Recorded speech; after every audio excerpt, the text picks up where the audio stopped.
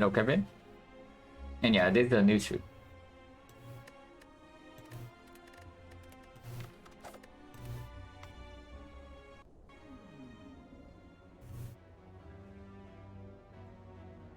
Ew.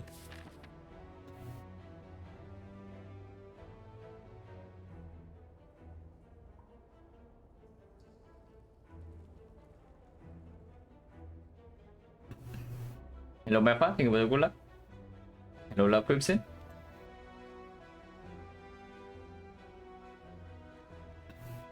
So if I can take this, we can take up to 4. But it is still floor 6 elite and there's nothing here that actually helps. Unless you tell me that we take the snipe. The problem with taking the snipe is that we get only 2 cut rewards before the first fire. Plus 1 edit. Even if that hits, yeah. And we have to commit by this point. So if we take the snipe and this fails, yeah, good luck here. Hello, Mayday Sunny-san. This is complete trash. This is not really. So there's upgrade the card and there's boss squad. Hexagon, so energy swap definitely gets a little bit worse. Just a little bit. I mean, you say the energy swap gets worse in that specific fight, but before that it actually gets better because boss swap means that you take more damage in the whole wave fights. So you enter the boss with low HP. And yeah, like if we take boss swap, we just go something like this. Maybe 4 fights into 5 here, another advanced 4-way, go here and take this elite into this elite. This is 5 fights before the first edit though. No shock, but we probably have potions. If it's a worst survivor, right, job of turn, yeah. But you also take care of damage on turn 1. Like you take care of damage on turn 1 and then afterwards you take no damage. But yeah, that's not really a positive thing. I mean, of course, I'm not saying that pyramid swap is bad. Pyramid is like one of the best possible swaps. But even with pyramid, if you take damage on turn 1, you will take more in the fight. But that's basically it. With pyramid, usually if you don't take damage turn 1, you're fine. I found my runs try to do everything on result okay, don't have synergy to beat Act 4. Sometimes Act 3 bosses. Effect run. I think you probably need to identify like how high your deck can actually scale. If the ceiling of the scaling is not that high, like for example, you have 1 capacitor and maybe at most 2 focus. So the absolute ceiling, if you are blocking with let's say force focus, and your ceiling is like 5 op slots and 2 focus, then either you need to pick more or you need to start preparing a potion solution for Act 4.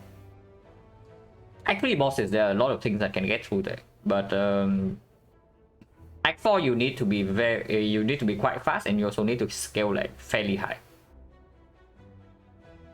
But it is absolutely possible that you try to be strong in every point of the run for the effect. At least for the effect, I find that this is mostly the case. That if you try to be strong at every single point of the run, and you're not high rolling, then you will be fairly bad for Act 4. So usually the way I want to do it is I get weaker in Act 2, but I prepare for Act 4. By just yeah, avoiding elites and getting more speed for my deck. If I'm seeing that like the run is looking in a fairly mediocre direction. Of course, if only I have the good upgrades. If it's so bad, yeah. Act 2 defect needs like a lot of front load block, and you don't get the opportunity to add too much of that in Act 1. So it's not unusual that you finish Act 1 like super chill, and then you enter the first fight of Act 2 and you take like 20 damage. It's really not unusual. And the levels just kind of murders you when you rely on like lightning damage for the entire Act 1. And then Act 2 that no longer works. It can get really weird. But here, honestly, upgrade the card doesn't lead to anything good. I mean, we saved some more HP here. And I guess we can always go here, and if we get good potions, we can take this fight. And with the neutralized upgrade, we take less damage in these fights and probably slightly less damage in this fight. Against the Nob, even if we had to take a big hit with neutralized plus, we probably don't die. So that is something, and neutralized plus does play here. But after we leave Act 1, the value of that is very low.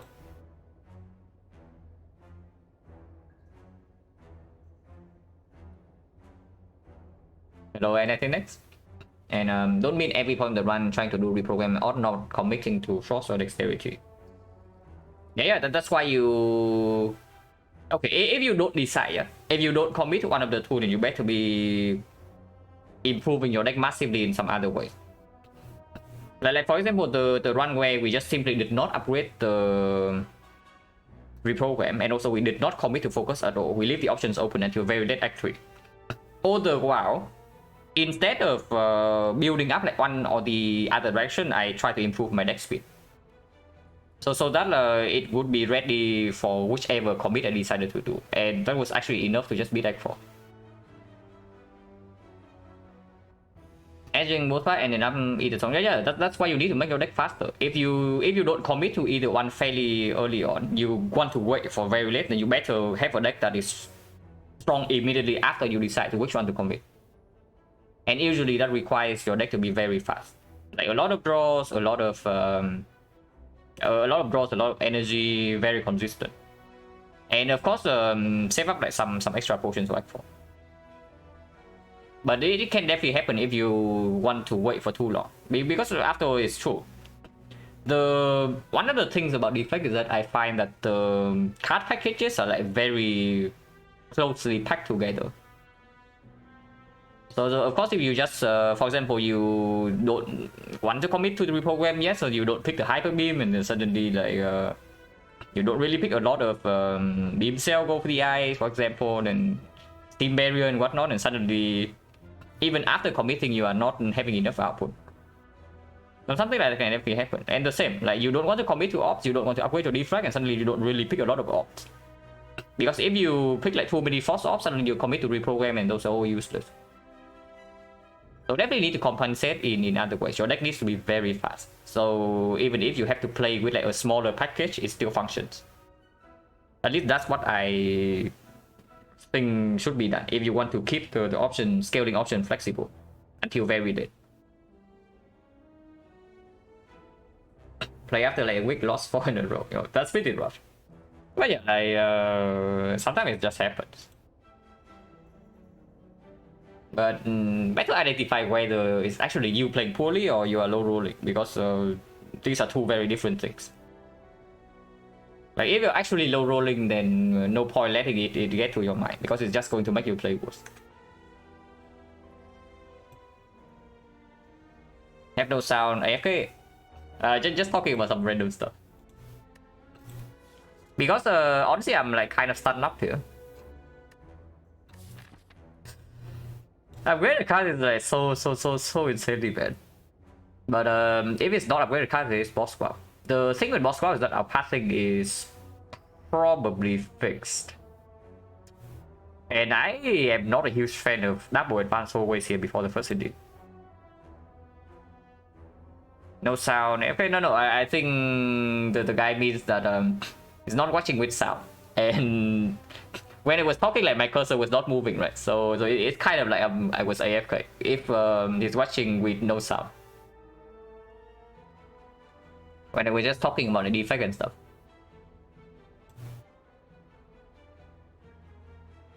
If the swap bricks, where are we going? Honestly, with the swap, we are probably never going here. So with the swap, we are committed to this elite into this elite, most likely. Or we take only one elite into the fire here.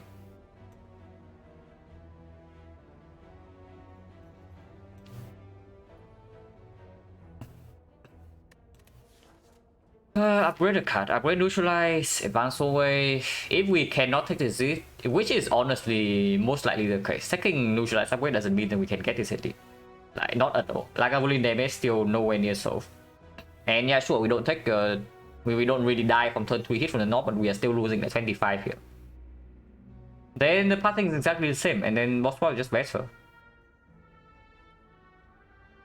The shop is on floor 2, so even if I want to take the upgrade the card into this elite here, it just doesn't work. You only pick lemon one time even with bonus? No, we have picked it 0 times. And it will stay at 0. We have picked it exactly 0 times and it will stay at 0. Hello, Angie? But yeah, this is probably swap. This is probably swap because I don't really think this is takeable with the upgrade neutralize. Oh, that's fun. Well, I guess we cannot pick Blade Dance now. And the last one, Silent was a win. The effect died to the heart, but mostly because I misplayed. Well, Joker's a good start. Joker's like okay. Joker's like probably right in the middle. I would say it's not bad enough for me to consider it a terrible swap, but it's also not good. But yeah, probably doesn't make any sense to go here. So we take the path as discussed. 2 advanced always. At least Joker for now is free energy, unless we see a Blade Dance. Wow, energy plays. At least this guy will reroll, the guy only rolls like 52.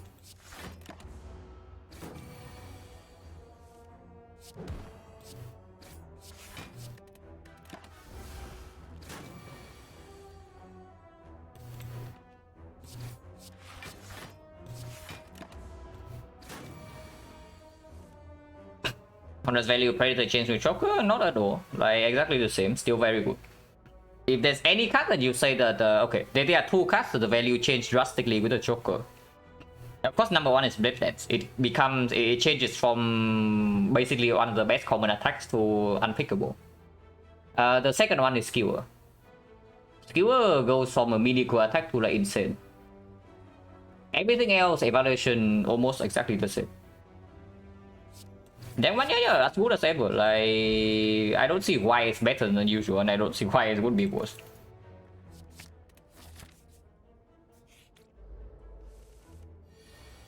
Wow. Amazing hand. So next time we take quite a bit of damage.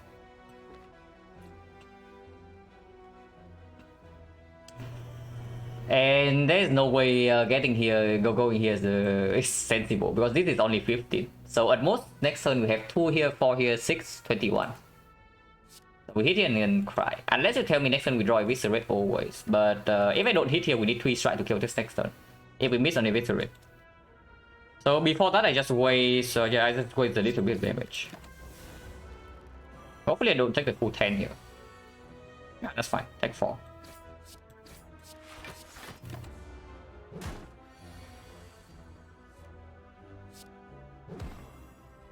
Cannot kill.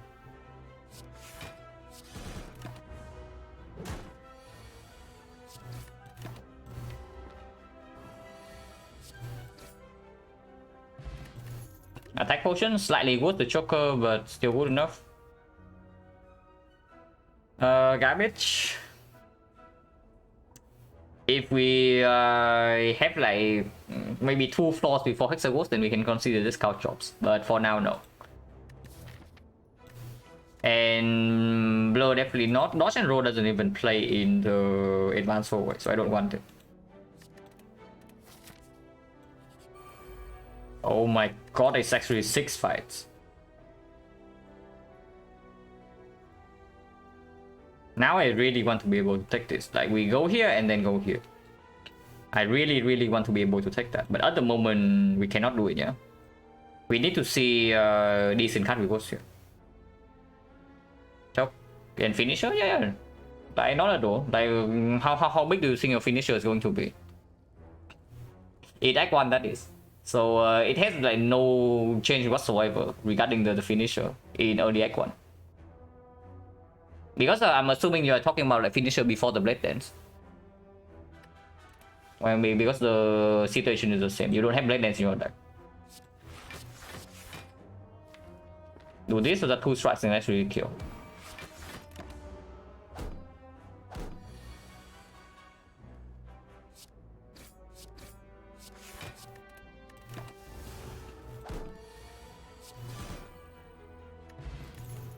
Negatron. Good with 4 energy, good with Eviscerate. Opens up some discuss energy. You cannot go like semi-infinite or something with a choker, but it doesn't mean that it's like completely closed. Huh. Interesting fight. Next time we have failed, we'll probably take the full 11. But I want this guy to die next turn. So on finisher versus garbage with choker, I pick it. I pick finisher over skip. Like, why wouldn't it? It doesn't change anything.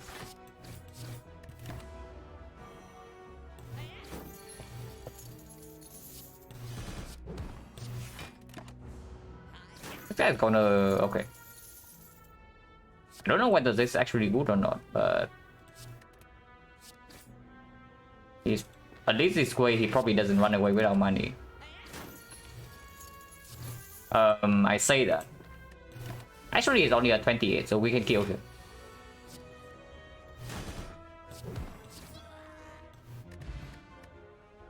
What's the wave option? Upgrade the card. The Elite Snipe. Lose Ogre for max HP and boss buff. Yeah, don't even try. I mean, is that true? Is that true that Riddle is that bad? I mean, we do have 4 energy, and that would actually be a good draw in the North fight. And with the Eviscerate already, and the source of strength, and suddenly our damage is like, yeah, something like even like Akabeko. Our damage is suddenly through the roof. yeah, try, definitely try. Because I really hate going here now. I actually just like completely hate the idea of going here into here. I really want to take this fight, and if we want to take this fight, even with these 2 potions, we need more damage. This is simply just not enough. And we have 4 energy, so like how bad is it? With 5 defense, 4 energy, how bad is the Riddles? It's terrible against Lagavulin for sure, but Lagavulin with 4 energy already is better than usual. And we can also use like 2 potions. Yeah, I don't hate it. Dagger Spray is like somewhat okay too, but with 4 energy, it's definitely worse than the usual. And this doesn't even play in Hexagons. It's not like this plays in Hexagons either, but it's probably much better if we run into North right now. Am I from? I'm from Vietnam.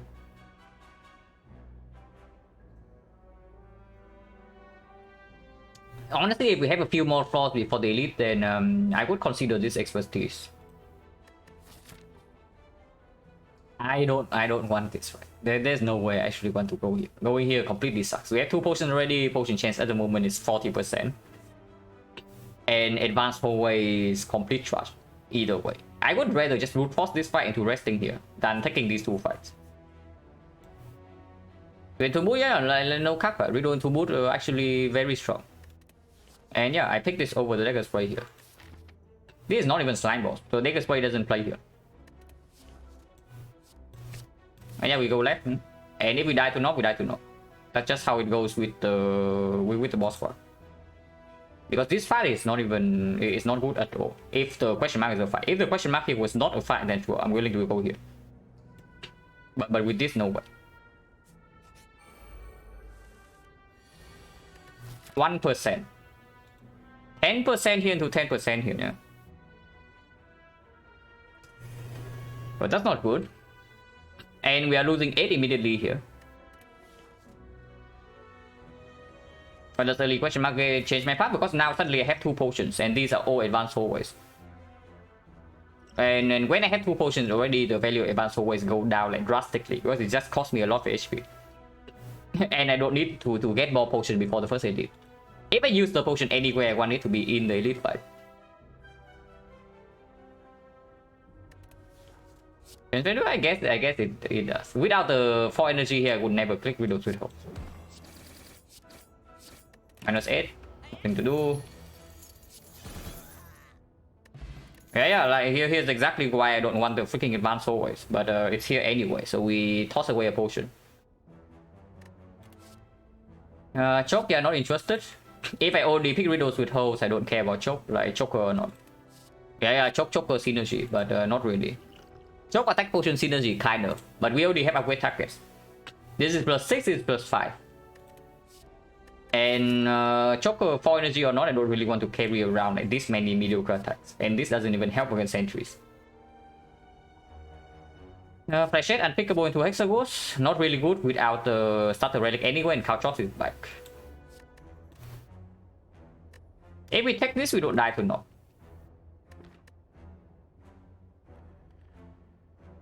Yeah, if we take this, we don't die to knock. But this is good against sentries, and this doesn't help against Nagavoli. I keep my 2 potions, and we brute force this fight into resting here, probably. Depending on what this drops. If we happen to live here. Pull in.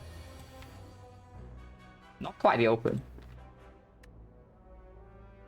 This fight is fairly nasty. But at least next turn, hopefully we looking like we have a decent open. Oh, grand finale next turn. Grand finale next turn. I see it, guys.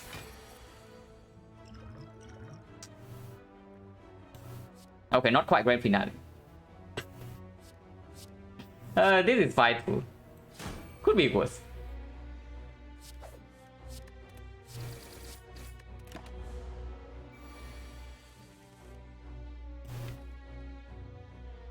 I have to say that I do not like this draw. Yeah, I have to confess that I'm not a huge fan of this draw. We draw 7 and none of the expensive cards. So next turn they all come at once. Okay, so this is absolutely clear. I think we take 2 here to play 2 strikes. And next turn if I have to, I take 20.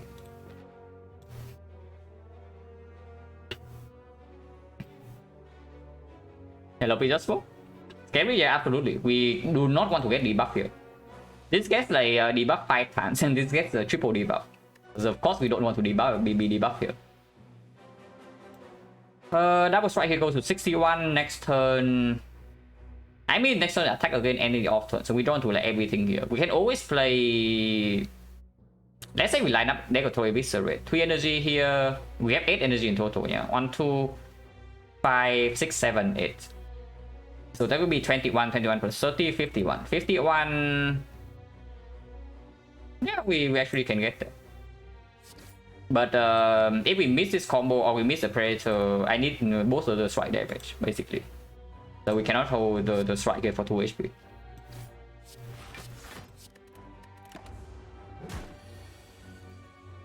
Yeah, exactly because of this. Well, I guess it's Predator defense strike take 15. It's definitely not a Eviscerate defense. That makes no sense over this. And of course, Riddle to Toe, you compare these two. Just look at them. But yeah, Predator defense strike. Take 15.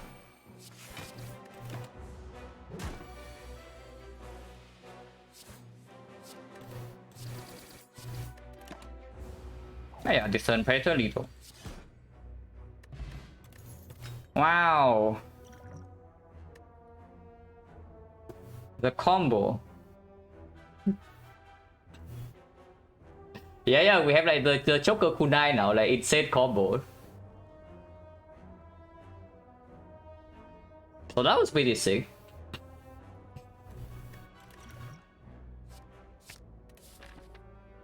Go away and rest.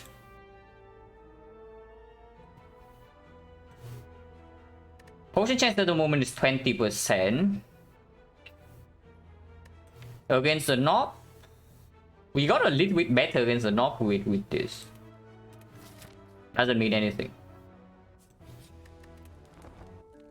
I do not want to commit into elites in a row because knob into Lagavulin rematch here is death.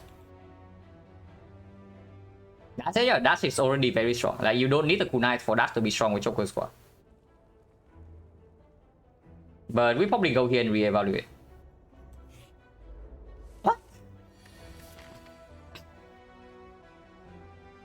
Wait, what? 10%. 10%. 10%. Well, interesting. So if we did not take this fight, we would actually have a 7 whole way fight start. So yeah, interesting. Potion chance right now is only 20%. Yeah, we want to dodge advanced hallways, but we get all of them anyway, so that's cool. Well, that is bad, because if we take like too much damage here, we might even have to pivot away from here, and this is like one elite deck one. Juju? No, I never... If you ever hear me say that Juju's bad relic in Act 1, then you probably heard from second source. From second-hand sources. I am one of the few people who do not care, who do not key Juju bases in Act 1. Exactly because of this crap. But usually this crap happens in Act 2, not in Act 1.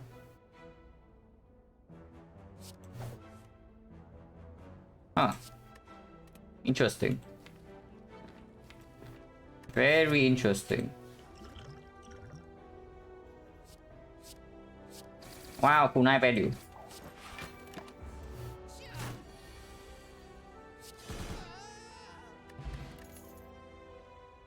Riddles with holes, not interested. Sucker Punch works slightly better with the kunai.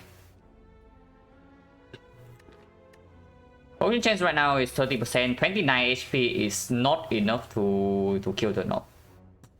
These cast rewards are also not good enough. This can deal with sentries, so if we win the 50-50 against sentries here, we are fine. Are we behind enough? If we are behind enough, we take the risk. Yeah, this is okay. Like, deflect with choke, no thanks, but this is fine.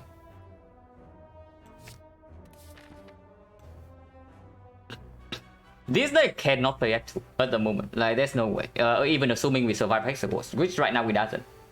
We don't really survive Hexagons at this moment. Well, I guess we take the 50-50 then. If it's the knob, we don't always die. But the knob here probably means that we need to do this fight like very nicely or we are dead. And then afterwards, we cannot go to the shop to hold so Hexagons because we need to go here and invest. And then we have to hope again for not to knob here. Which definitely sucks, but we can also get stronger from these relics.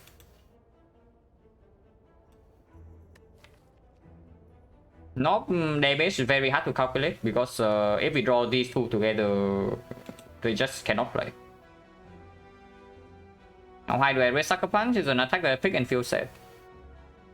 That's like half of silence attacks. You add it to your deck and you feel sad.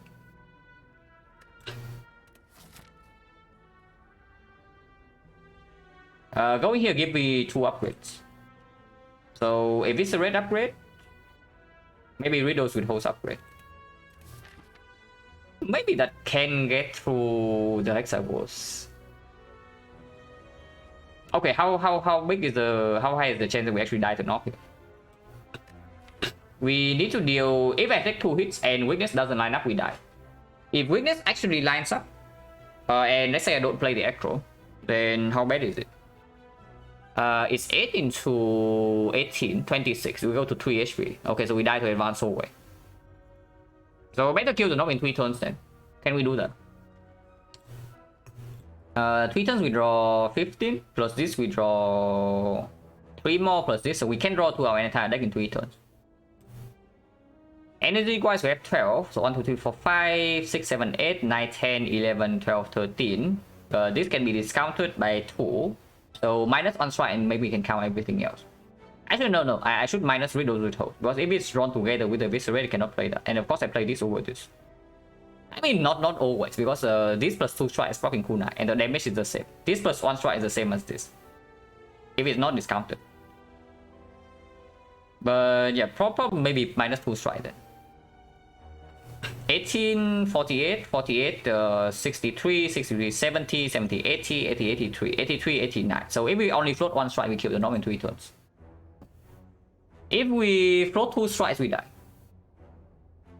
Well, that's fun. Because that basically means that the moment we see Riddles with Host and Eviscerate on the same hand, we are dead. Against the North. 50% of the time is the North, and yeah, no, it's way too high. And the thing is that even if this fight doesn't go terribly wrong, this fight can still go wrong. Suddenly, this is not even a thing. Maybe it's not that bad. The Act 2 at the moment, we do have Acro, 4 energy, Eviscerate plus, Widows plus, like decent front load.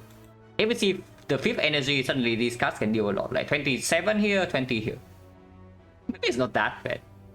Like going into Act 2 with this crap. But yeah, like you cannot really get 3 whole advanced hallways fights in your question marks. That's not how it works. That doesn't really. That's not really it. I guess you dodge then and take 180. Like this just doesn't work out. Going here before I go here, I just hope to high roll the boss reward. It's just a higher percentage. And even if we don't really high roll our boss reward, we can still like high roll in Act 2. Risk of death in this node is way too high at the moment.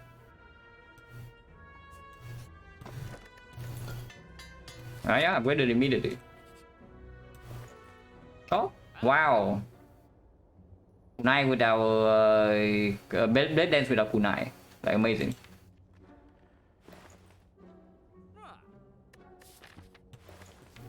To just take a strike remove and maybe.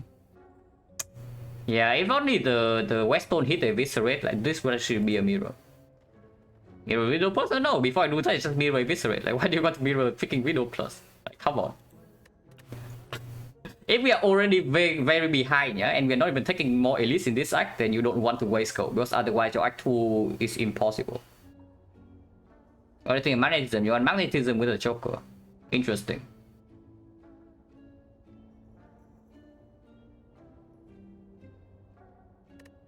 I'm just wondering whether I would like a potion or not. I think that flex potion is quite strong in the Hexaghost fight. Can be like 40 damage, and at the moment our damage is very linear. Our damage is very linear, so it needs a small boost against Hexaghost from somewhere. And I definitely can see this flex potion. With Riddles with Holes, it's like, I guess it's not really 40, maybe it's like 35. And yeah, that's good enough for me, because I'm not even paying for anything else in this shop. Unless you tell me we go for Ultra Aggression and do Mirror Riddles into the Flex Potion, but I would prefer not doing that.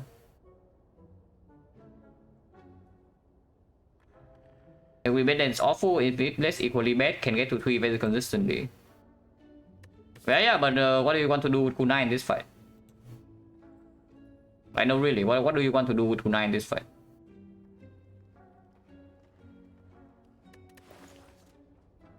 And what about Act 2 then? Because we are already talking about how terrible we are in Act 2, and you want to add an infinite bless into our deck. Mirror Riddles are emitting defeat. I mean, it's not that bad. It's Riddle Plus. It is Riddle Plus. It's not Riddle Minus. So slightly better than usual, but still not good enough. Can we out this one? Yeah, that's exactly my same feeling. I really want out of this one right now, but I don't really want to. I don't really want to abandon, but I want out. Not wanting the out enough to run here though, because I know that running here probably kill us. But yeah, if I just take the card remove here and the flex spot, we still have an actual shot. Assuming we survive Hexagons, which is not always the case. But I mean, I don't know, things can happen.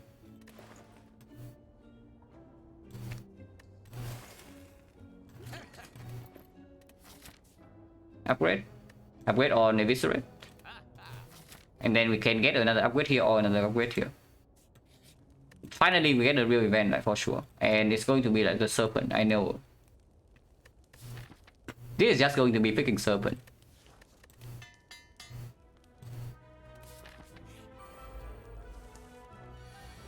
Okay, at least they both attack turn 1. Like if they are not attacking turn 1, most of them I'm going to be like fairly upset here. But they both attack, so that's good.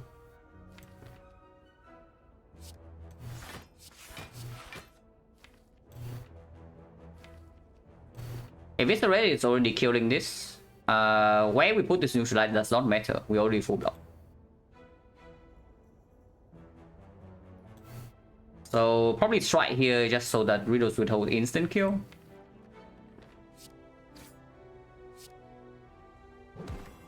And neutralize here so that Riddles plus 1 strike would kill. Wow.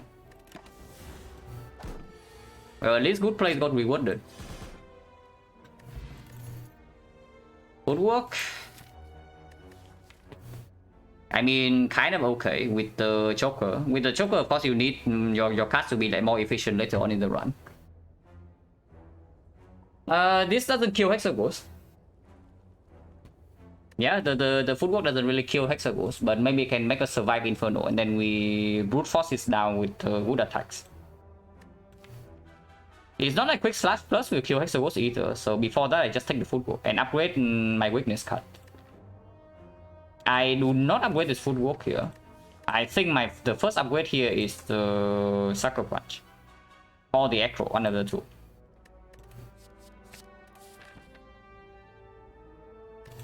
But right now, probably Sucker Punch.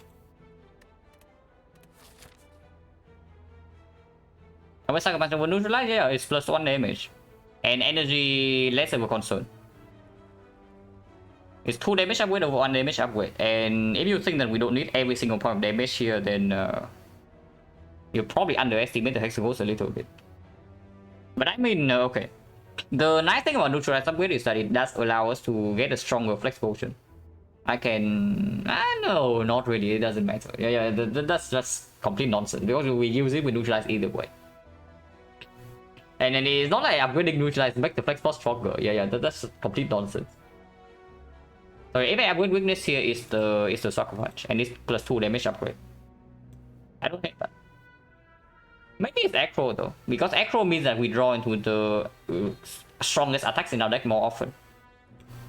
And we need these things to land, like, yeah, faster than they currently are. And this upgrade plays in Act 2 regardless. Actually, I like that. With 4 energy, yeah, how bad is it? It's probably good.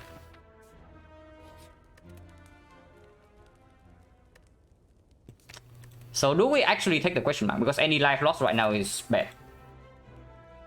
Any life loss is now is bad, and we probably need something more for the Hexagons.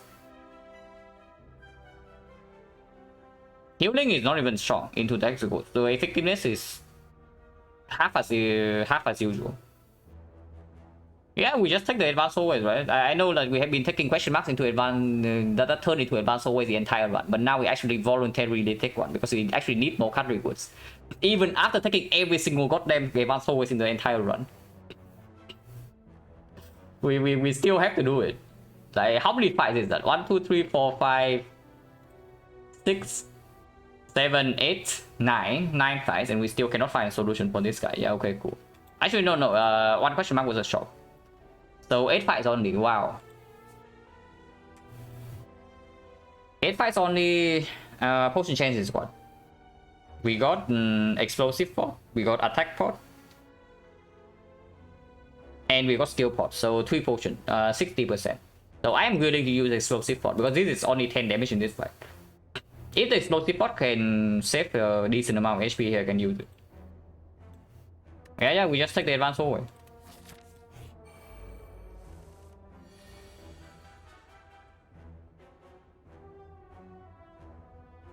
Football Survivor Dagger Throw Eviscerate is taking 1.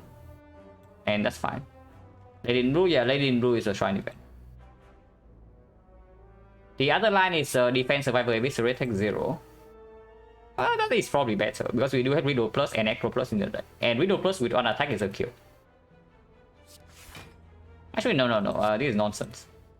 Of course, we will play Dagger Throw here.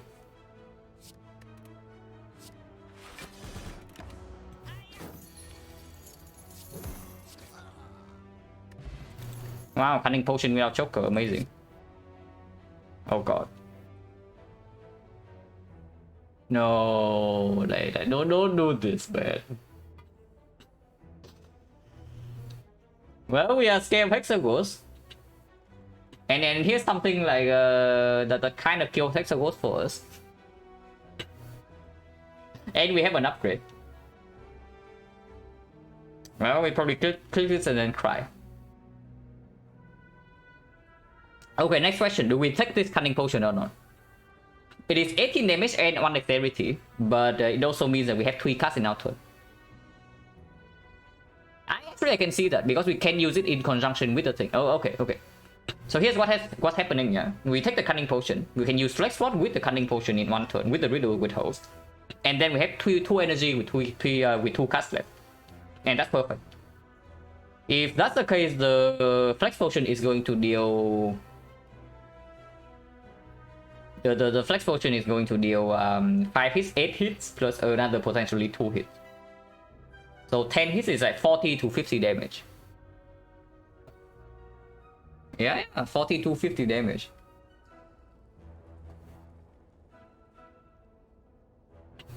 I don't need it. You really think we don't need this deadly poison? Because even if this is something like 40 damage, yeah? Plus this is 18 with the cunning potion. So in our belt we have 58 damage. How much damage do we have in one deck cycle? We have in total 18 cards. We exhaust 2, but Hexagons also add burn, so we can count as 18. We draw 4 here, draw 1 here, draw 5. So let's say we cycle our deck in 4 turns. Basically in 9 turns we cycle to like 2.5, roughly that, because we do cycle slightly faster than 4 turns. 2.5 deck cycle. 1, 2, 3, 4, 5, 6, 7, 8, 9, 10. 10 energy per deck cycle, we can commit 2 on defense, which is probably fine. So everything, we can play everything here, maybe minus 1 strike. In one deck cycle, we have 21 here, 21, 36, 57, 60, 80, 87. 87 times 2.5 is roughly slightly above 200. With 58 from the potion belt, we have 260. That is not enough to kill Hexagons before Inferno.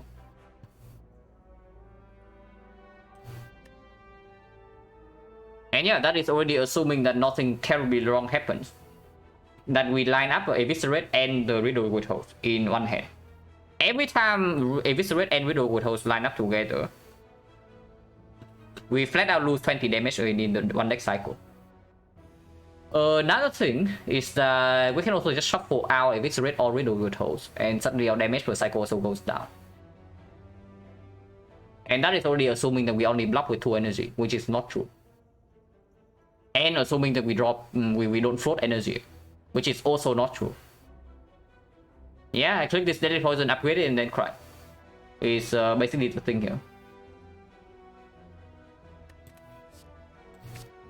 And I do take this potion, Joker or not.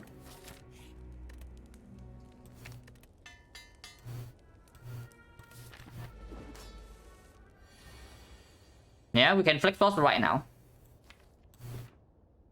This is quite a strong flex potion, and I can even use it immediately. But with potion chance is how much? It's 50% right now. So if possible, I want to use like 1 potion at most. Weird, yeah, absolutely. That is super weird deck one. Mainly because we lose more HP along the way than expected, because we just run into like hallway fights in question marks.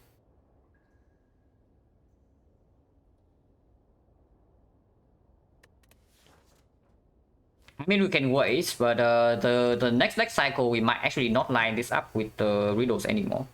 We riddles and 2 attacks anymore. So I can see using it right now.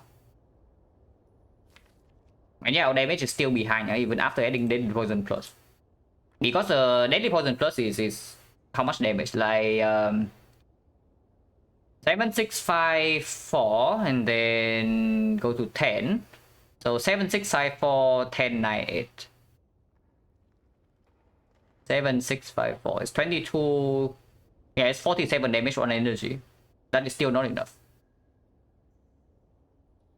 Because we say that even with these 2 potion use and this is 50 damage, we are still slightly short against the Hexagons. So one card that deals, it's not even 1 energy, it's 2 energy. So 47 damage for 2 energy doesn't magically get us there. Mid good with Choker, it's still good. It's still good, like, of course it's good.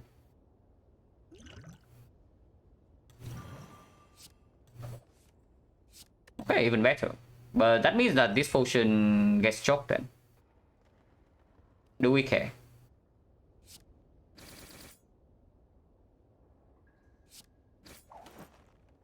Maybe we don't. This potion is not even that strong into Act 2 anyway. Unless it's like maybe the birds. But the birds we can already easily down. Kunai can play here. Like if we use this, we get immediately 2 dexterity. So I think the fight is over if we also use this. If I don't use this, so this potion is going to be 25, 40. 40 only, and this is 18 after 58. Yeah, we are fine. We can hold this potion. We can hold this potion for later. Like we don't actually need the plus 10 from the flex potion right now.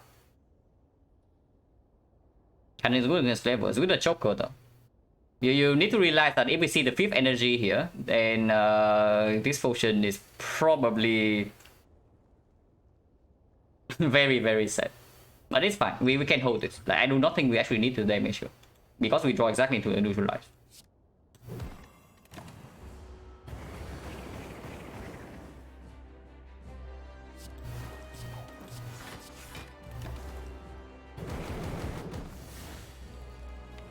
Yeah, shuffle our Viscerate plus, very cool.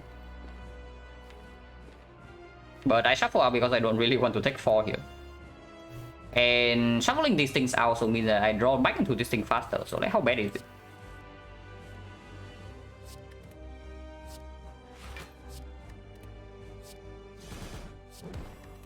And yeah, we should be like super fine here.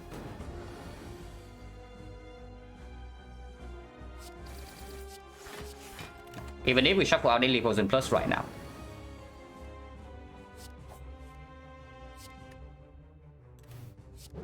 Kunai value.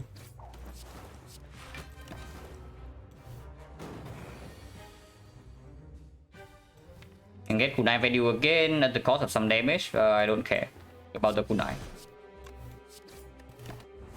Yeah, damage is just about on price.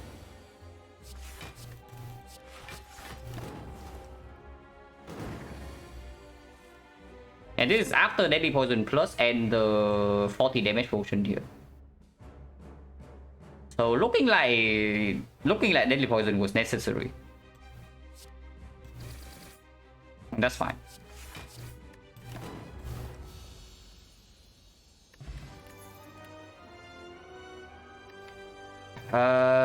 Red form. Yeah, Nightmare is cute, but Nightmare with a Choker easily got a little, quite a bit worse. And red form with Choker absolutely is it's absolutely a thing. Yeah, red form is probably very clear. Ah. It's here, guys. And we pick it. Yeah, it's here and we absolutely pick it. Like, this is an actual combo, yeah? The Choker with the Stecco.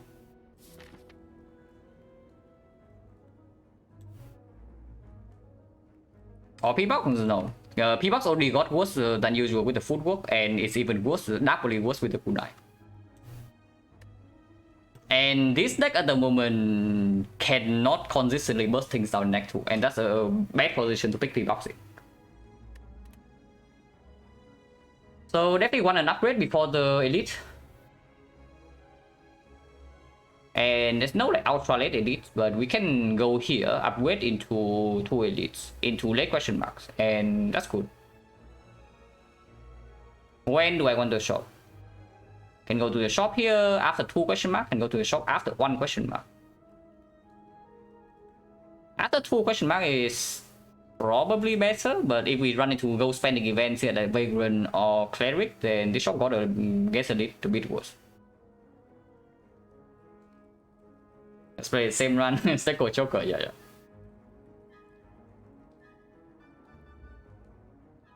If we get Joker, like with the Sneko, usually Joker is free energy. Usually. Sometimes we get choke, but usually it's free energy. And that's good.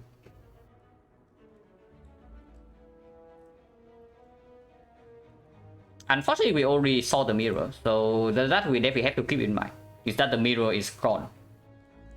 Okay, something about Sneko and Joker though is that it does make the bullet time quite a lot worse. I mean, it's still a very good pick, but no longer like, overpowered. Still very good though. Who's the boss? Automaton. We can probably red form this guy to victory. The question mark here first has a small advantage in that if we run into 3% shop, then we don't have to go here. But this is probably just almost always better. Actually, no, this is always better. Yeah. Starting here, double question mark, second fight into the shop is way better. Like, this is absolutely the best part. Event, duplication shrine is a shrine.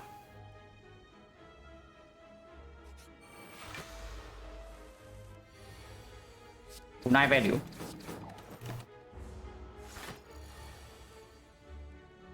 Kunai value again.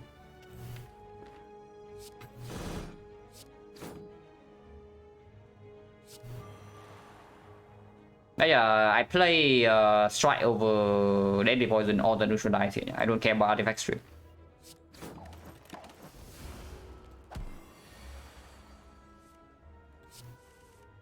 Also, Acro Plus normally slightly less valuable with Sneko, but in our case, if we have energy already, then that's no problem, and that's also even an eviscerate.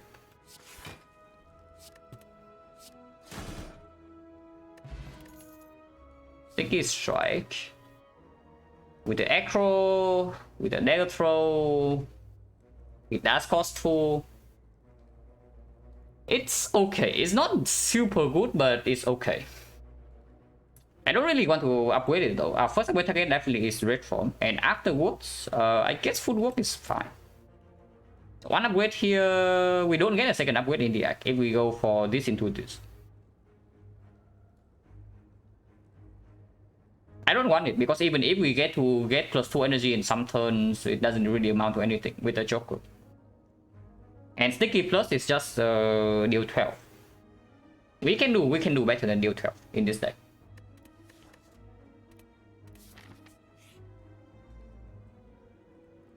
Now it is a shrine event, so I guess we run into advanced hallway here. Whether we like it or not, or 20% shop. And if we run into okay, if we actually take this shop here, 20% of the time this is a real event because it draws shop, but it cannot be the shop. And real event is quite good. The slight downside is that we don't really get one more fight to collect to collect money. But that's fine.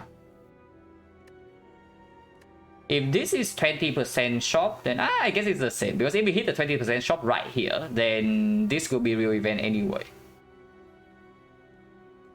So the only question is whether we want to take all the hallway fights before the shop or not. Strike remove. And yeah, it's still strike over neutralize. I guess advanced hallway is not. It's not good at all. Yeah, advanced hallway just freaking sucks. There's not like the advanced hallway. So we go to the shop here and we see what this is. Most of the time advanced hallway. And we can still buy uncommon relic here, yeah? But the threshold, even if we get to go here, we cannot buy rare relic. So not a lot changes.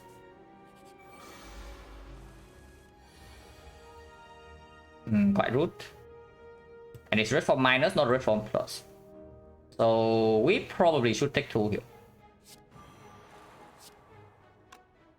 7, 6, 5, 18, 18, 45. 45. We need 2 more attacks, which doesn't always happen. But if this guy attacks on turn 3, it's for 4 more damage. And I can see using this potion. Potion chance right now is 50, and this potion is not that strong.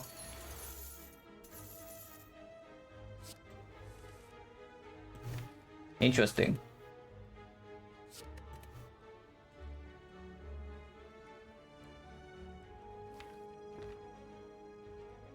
Hmm. 27 plus 18 is 45. So we need to play 1 more attack here.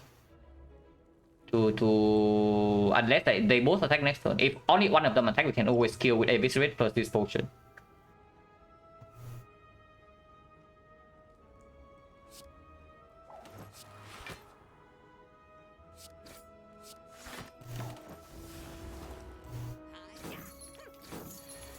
Okay, this guy attack, which is why we also poison on turn 1. Actually, our entire hand cost 3. So this guy is running away without gold right before the shot. Now that is very rude. But yeah, unfortunately, our entire hand cost 3, so not much we can do here. Yeah, not much we can do. We just kill this to not take 18. We can take 18 to preserve our gold. But that's pretty stupid. So yeah, I guess we lose the gold right before the shop. And now we miss the uncommon relic threshold. Well, that's pretty bad. And we lose 40. Yeah, we lose 40 in game 15, so we do lose the gold. Unless we get a god draw like Acro into Eviscerate, that we can maybe kill this guy with full HP. But that doesn't really happen.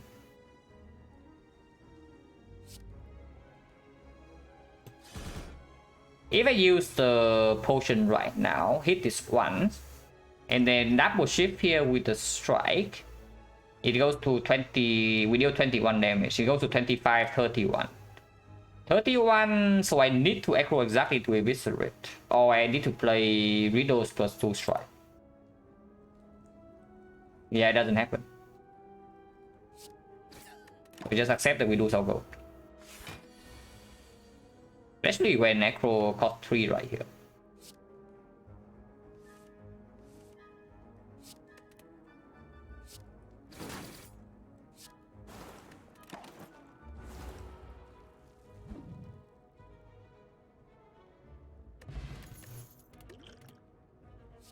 Second Necro, honestly not too interested.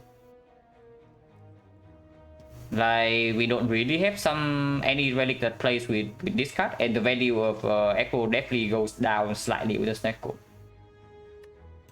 Funny enough, we honestly picking, okay, the advantage of picking second one is that it does allow us to pick up something like Tactician. But the value of Tactician also goes down with the Joker. Yeah, I don't want it.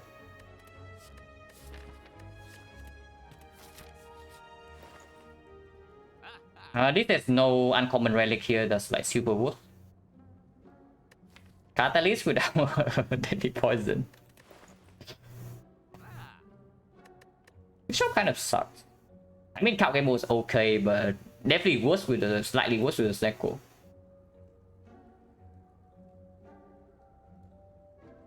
Hello, Meridian. Thank you for the good luck. Do we just like to remove and leave then? Seems like a remove and leave moment. And yeah, sure, we can remove and leave.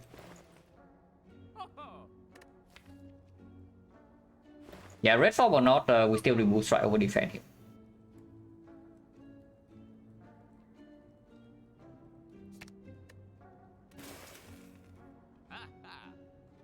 I don't pay gold for this card gamble. Yeah, I do not. Cool hitting. You want apparition with the Snake Core. Yeah, interesting.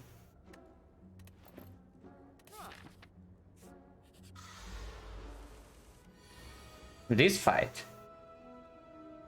Definitely need to be careful here. We don't actually have AoE damage. And Snake Core can definitely kill us in this fight if we take too long. Too bad. Thank you very much for the 5 sub.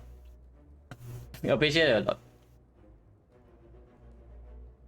Yeah, I am scared. Of course, we never play red form here, so I'm seriously considering Cunning Potion. Potion chance at the moment is 40.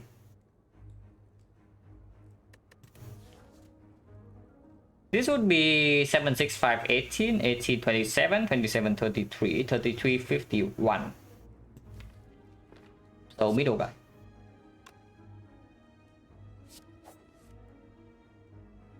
Those back in silent answer the question. Thank you very much. But yeah, this is one of the few turns we can use this potion. So I use it because red form alone doesn't really bail us out of this crap.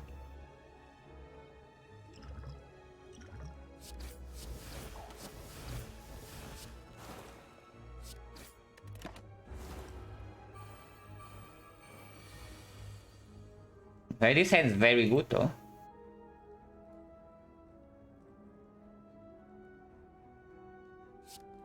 We draw a Visceral will kill this.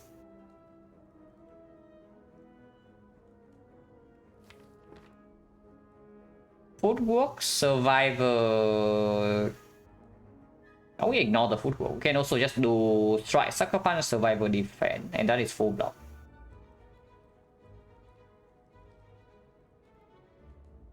Yeah, I do not want to. I want to redraw Survivor, but I don't really care about redrawing these two. So maybe it's Survivor Footwork and play the Echo. And this will block for 16. That's full block. 1, 2, 3, 4 cards. 5 cards. If the riddle is playable, we play that. Okay, the disadvantage of shuffling right now is that we might miss the riddles with host. Maybe that's annoying enough. Because here I can also just play the footwork. And get it out of the reshuffle. Maybe that's good. Yes, we know the riddles coming, so I can even like Sucker Punch here. Riddles will guarantee kill. And Strike Plus here, he dies to poison next turn. So we only need to block this guy. And the fight is over. Actually, let's do that.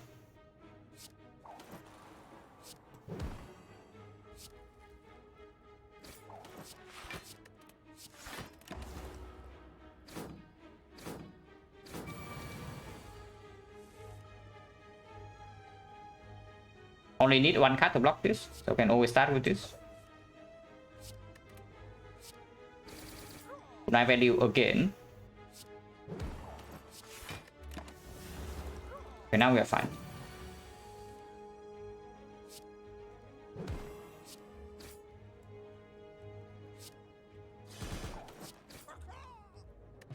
Potion, so good.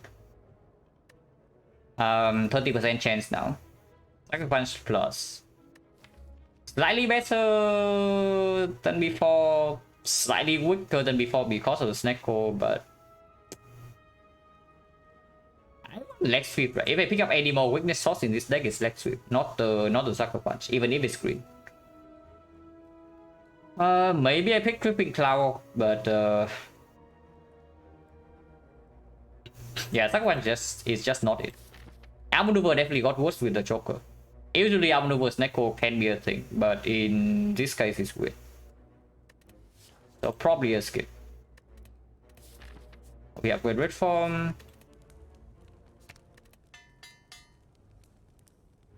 With 2 potions, I don't really want to take another advance away. So we go here and then decide again afterwards. Yeah, another remove event. So I guess we remove another strike. Holy crap, we have like only 1 strike left. Do I really still want to remove strike then? I probably do.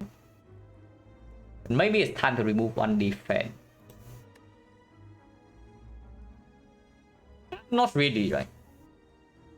I am somewhat worried about Remedy Leader with our ability in AoE fights. But maybe against Leader we can just focus her down and play the red form. Our single target damage is actually quite high. Even without the terror, with Deadly Poison Plus and these cards being redrawn like fairly fast. I mean, we have Kunai and the footwork, so like how bad can these things be anyway? My strike is super premium. If this fight is bad, we can still go here.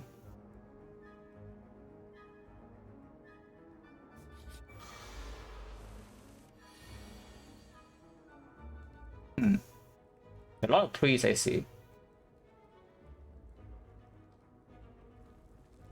Start with this. Never played red form here, yeah? Another 2. So I can play like Survivor Eviscerate here. Or I can play Acro Eviscerate and hope to draw more zeros. Probably Survivor Eviscerate and use Essence of Steel. Take 2 damage. And keep the deck spot. Deck spot might be what we save for the automaton.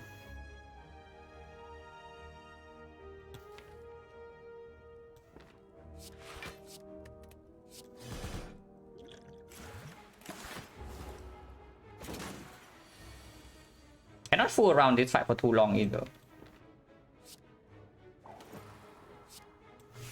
And yeah, we perfect block this turn because of the Essence of Steel, and we can sneak in 1 strike for 9 damage.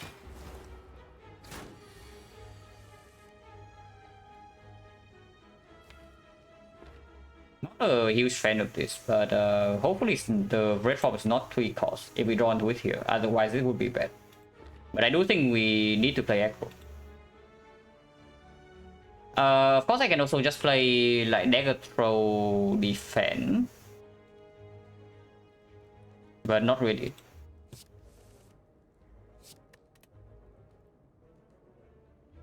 Yeah, Riddle's Defend then, and take 18. Next turn we have red form. A lot of wounds without damage is not that bad at the moment.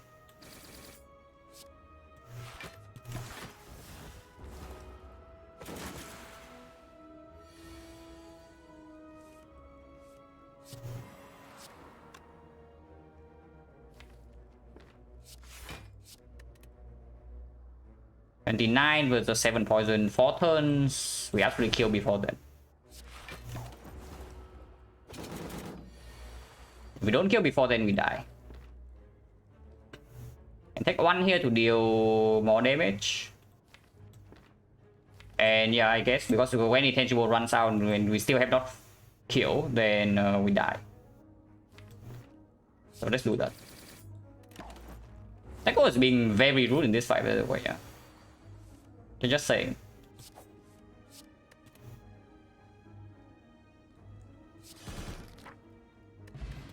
Mom was nice. Okay, of course we click that. Does this actually mean I go left, right, and upgrade it right away over taking the second edit? Because Gremlin Leader can absolutely go wrong, and the same goes for Slavers. Slaver less so now because we do have the Mega Marbles. But afterwards, there's 2 advance always in a row, and the potion here doesn't really bail us out. Our damage is definitely not solved though, even if you say that our defense is quote-unquote solved, which is not true. With 2 red form alone doesn't mean our defense is solved.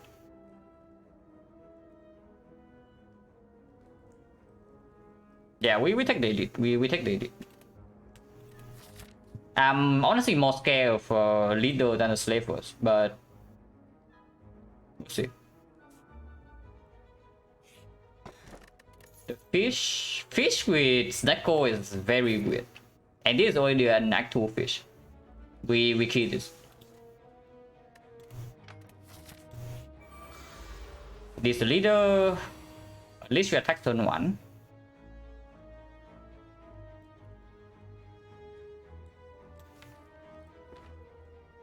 So I can see footwork, deck spot, double defense, block 18, and then play the Eviscerate somewhere.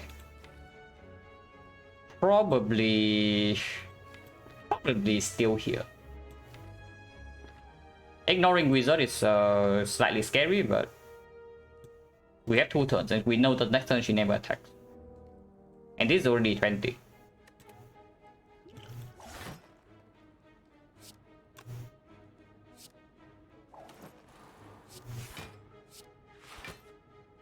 This also saves 5 immediately.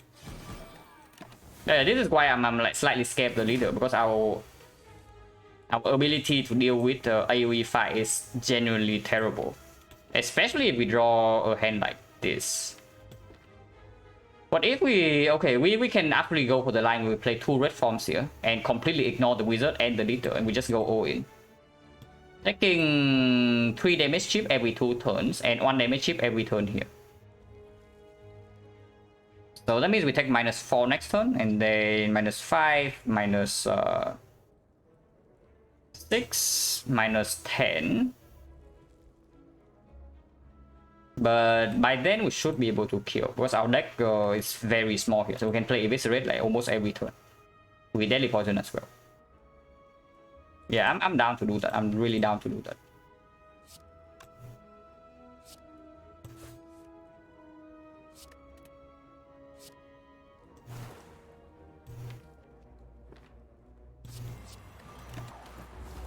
If we can stick in the free defense, we don't even take damage this turn. Like minus the 4. And yeah, she doesn't even attack. That's the case, we definitely go all in here. Not gonna lose? I don't know. Like right now, we are not in premium shape yet. Okay, no Fat Gremlin is very good.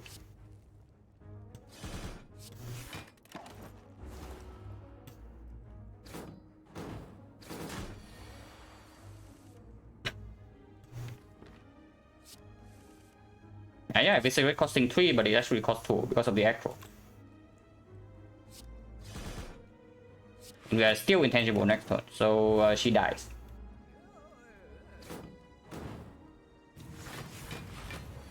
But you also see like why I was concerned about this fight. We can actually never kill the resummon Gremlin. So if the red forms roll badly, we are in big trouble. But the red forms did not roll badly. Machioska, well, that's...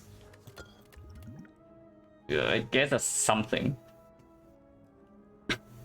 And yeah, still the same. I do not want a second echo. Like, you also see how often the first echo plays. Not that often. And the other two definitely no. The Chosen. And we draw no damage on turn 1. What about game this group? To not waste the to not waste the bag of marbles here. 100% win rate? No. I have lost a triple red form and a nightmare before, so if you ask anything about 100% win rate, the answer is always no. with the red form, that is. Yeah, I'm definitely down to use this. Like this fight is one of the nastier ones for sure.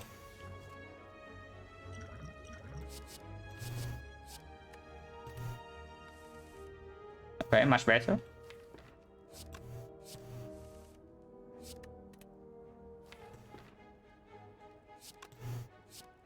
$39, 52. So we can kill the cultist, and I would like to.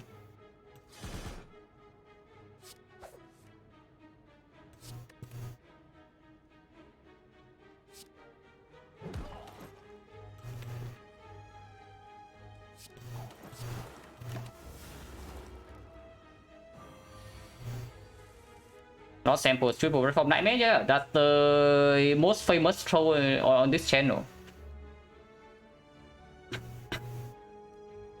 That was like right after the 1 week break, after I got COVID. But of course, the COVID is not the excuse. It's just bad play.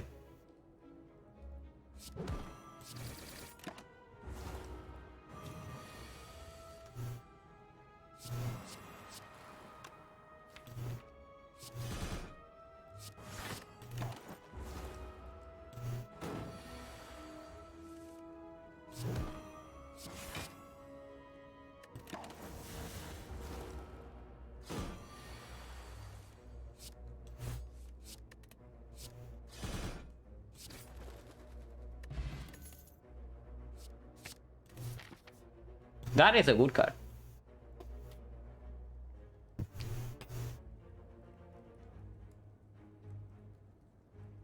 No, it's not that. It's not that.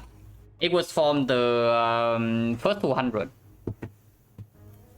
It was from the first 200. The breaking draws in the hard fight was not it. Like the loss was to awaken one.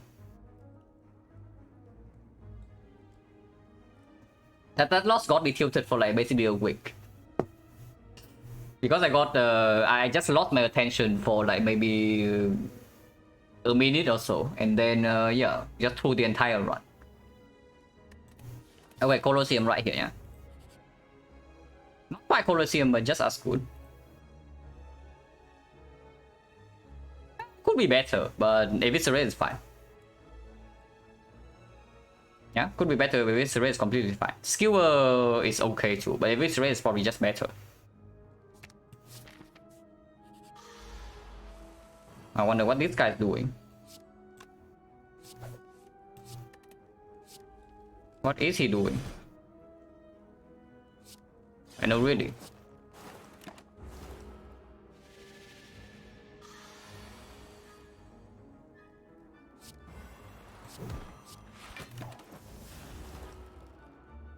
If it's skewer, output 3 energy every time. Yeah, kind of. But we sometimes we have more than 3 energy because like the something interesting about skewer is that it also makes potential ice cream very strong. First of all, and it does allow me to maybe click a second echo now with Eviscerate. It opens up Tradition. Tradition normally is quite strong with the Snecko, but it's definitely worse than usual with the Choker.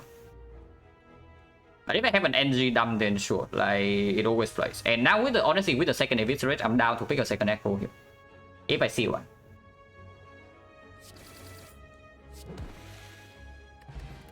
But this was nice. Yeah, blend dance with the with the kunai. Yeah, none of these, yeah.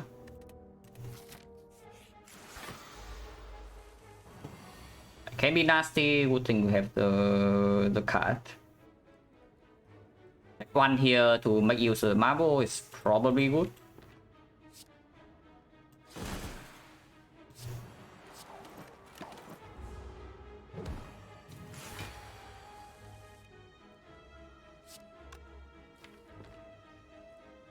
I want to defend.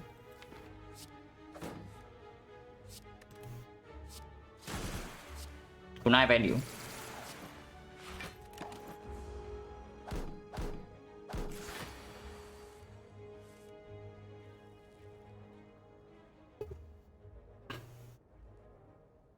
This kind of sucks. But I had to lose one here no matter what. But I guess one is none. Unless I draw exactly into 0 cost Eviscerate here. Okay, no 0 cost Eviscerate.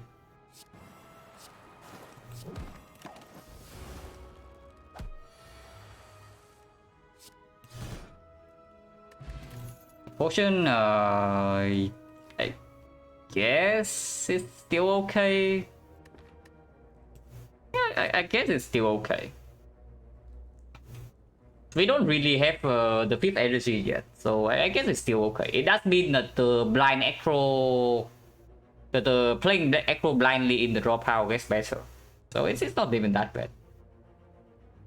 Yeah, it's not that bad.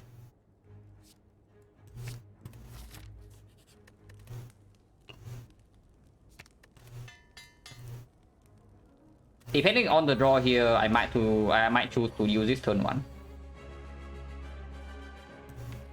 Why should I use this turn 1 every single time? Right? Because the next time this thing is useful is actually in Act 3 bosses. Yeah. So I probably should just use this every single time. It's not even a good potion. Come on. Terror turn 1 is great. Yeah, can get Terror turn 1. That's really cool. This guy's stealing footwork or riddles. There's absolutely no way I play red form right here. I don't care about footwork. I guess riddle is quite strong with the cultist potion taking up, but honestly I don't care too much. I still might want to hit this guy though, because he most likely attacks next turn. Yeah, sure. Taking 11, go to 19. There's a small risk to die to the 24. Actually, not really, because I can shuffle. I shuffle right away, so I know the redraw. Unless you tell me the line here is actually double red from Eviscerate middle. Actually, that is the line, right? With Terror already down and the Cultist Potion, there's no way we fail to kill Automaton in 6 turns. Yeah, that's actually just a line. Like, why bother going after these things when we can just kill the Automaton? And then we don't even have AoE damage, so we need to actually manually output at 100 damage here. Which is minus 150 damage on the Automaton. So might as well just kill this. Let's do that actually.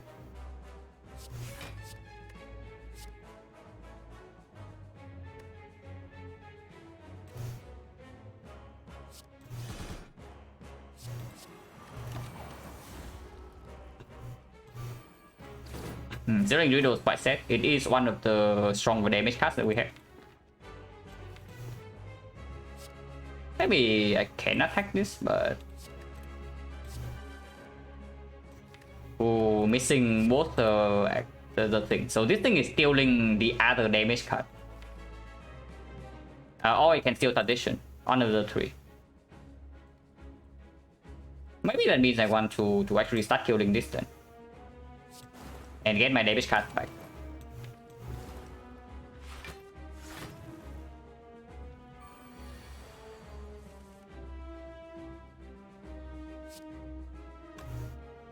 Because right now I only have exactly 1 Eviscerate and we have like 4 more turns. 5 more turns and then he attacks for 40. So we always die. Worried? Yeah, I am worried too. Because of the fact that we missed both Eviscerate last turn.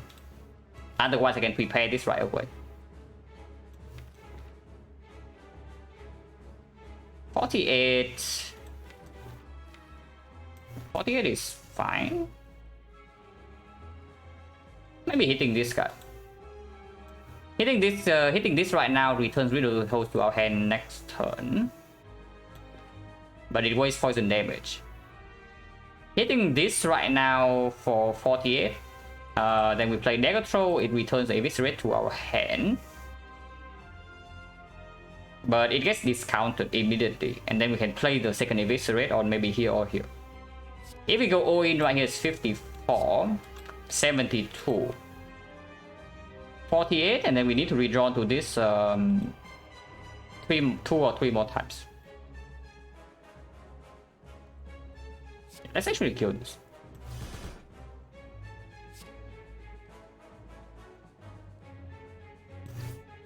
Take 1 HP.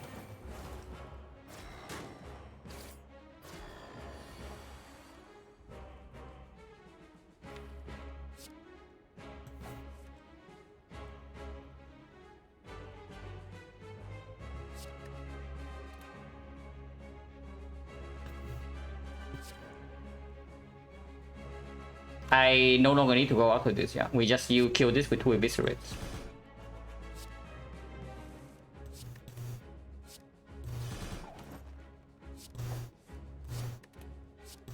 Unfortunately, we get choked, so we lose out on quite a lot of damage here, but we should be fine.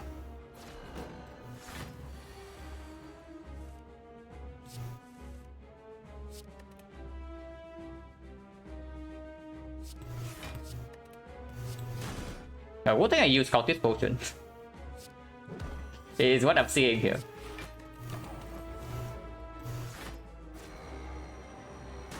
Good thing I actually use Cultist Potion.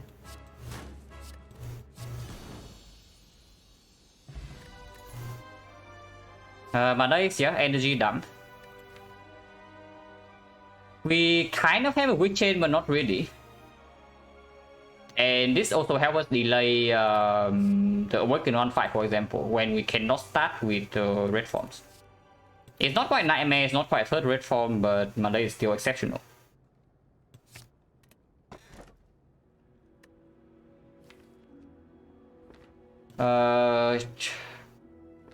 This is either Color or the Black Star, yeah, it's never Firestone. The problem with Black Star is that we do have Force Sparting in Act 3.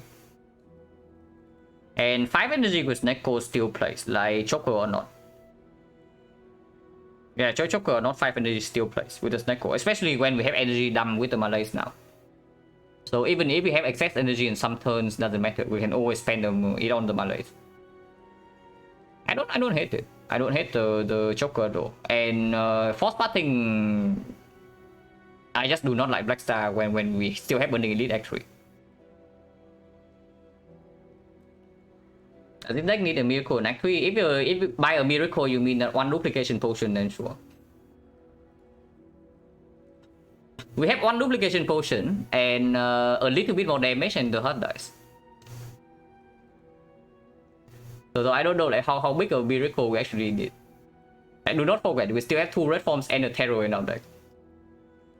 So maybe the automaton fight look like pretty close, but it's we are not that weak. Most definitely like Blackstar. You like Blackstar because it's fun or is it because it's good? Hey, because I definitely do not think it's good. Yeah, Collar. Collar also makes the potential second Acro pick stronger. I don't hate it at all. And there are definitely some cards we cannot really miss. Like for example, if we rely on double red form, then we need to land Terror the first time we draw into it.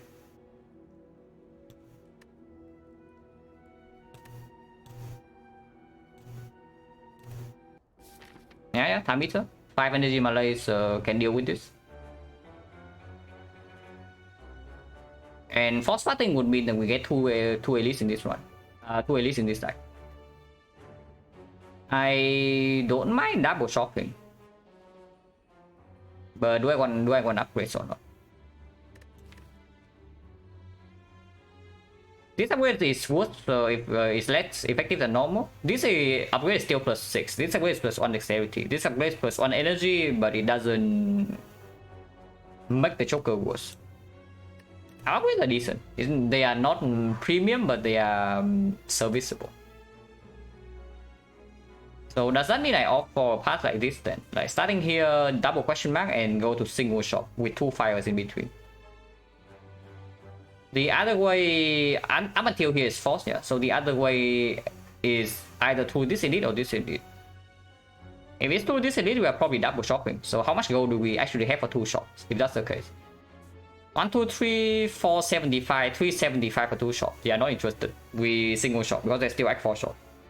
And we know that mirror is gone already, so fishing for mirror in the shop is not even a strategy anymore. So yeah, we start here, go to this fire, take this elite into this elite. Of course, this is 3 advanced always. But with double reform, we should be okay.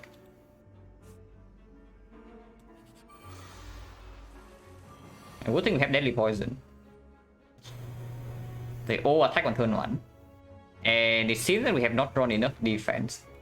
Nor offense. Eviscerate minus would not kill this, it's 30, but it would kill this guy. So negative on this guy is completely fine. If we land neutralize instead, this is 30, but it will also kill this. If we land neutralize instead, it's 4. So even if we get neutralized, like 4 plus this will not kill this. So negative middle is probably always correct. Yeah, this doesn't help. So we are taking quite a big hit here. Quite a big hit. And yeah, okay. This deck currently has a very big problem, yeah? It has a very big problem that has been mitigated so far because we have double red form. But it doesn't really have block cards besides the red form. And that simply cannot do with the Snecko in late game. So hopefully we see something soon, otherwise bad things happen.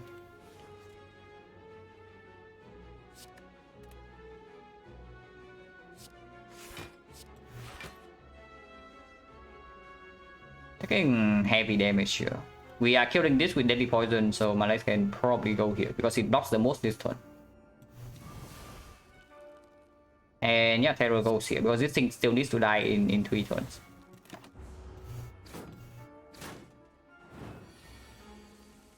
That's 19 in the first fight is like not really very optimistic, optimistic things to see.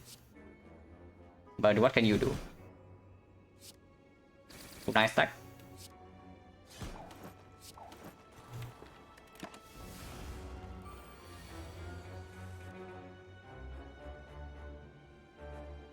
Cannot play Deadly Poison here. Or I take one. I guess we can store.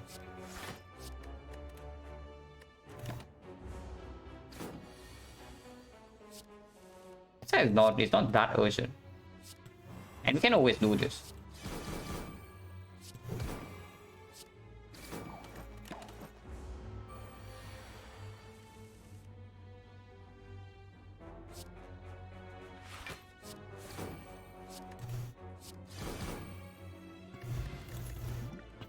None of these help.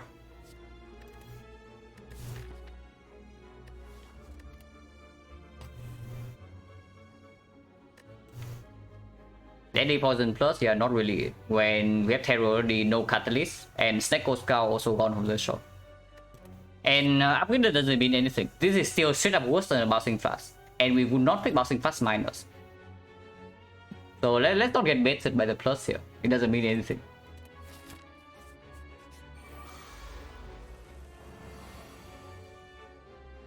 I am somewhat worried in this fight.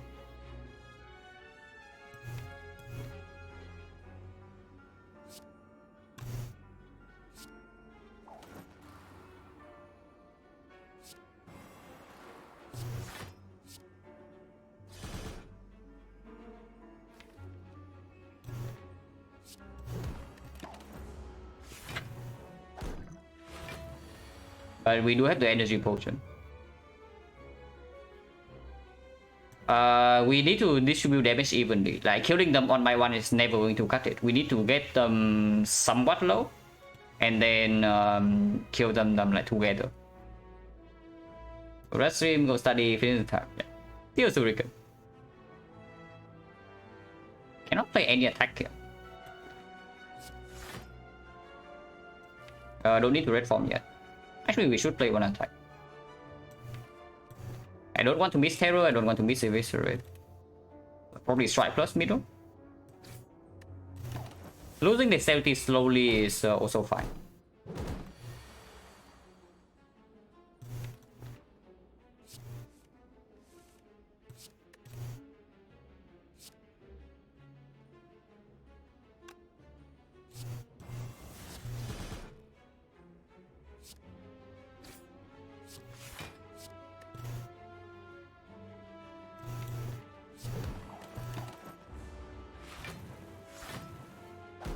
Even if we miss red form right now, I can do energy potion into dagger throw red form.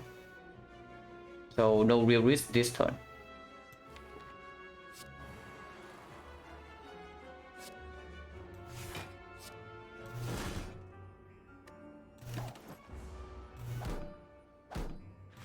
How did this run? We had 2 red forms, that's how. Like 2 red form into Snecko, it just like kind of trivialized Act 2.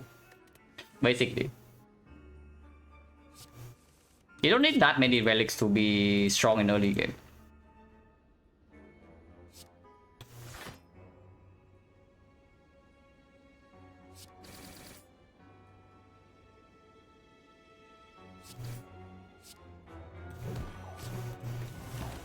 So to attack to kill.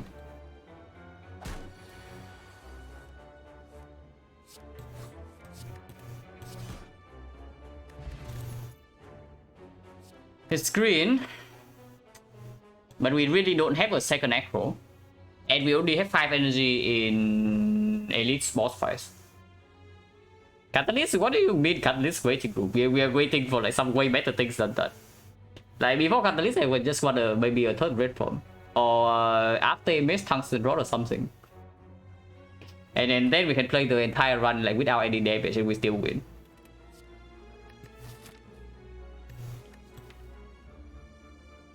It plays in hallway fight, but this is not going to play that well in the boss fight. It definitely makes the second acro quite good with the malaise, but not really. What about backflip? Actually with kunai and footwork, not quite the leg sweep in the Awaken 1 fight, but if we, okay, in the boss fight that we cannot just slam red form, we need more consistent block, and at the moment this is not enough. It is okay, it's not terrible. Transform a card, yeah, okay, cool. So another shrine event, we run to advance over here, yeah. Transform... Honestly, a defend over strike plus. Yeah, probably defend over strike plus. We did just add a block card. It's probably still strike plus. Maybe not. Like for example, okay. For example, we run into the giant head. If we run into giant head, we can never actually rely on like kunai footwork to block here because consistent with chain is still not even here. And we are blocking with base defense. So we need to play maybe like 3 of them per turn to actually block, which is not consistent with Neko. If that's the case, then we need to red form fairly early in that fight. Does that mean anything? Honestly, probably not. It's not that Strike Plus is going to save us from freaking Giant Head. We need to replay our freaking Eviscerate. And these cards are better in Awaken 1, for example. Awaken 1, we absolutely cannot rely on this to get through. So that fight is probably we play with 2 curses, we malaise, and then we scale up with the kunai. Normally the fight is trivial, but with the Steko, nothing is trivial. So yeah, I probably still want to keep my defense. And I do think the Neutralize is still better than Strike Plus. With Artifact Tree. Potential Artifact Tree and potential Weak Chain.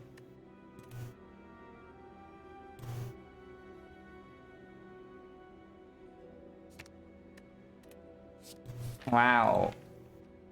Okay, Bonfire Spirit waiting room. Did we already see Bonfire Spirit or was that yesterday? Yeah, we have not seen Bonfire Spirit this run.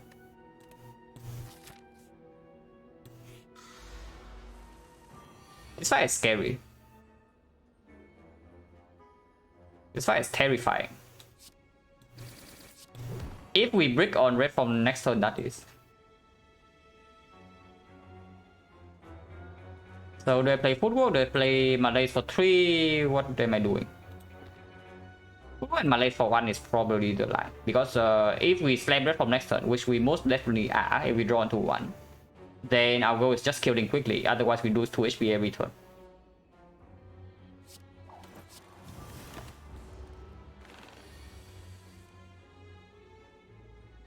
I sure hope we draw into a red form like right about now.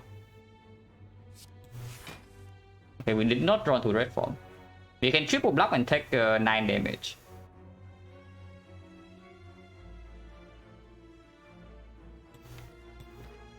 And I guess that's what we are doing, by -9. So we are probably actually even resting here over upgrading with and this is still advanced over, yeah, so we probably can actually even die here. Well, hopefully not, because that would suck. This deck really needs more fun block.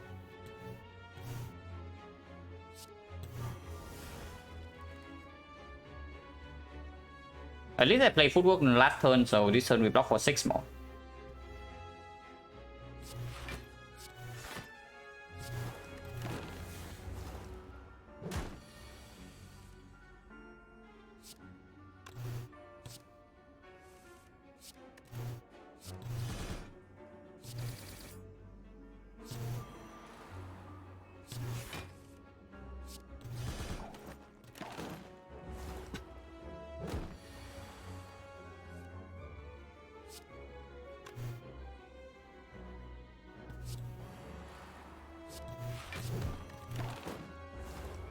Yeah, Viscera kills this turn.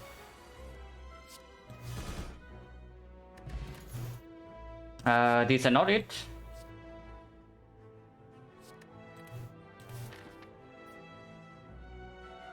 And this is still better than this, yeah. 20% shock chance. And we need fire before they did, not after. This fight can definitely kill us. Malaise for 4, we take 9 damage again. If I Malaise for 6, we take 6 damage. So this energy potion is only worth 3 HP this turn. Or 5 HP. Mirror waiting room, next run, because mirror is gone in act 1. Mirror is already gone in act 1. So if you are saying mirror waiting room, we should press abandon runner right now and go next.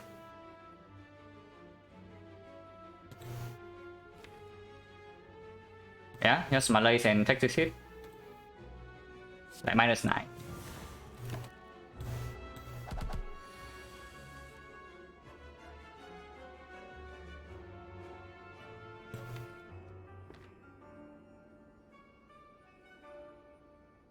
Footwork double defense does not progress the fight, but the red form with this red gives us a chance to be cursed.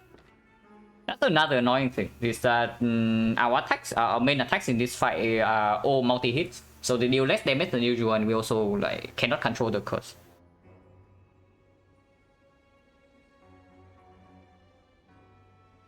But I'm definitely down to do footwork double defense.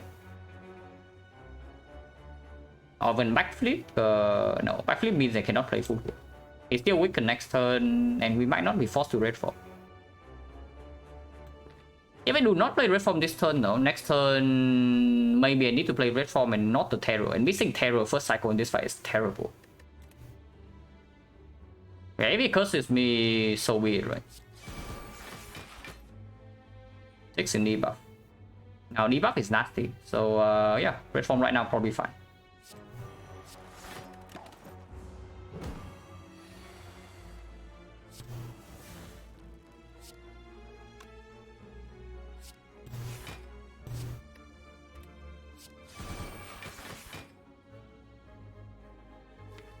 Block. Block is annoying, but not like there's anything you can do.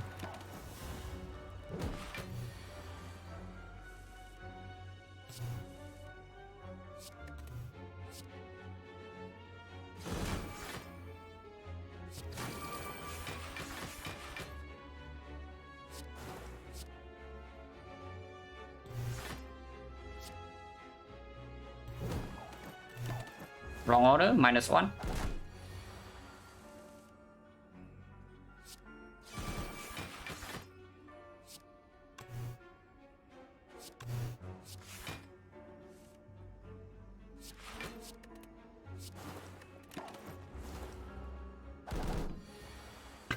At least for now, damage is still enough to get through this.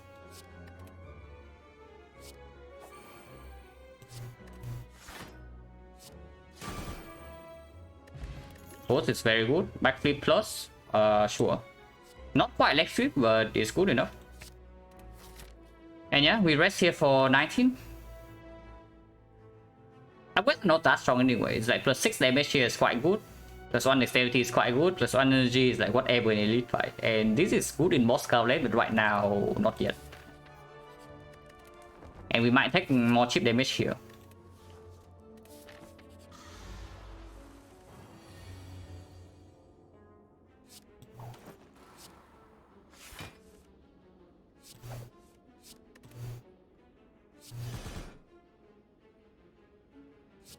Not playing terror is slightly weird, but I don't want to take 8 damage.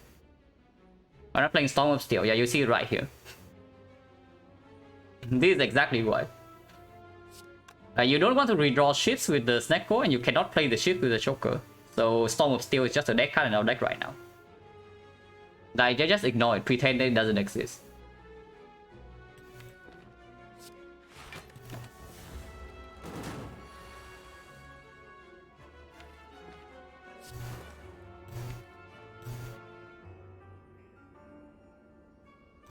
Reforming early in this fight is definitely scary when terror is not down. Next time we don't have a lot of block. I mean we do Malaise for 5. But how bad is it? If it's a multi-hit, we never take damage, so it has to be a big hit.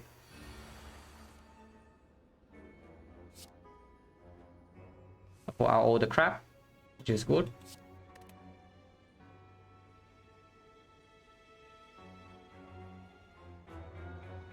Cannot play 3 attacks here, but and all 5 burns still in the draw pile. Now that's scary.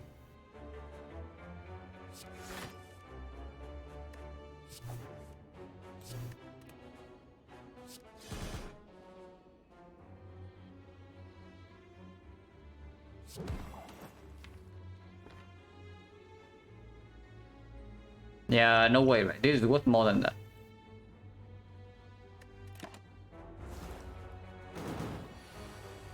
But red form comes at the perfect time, and yeah, Joker energy.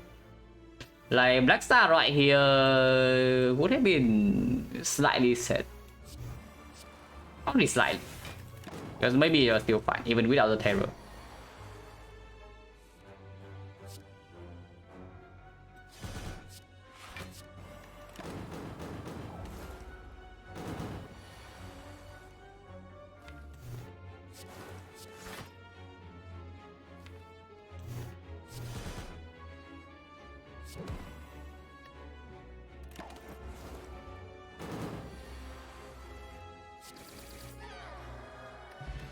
Penny is actually very good.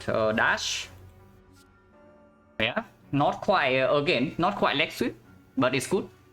It's actually a fairly chunky block card, and it does activate the kunai. Good with Neko.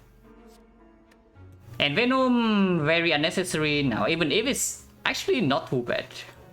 But we also know that Snecko Skull is gone. Yeah, we also know the Snecko Skull is gone. So even if it applies quite a decent amount of poison with double eviscerate and the windows, not really.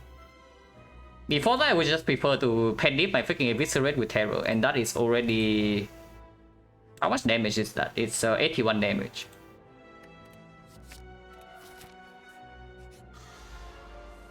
More. Now dying to this guy would be tragic.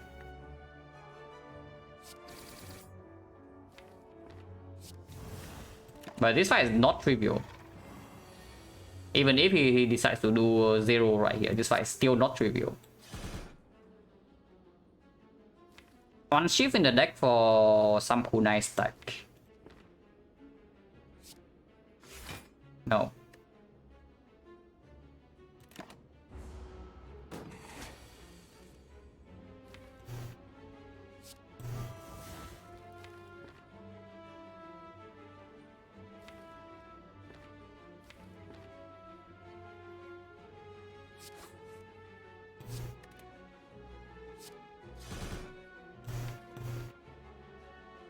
Do I want to red form next turn or not?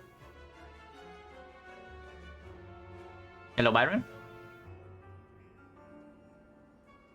Dex looks like garbage in 6. yeah, it's kind of that. I mean, it's not that bad. Honestly, the damage is fine. But our block is actually utter garbage. Our damage is actually like pretty good. The block consistency is just not there. So yeah, do I play red form next turn or not? If I play red form next turn, I never backflip here. Honestly, with Malays for 3,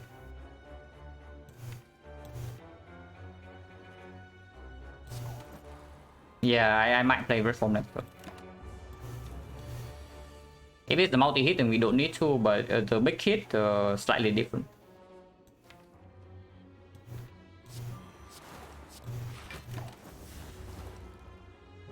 Do I have Penny coming up?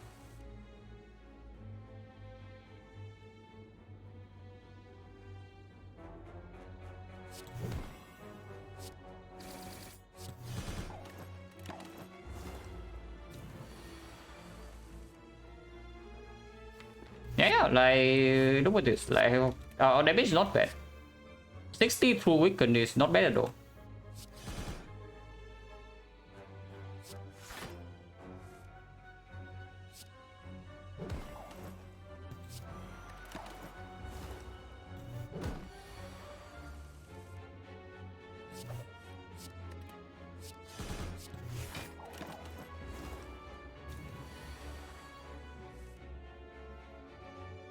We cannot even set up Penny more with the Storm of Steel here.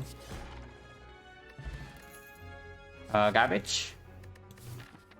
We got 2 potions. So 1, 2, 3, 4, 5, 6. 60%. 2 relics. Perhaps is nice. Zuzu a little bit late. The Zuzu in Act 1 would have been quite sick. But now it's probably... I mean, I don't know. Maybe we can give it something here.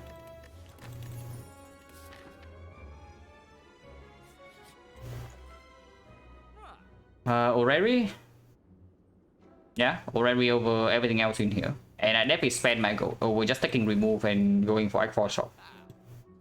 Okay. Nightmare right in here, yeah, easy. Every time. Acro Plus is good. Violet Lens is good. That's not quite the Nightmare I'm looking for. Okay, no Nightmare. But Acro Plus is fine. We definitely pick 1 Violet Lens. I don't think we pick both. What about Cow Shop Plus?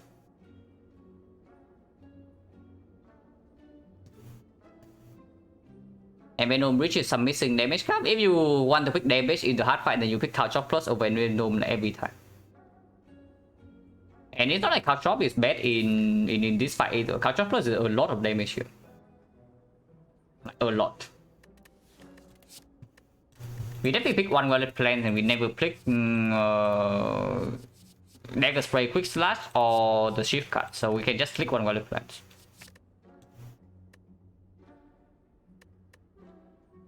On next check or no, okay. If you're new to this channel, like almost always ignore Byronium in the chat. Almost always. Unless something with the defect is concerned. Yeah, you fell for the Byron trap. It's actually true. Hello, Architect. But yeah, like how bad is it? This is insane in the very strong in the hard fight for sure. And Time Eater against Time Eater, this is probably also dealing. Okay, times 3. Let's say he attacks us times 3 for. We have 6 turn intangible, yeah. And before that, we probably also block for maybe 5 or 6 more turns. So he attacks us times 3 for maybe 7, maybe 8 times. Let's count 7. Oh yeah, 100 damage. Yeah, it's freaking 100 damage against Time Eater. So how bad is this? As a run freaking Sneko, you can also see the Choker Swap and the very short relic bar. The only annoying thing about the card shop is that Awaken 1 really weird. We do have a big Mandays though. We do have a big Mandays though and a Violet Plant, so maybe end the kunai, so maybe Awaken 1 can be managed. It's still very weird, but this is insanely strong in Time Eater and it's very strong in the heart. It's okay. I mean, how bad are green cards really? But these things we definitely do not pick. Do I take a card remove here, not on the Storm of Steel, or do I save for X4 shop? With 45 gold to gold, sure, we take card remove. Storm of Steel is never going to happen. Even if we see Bonfire Spirits, we can just toss away... Okay, I don't really want to toss away anything in here. But we will think about it if we happen to see the event. Oh yeah, none of these, yeah. Unless you tell me it's Orichalcum, but 6 intangible is not quite enough for us to buy Orichalcum. But yeah, we just remove the freaking Storm of Steel and we still have a Nightfall shop. With 45 gold here. Never seen. It is fine. It's fine in earlier game. Honestly, it would be fine here if we actually do not have Choker. If we don't have Choker, this Storm of Steel is quite good. Unfortunately, we have Choker, so Storm of Steel is like utter complete garbage. Yeah, that rank is also, of course, another big thing. There's another line where we just buy the regen potion instead. Because we do need to recall, and if I do not rest, then we enter the boss count rank with 34. That's quite bad. Honestly, before resting, I would just use this. Okay, before buying this, I would just use this with the Malays for 1-5, and it probably saves as much as 15. I buy Orichalcum. Yeah, if I had 3 red forms, I would buy Orichalcum here. If I had 3 red forms, I would actually buy Orichalcum. Because then the only fight I'm concerned about would be Awakened one. But Awakened one, we only have the Kunai and the Wild Plants and the Big Malays. Every other fight we play red form and we never take damage. The hard we just brute force, with even especially with the Couch Plus. But yeah, Storm still removed.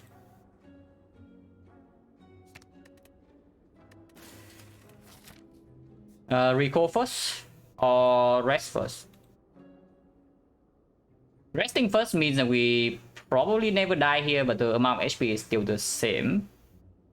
Recall first means that if we see something like Lizard Tail or Pantograph, then we don't need to actually rest. Or Eternal Feather. Eternal Feather can also happen. I mean, Eternal Feather is not that big, it's like 15. It's basically a rest. Rest is for 19 right now. Yeah, there is no way resting happens here, yeah. There's really no way resting happens here. If we cannot survive this fight on 34, then we cannot survive boss count either way.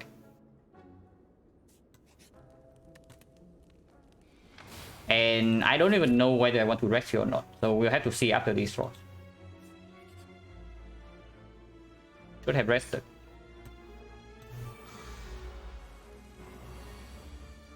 Okay, maybe we're fine. I should hope we're actually fine here. Backflip. Red form, backflip, and C.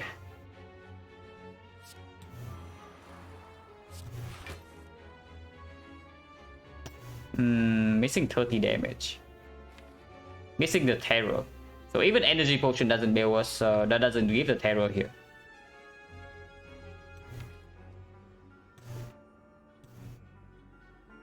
Drawing into terror was bad.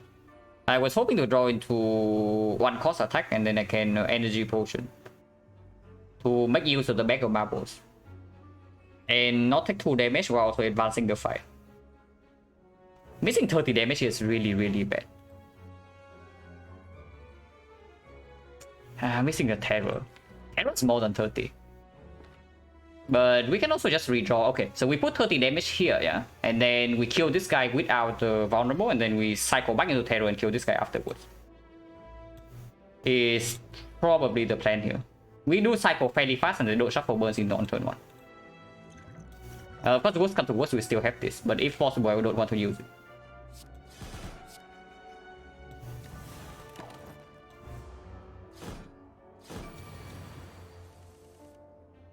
Okay, good draws at least.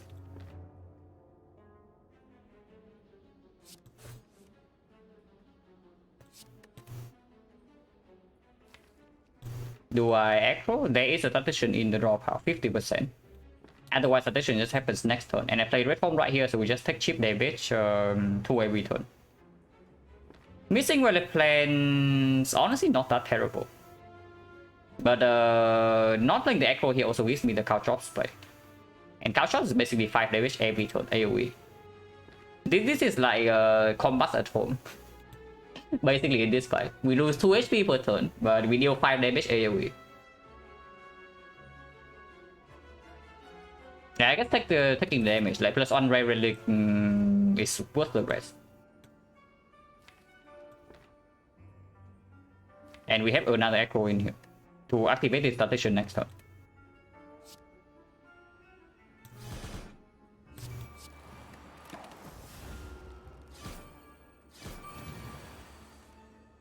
Cost 3. Shuffle out the garbage.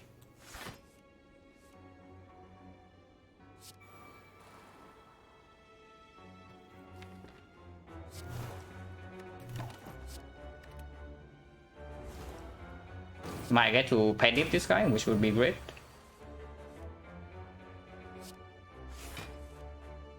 Yeah, we do.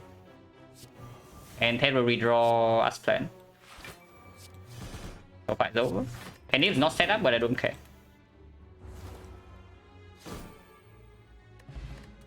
Oh, exactly what we need, guys. Unfortunately, the choker means that this is not as insane as usual, but it's still good. Of course, we picked this over skill, but choker is like kind of screwing us right here. Kind of. Otherwise, we have like double Echo plus with the bullet time, with the Tactician 5 energy with bullet time. That's like completely insane. But not as insane as usual. Here we are taking a little bit of damage if I do not kill the middle guy. I cannot even kill the middle guy. Yeah, 39 only. Yeah, this is still costing 1 energy.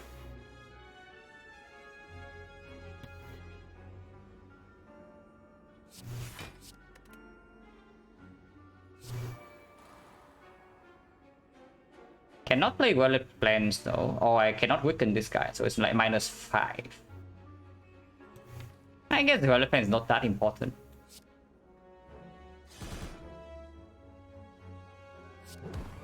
Terror is not that important either. It's not like we drew red from turn 1, so there's no need for the thing.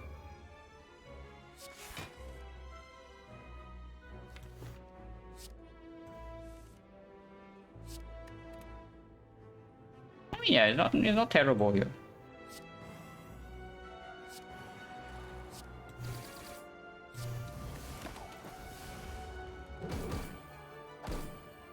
Something very good about the bullet time though is that I do think that it makes the Awaken 1 fight a lot easier.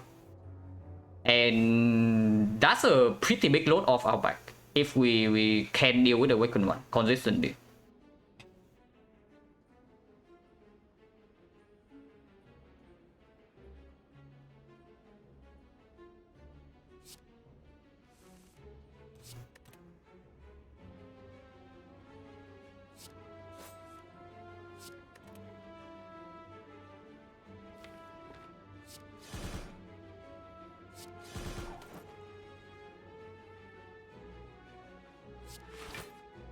Next time they die to cow chops.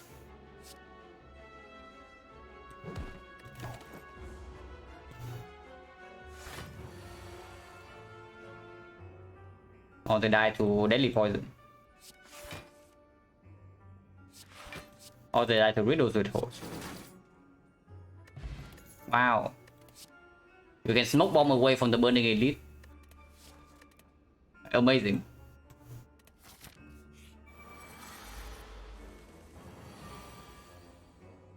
But yeah, a little penny is set up. How scary is this fight?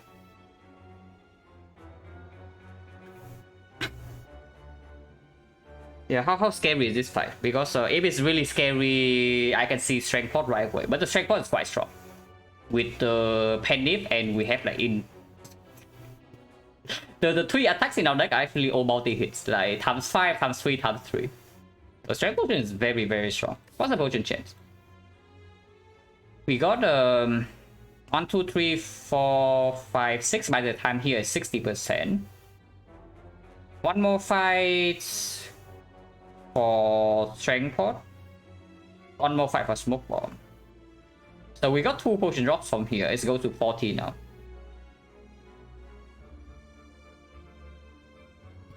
Not really focus permanently. You realize that we also get like 2 wounds every 2 turns, yeah. So we get 2 wounds from here, 2 wounds from here, so just 4 wounds. And she also weakened us. So do you really think that we always kill her in 6 turns? And that's even assuming that we draw to red form next turn. If we decide to focus Retromancer and we fail to draw to red form next turn, we have to go to the chat. But yeah, we start with backflip and then we can see. We never start with Echo. I guess we focus Retromancer then. But I do want to kill 1 dagger here, because otherwise we also take 10 damage this turn. I only want to take 1. Dagger throw, kill a dagger, reduce the number of wounds by 1. And then we can still eviscerate the Retromancer and play the Violet Plants. Keep the terror around. And then next turn we see what we need to do. Because she might not even attack next turn.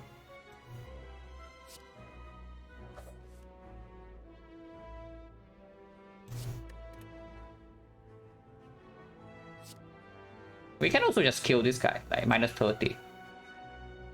And then play like Terror Malaise instead and not play the Well Plans. That's fine too. Honestly, like how bad is that? Okay, with Terror, no, we're not skipping Terror because we play Well Plans, we hold the Terror, so Terror comes next turn. We have 5 energy. I'm just thinking whether we do actually want to take 1 here or not. It's like 30 damage on her, but why take 1 when we can take 0 afterwards? Why take 1 when you can take 0 afterwards? And here I don't even know whether I play Well Plans or not, because I can even just play Terror Malaise for 2. Maybe I don't care about Well Plans. Because I play the first red form the moment I see it. After Terror is down. I can play here for cool 9 stack and -1 Malaise. And that's fine too. We don't need a big Malaise here. We only need to guarantee weakness this turn in case she attacks. But yeah, bullet time is still good. And now we can, of course, we play red form, so we go all in on Retromancer now.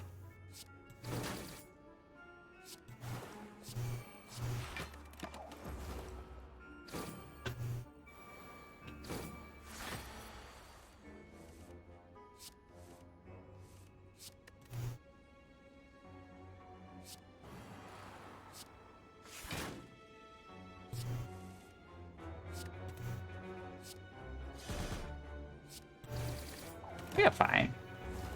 We are super fine. Yeah, Kalshov deals 10 damage.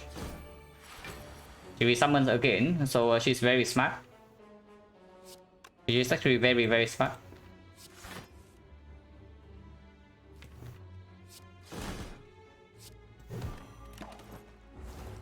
She knows that attacking us gets her nowhere. So she resummons. And resummons. And then is biding her time. Until our intangible runs out. But good news is that she's dead here. I want to keep my pen nip though. But next turn we lose dexterity. And I guess we trade like 2 HP for the pen nip prop. I take that. With Mega Marbles and Time Eater being somewhat of a nasty fight. And if we draw to backflip plus, we don't even lose the HP here. Yeah, exactly.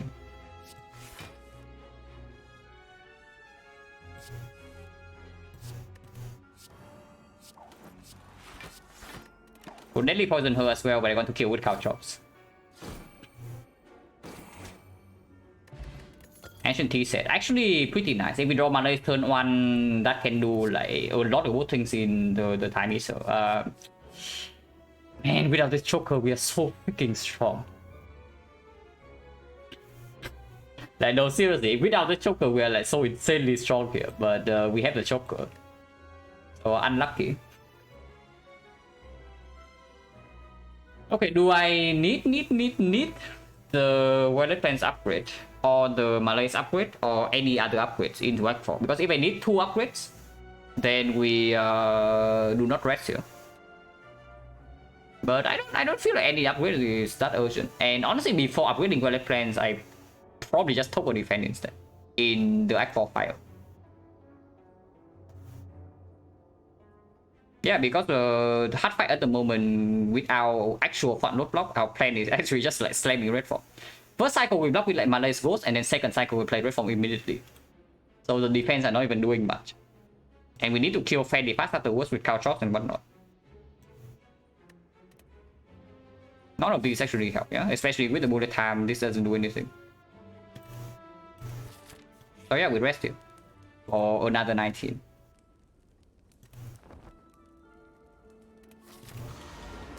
Nice. Very nice.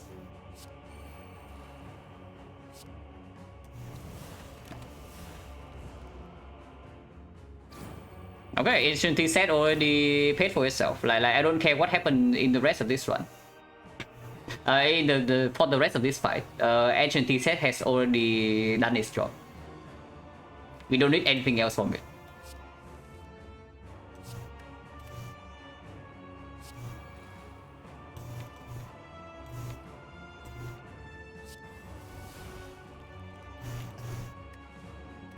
And yeah, like you look at card drops right here, already 30 damage. The card drop is already 30 damage. We haven't even played a single attack.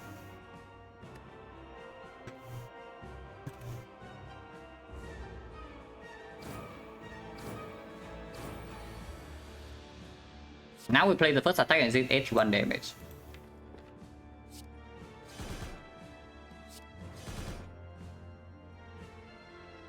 Next turn can be slightly troublesome, but only if it's a big hit. If it's a multi-hit, we don't care. So easy, yeah, you see his next attack first and then you say that. Because if it's a big hit, we are still taking like quite a lot next turn. But we do get a kunai stack.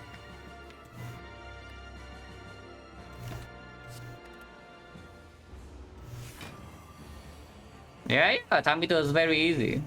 Very easy. Very easy. Thank you very much for the Prime sub, Hazel. Okay, thank you very much. I appreciate it a lot. But you're also seeing this easy time to kind of wrecking us right here.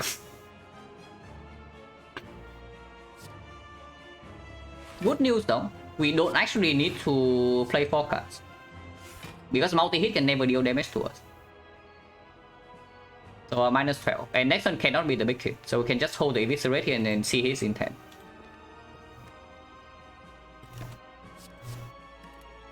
Yeah, minus 12. So if we play 1 defense right here, we take no damage. And yeah, next one can be big hit again. So I guess we do that. Football needs to come down eventually, and the bullet time is coming up, so I hold this, even if it costs 3.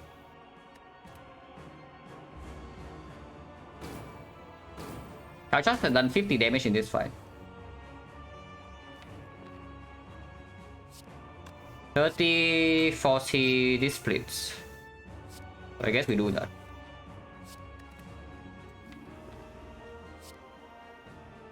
Shuffling out both red forms. Let's not do that because reform might actually happen soon. Second half in this fight we don't have a weak chain. We don't actually have a weak chain once the Malaise is gone.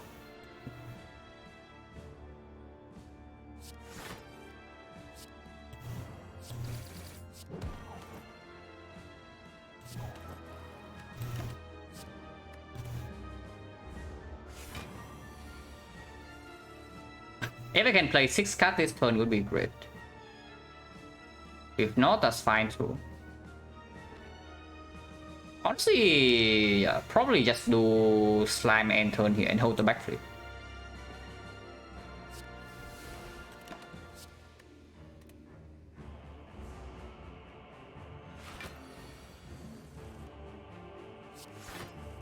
And yeah, we don't have a proper weak chain, but we have a lot of dexterity, so maybe that can cover that. Make it again, yeah.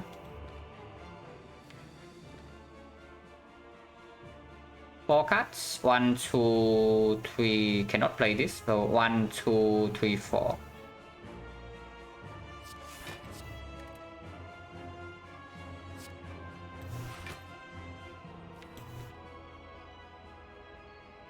This is better. Increase the pendulum.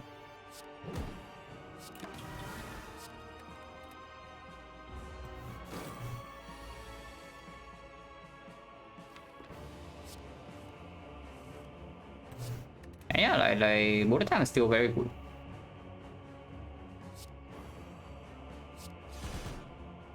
Okay, wrong order. Yeah, definitely wrong order because now I don't even want to play the riddles. I mean, it's fine.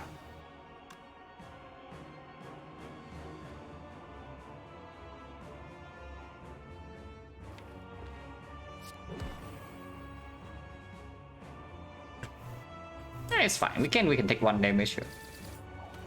Actually, no. We take more than that because of choker.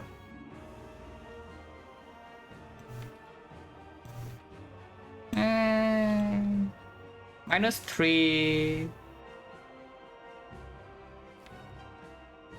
It's not time yet. Let's just take 6. Yeah, let's just take 6.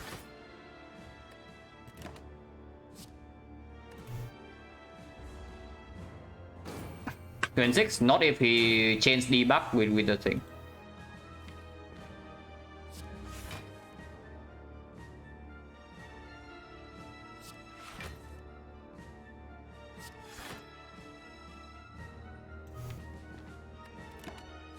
And yeah, Kachot's doing another 15.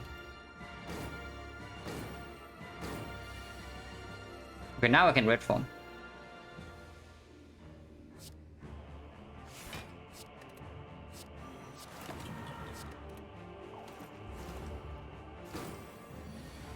Yeah, Kachot is another 15.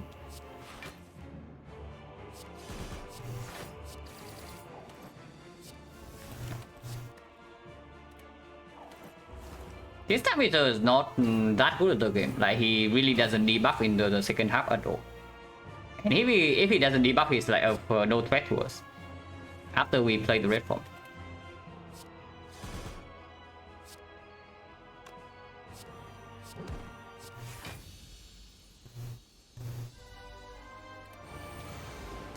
Awaken 1. This fight can be fairly annoying.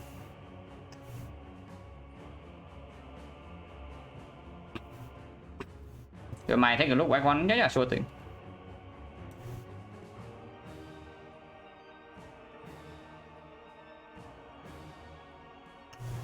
Oppo bullet time CE.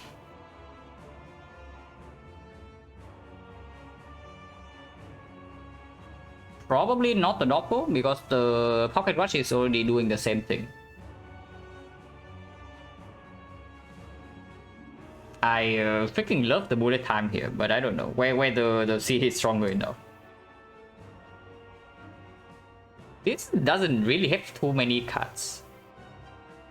With the Hourglass and Terror Plus, honestly, yeah, Hourglass and the Terror Plus, Slaver is not even a huge problem, right? So you don't care too much about the CE. And CE doesn't even solve the leader. It does mitigate the leader though. Right now you are pretty terrible as leader.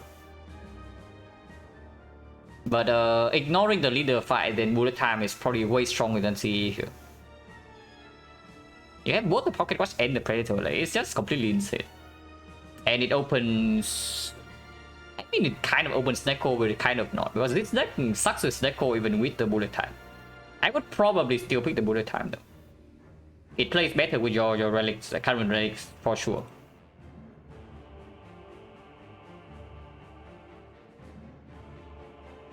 But yeah, this fight is annoying. Is it annoying enough for me to use this? Well, it needs to be played, yeah, but maybe not yet. The powers that we play in first phase in this fight is probably 2. Well, it depends and the Food War. Hourglass, yeah, it's kind of AoE, and you don't really need AoE against levels. Like, that deck probably kills the first level fairly fast, and the wound second cycle doesn't matter because of Pocket Watch. It's only about the leader that you might want CE, but the unfortunate thing is that CE alone doesn't solve leader either.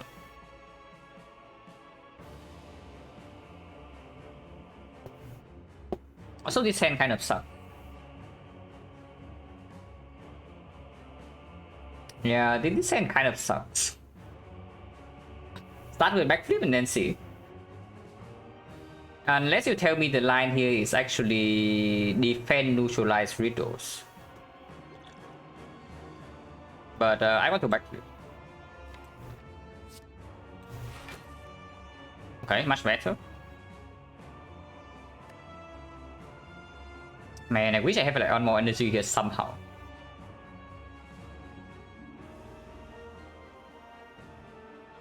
Let crowd back, yeah, that's probably your lip. And probably hope that the lip performs. But I mean, even if you get high energy cast, it's okay because the bullet time covers stuff for you.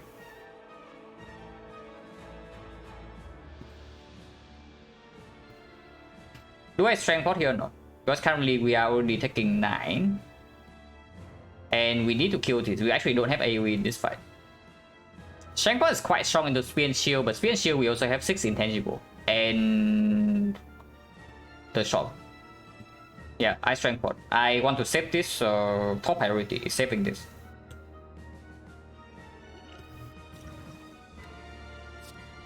$48, and this is 45.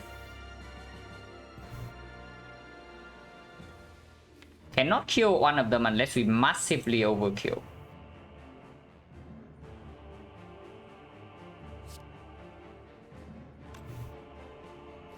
The weakest attack in our deck is 7 damage. So even if I put 40H right here, every single attack will kill this. And the same goes for the other one.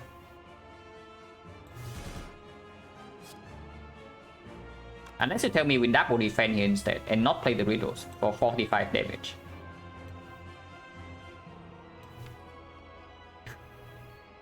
I don't see it. Like we do have Malays and Violet Plants and the Kunai in the first cycle. So the biggest priority is just to kill these two. I am pretty scared that we have to Ghost on turn 3 of this fight, but hopefully that doesn't actually happen. Hopefully. We do have bullet time still.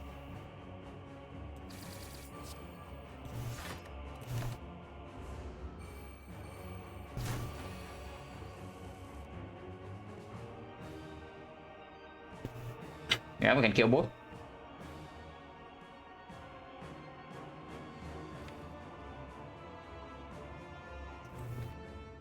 If I play the full goal right here, next turn is plus 4, so it's a 10, and we Malays for 5. He goes to 5, goes to 3. It's 12 damage.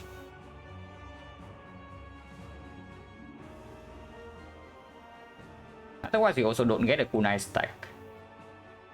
But we get more time, but we redraw onto this.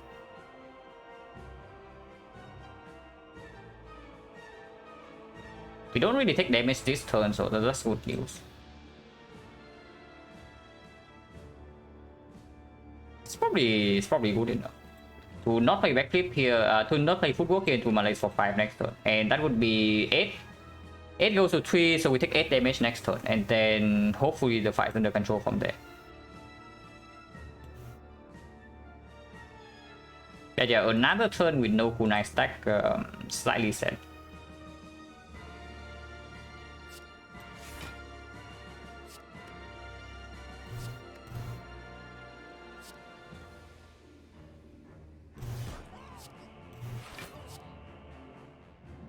But there's no way I play backflip here. If I backflip into Malays right now, we are forced to Ghost next turn.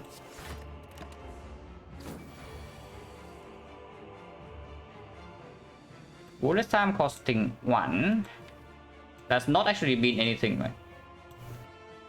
I sucker punch Malays here, take 8, and then we play the fight slow from there. Hopefully we can play the fight slow.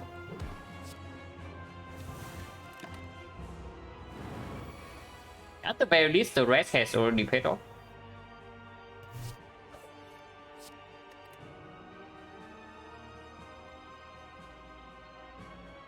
I mean, we do want to play this eventually. For sure.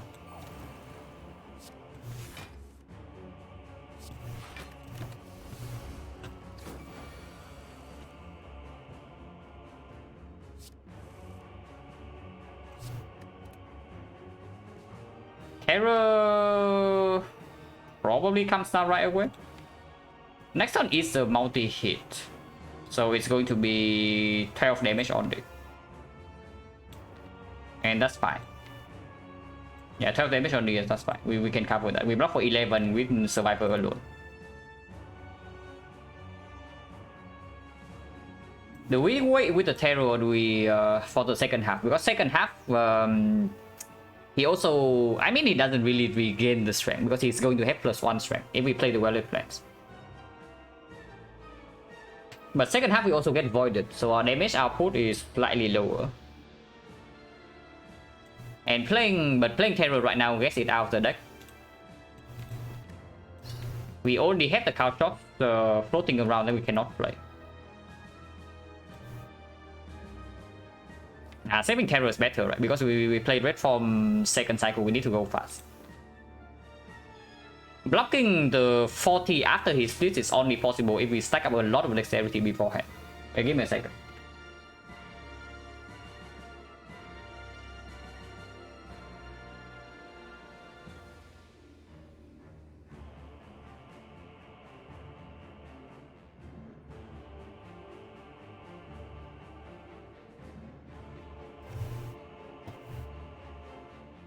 Yeah, saving terror for second half is probably good.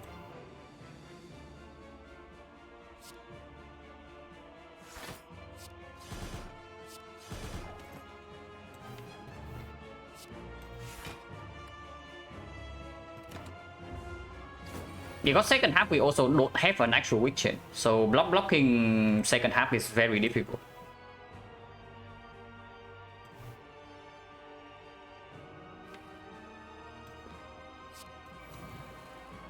Though.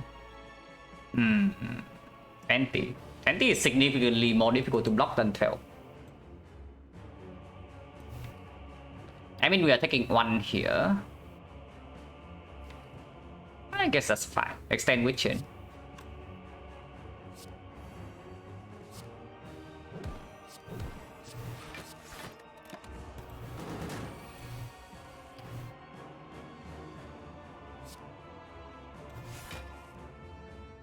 Not being able to stack up kunai here is a fairly annoying thing, though, I have to say.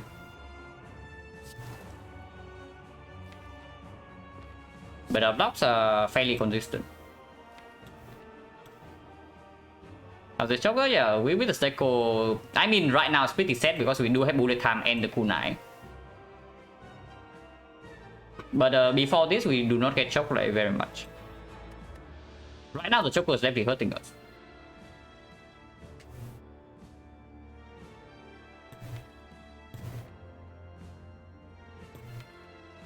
I think I want to hold the Eviscerate over defense next turn to activate the... And then we play like maybe on Necro to activate the kunai. We need to scale up kunai at some point. If I also play the Violet Plans, otherwise playing Violet Plans is just a straight up mistake. And we do have dash next turn to block. Yeah.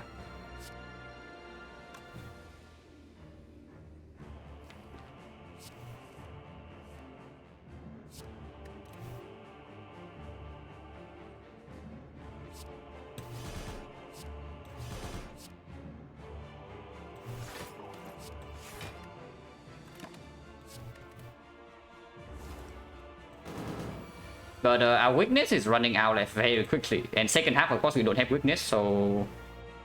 Yeah, I'm very happy about the decision to not terror first phase. At least for now. Because it has not bricked me yet.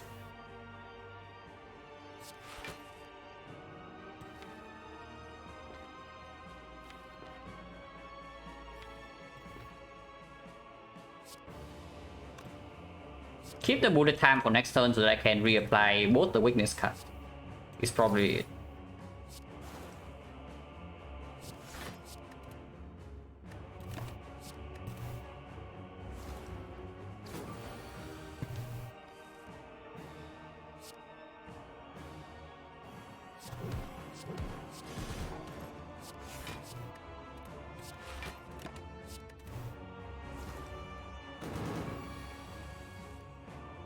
Seems like we are fine here.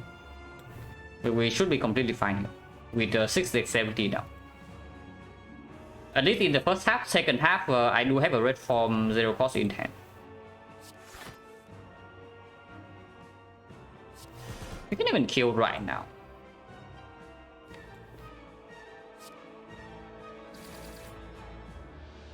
Honestly, maybe I should, because terror is guaranteed to come next turn, and red form is already in my hand. No weakness, but 6 dexterity.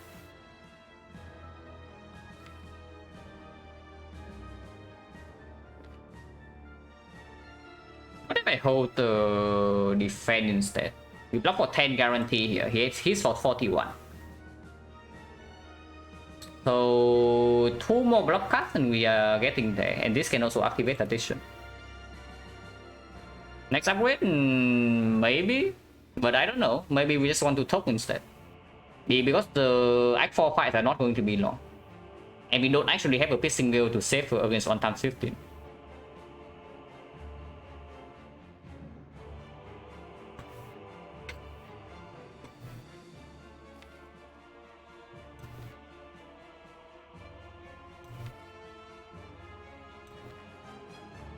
Yeah, honestly, even if we lose on dexterity per turn, we don't need to play the second red form by the way. We can still block afterwards.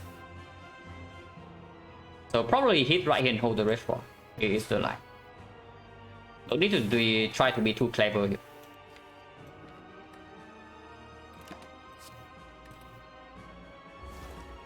If we can block this hit, normally perfect. But if we cannot, if the Snake Hole decides that we cannot block, then we do it with the red form.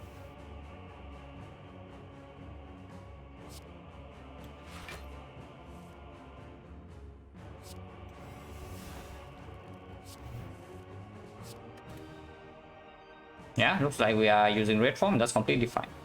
81 damage right here.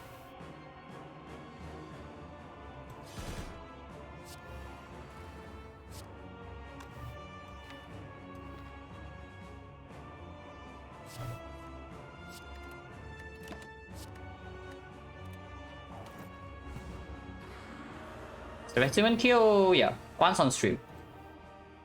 If you also count like my off stream runs, then probably like twice.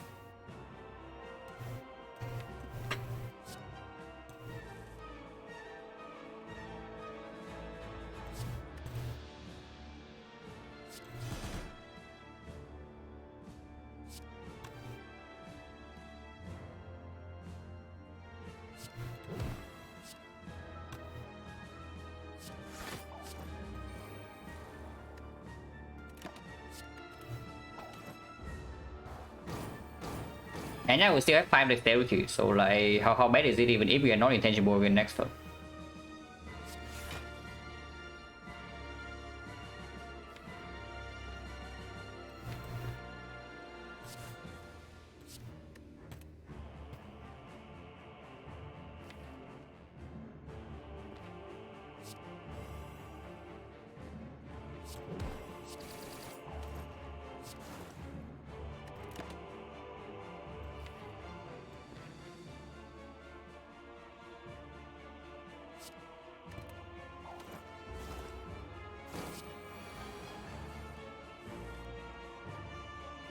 We can even block this hit without the red form. But if we red form right now, the fight's just over, so let's do that.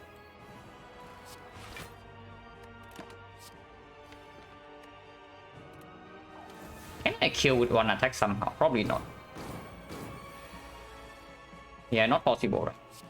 This is only 48.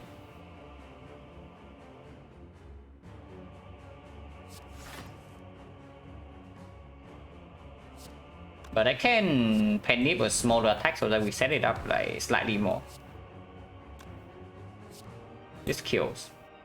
This also kills.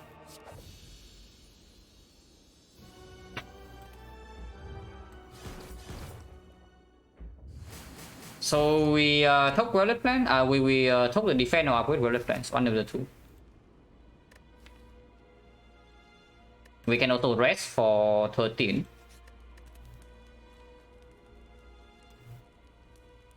The only strong thing we can do with the Relic Plans upgrade is that we hold bullet time plus 1 cut.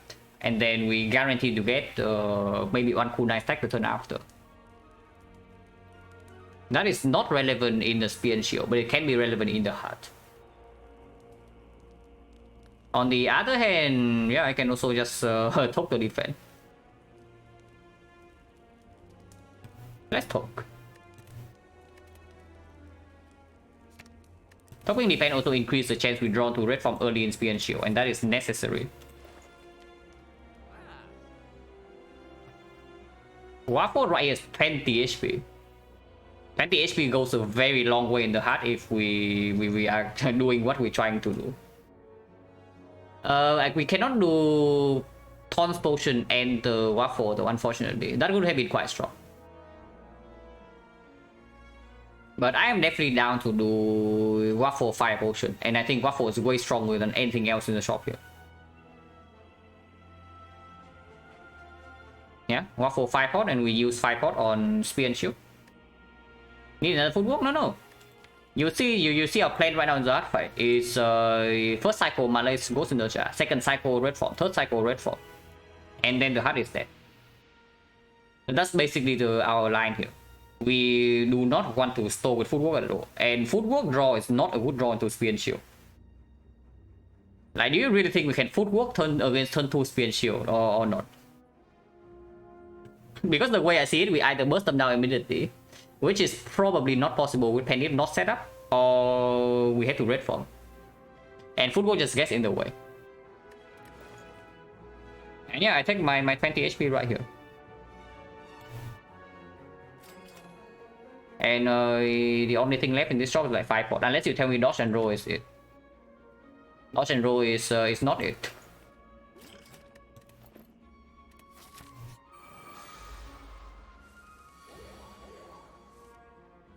Yeah, red form is in our hand, so no problem here.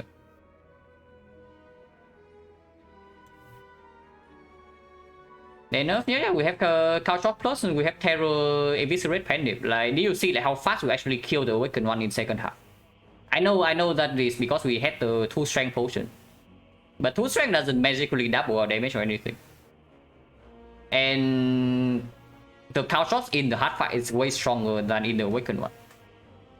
And it's Cow Shock Plus. We know the 3 cycles we can block.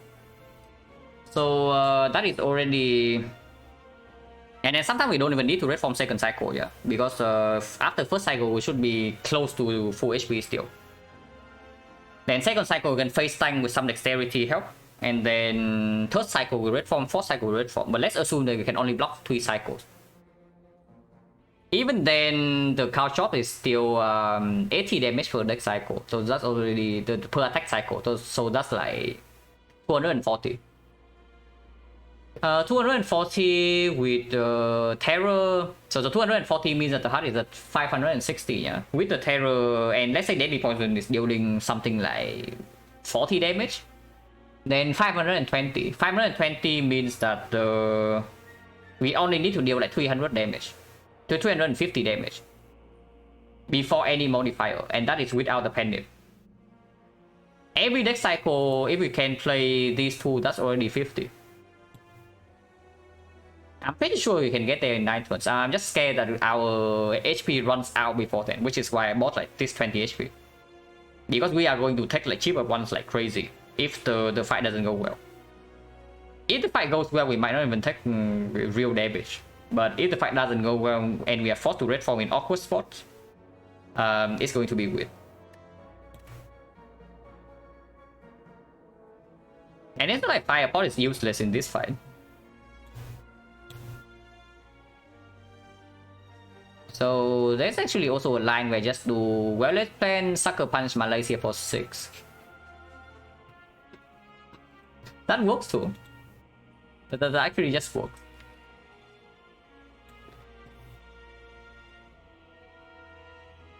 Only if next turn I can block somehow. And that is still 21 here with 4, so it goes to 3. It's like 21 here. If we turn around, it's like 14 here. And 4 goes to 8, go to 6. So 31 this way. If not, it's 30. Yeah, it's 14 here plus 24, so 38. If we turn here, no, it's only 50%. It's 50%. It's not double. So it goes to 4. It goes to 6, and 6 with weakness goes again to 4. So 30 damage exactly. If we turn here, it's 3, and it's 33. So we need to block for 34 next turn. If we just do that. Little 7, yeah, we can. And I guess the line is always like Sucker Punch into aggro first, and then we can decide.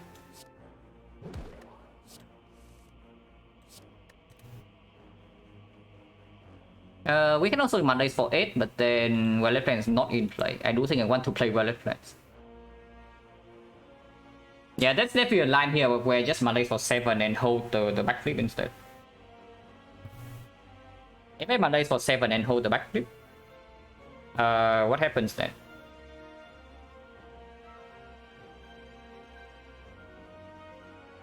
He goes to 3, and 3 is going to 4.5, and 4.5 is weakened down to 3 again.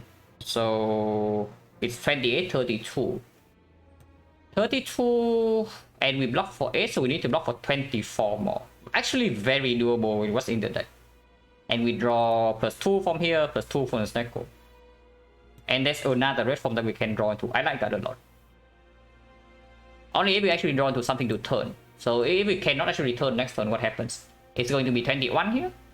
Mana is for 8, so it's actually 1 times 4. 25, 29. Actually, no, not turning. It's actually, we have to block for 1 less. Yeah, 29 we can block. 29 we can block. We don't need to hold the red form. Let's do that. We can hold the second red form instead for turn 3. But depending on what happens, we might not even need to do that. And now we can focus this guy because this guy is effectively nullified, even without the red form play. So if we can somehow burst this guy down quickly, which I really doubt. Because one artifact strip is already gone, and the only artifact strip left in the deck is neutralized. So if we want to put terror here, we cannot weaken turn 3, and then we need to red form anyway, otherwise we cannot block this.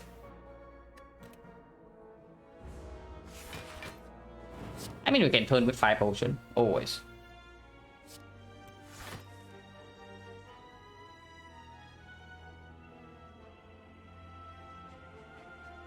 Yeah, this draw kind of sucks.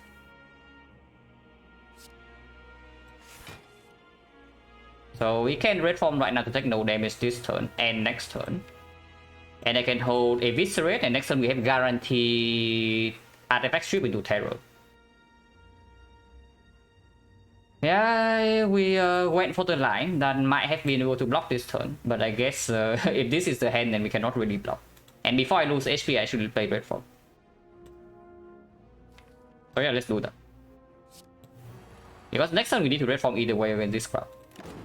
Also, -1 strength here is going to be fairly annoying. So maybe we kill this guy first, because this guy also takes way more damage from the Culture Plus.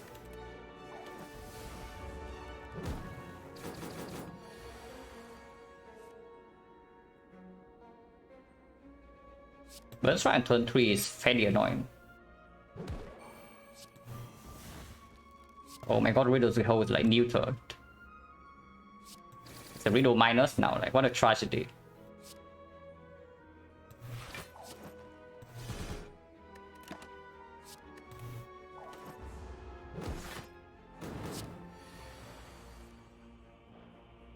Now, good thing we do have Weather Plans in play, because otherwise next turn we fail to draw into the second red form, and it's I mean, it's not a disaster. This guy is still very small.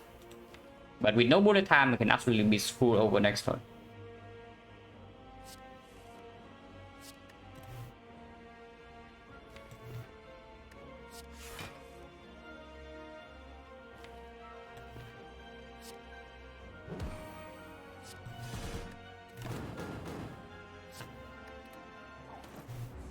We might not need to play red form this turn, depending on what we draw.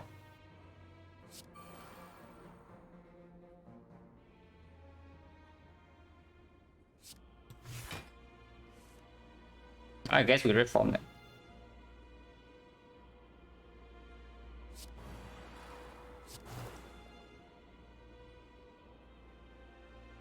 Can do this just for the Penip next turn. Still taking no damage, yeah. I do think I want to play footwork, but maybe holding this is stronger. The fight is over soon. We need to end the fight before red form runs out now. Or at the very least kill this guy. Yeah, Tactician plays here.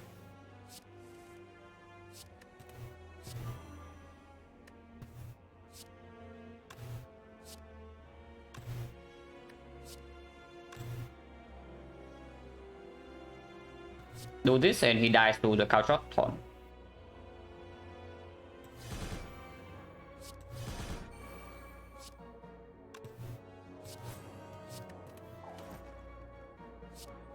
Take no damage.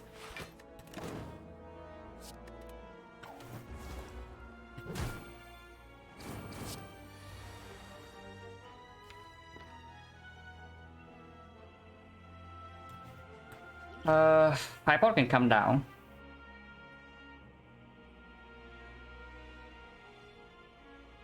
Next one is the big hit already, so I am slightly scared. But we also shuffle out like 2 burns here, 3 burns here. Looks like we are fine.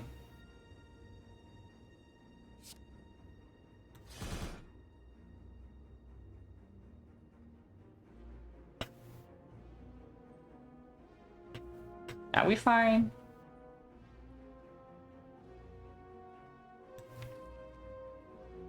Maybe we are not that fine.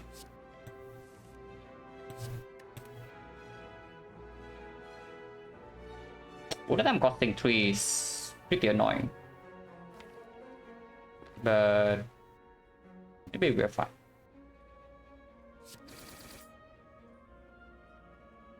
Need to deal -9 minus, so we need to deal 18. Or block for a little bit.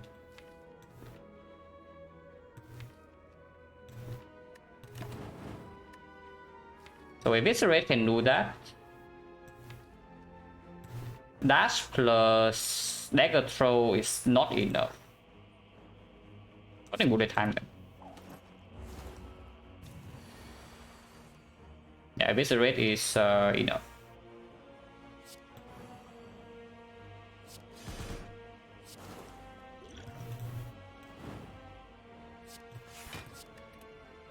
Take 1 from the burn. And yeah, 5 outplay.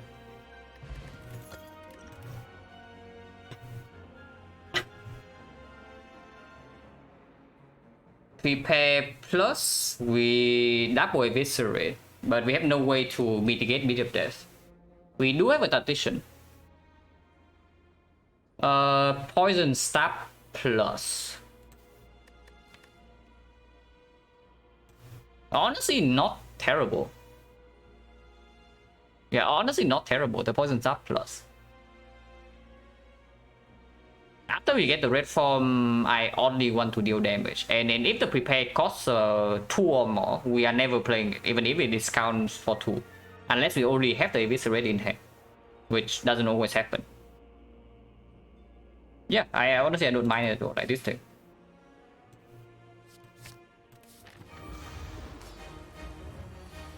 Shot top deck is very good. Shot top deck is very good. Arrow top deck is good too.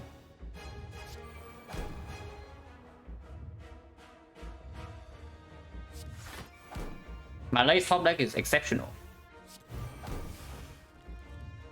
Okay, we are hopefully okay here. We ghost the big hit, fully block the multi-hit with the Malays, and second cycle we red form or not depending on how the draws go. So we only need to Malays for 2, so technically it's possible to play Dagger Throw here over the Neutralize for a little bit more damage.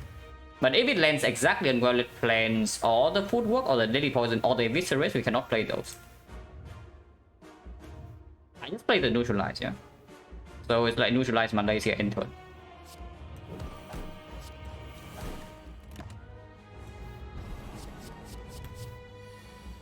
Yeah, 0 times 15, no problem. Cannot play all these 3 cards, so I guess we leave the Footwork behind then. And it's Dash P Stab Deadly Poison, that's a lot of damage immediately.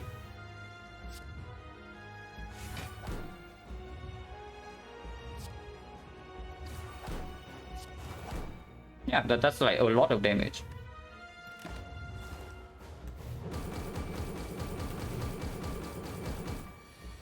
This turn we can ghost, we also can just not ghost, but I do think we ghost this hit. And sure, I can use this as well.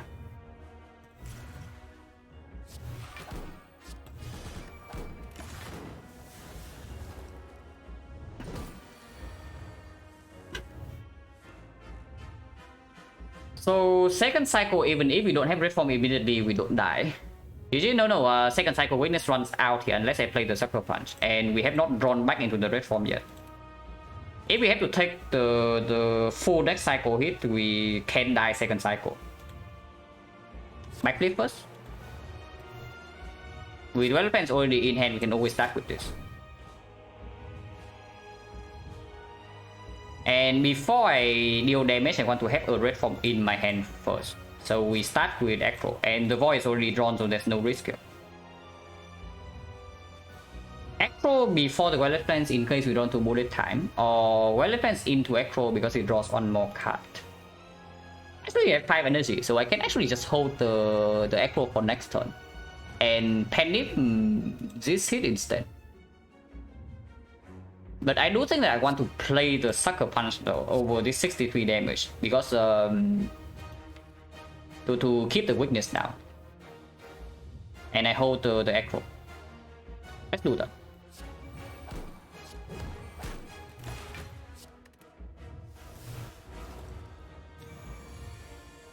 Okay, we draw 2 red form, so I guess we are fine.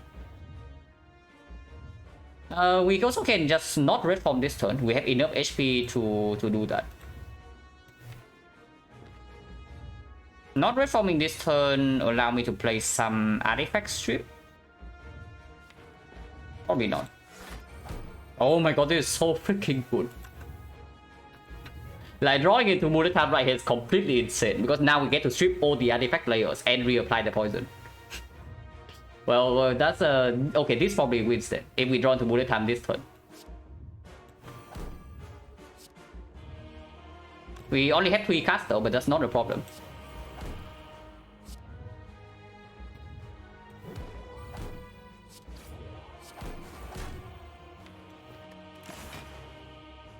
Now next turn, I guess it's honestly it's like slime over before footwork.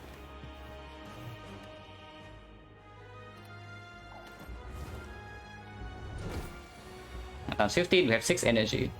And yeah, we don't even take damage here. I want to redraw to dash. I want to shuffle out all of this garbage.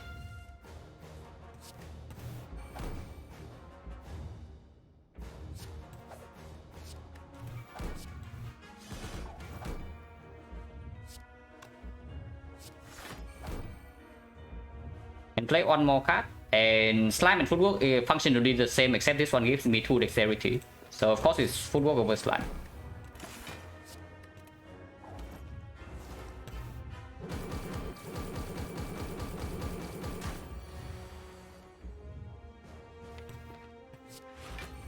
Yeah, now we are chilling.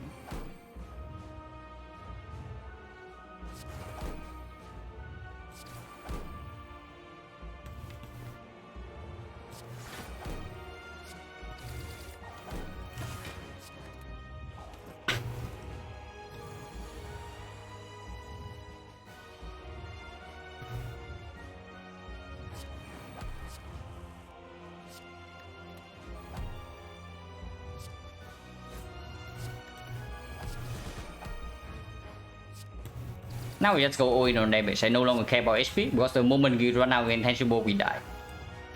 So we just go all in with the damage.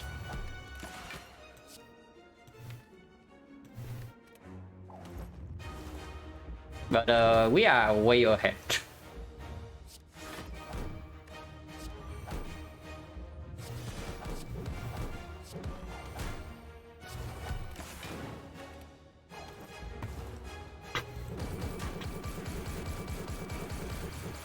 Yeah, he's dead already.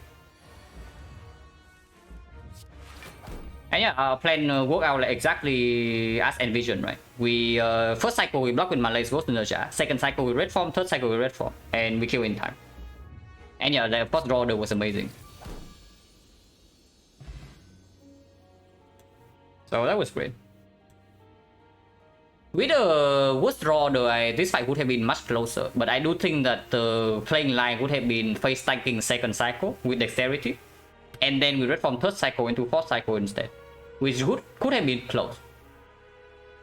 Because 50 HP full blocking second cycle, using 50 HP to block second cycle is not going to always happen. But yeah, like 43, 11, 76. This sample is going like above 76.5, at least for now. We were like 1 win away from being back to 80. So that's pretty nice.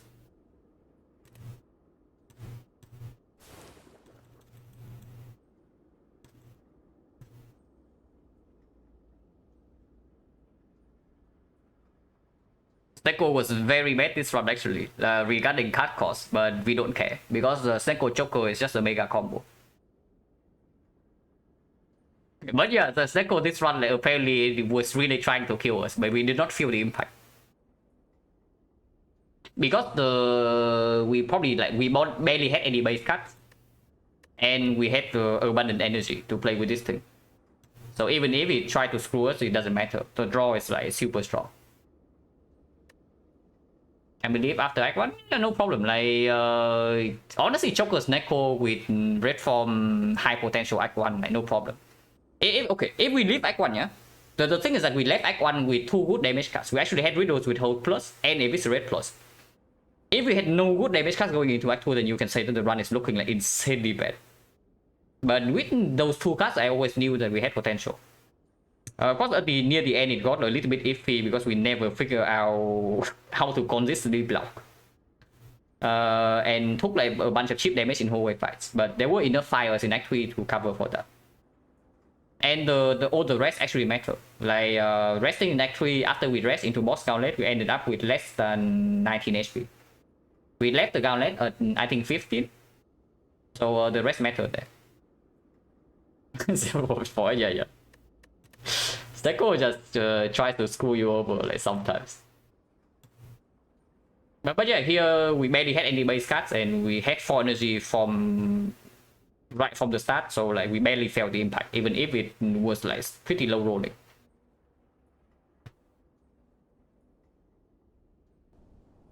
Now, so far second 50 is 4-0, so that's pretty nice. Yeah, that was some do after this. But I take a short break first. So I change the stream title before forget. 11.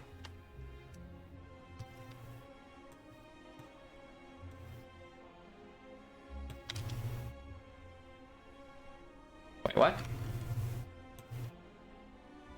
Oh, I copied the wrong line.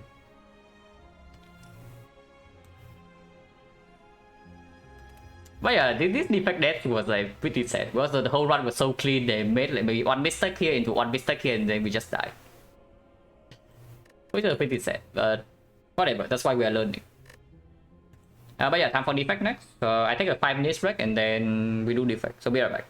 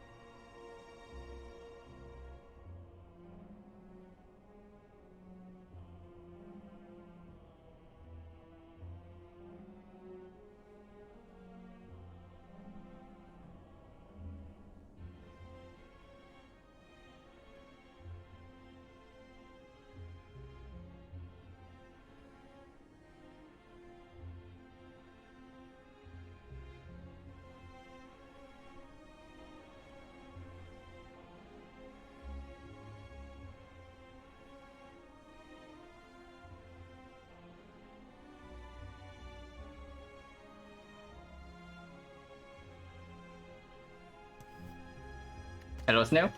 And Silent-1. Silent was a Joker swap, like fairly rough Act 1, somewhat rough Act 2, but we had like two red forms, and honestly that was enough for most of the run. We definitely had some trouble in Act 2 when, yeah, we had not removed enough cards. So sometimes we fail to draw to the red form and we only have 4 energy. But after Act 2, whenever we are in an elite fight, we have 5 energy with Snecko, even with Choco, like, it's still very, very strong. But yeah, time for defect. So hopefully no major misplays today, yeah. Because this was pretty sad.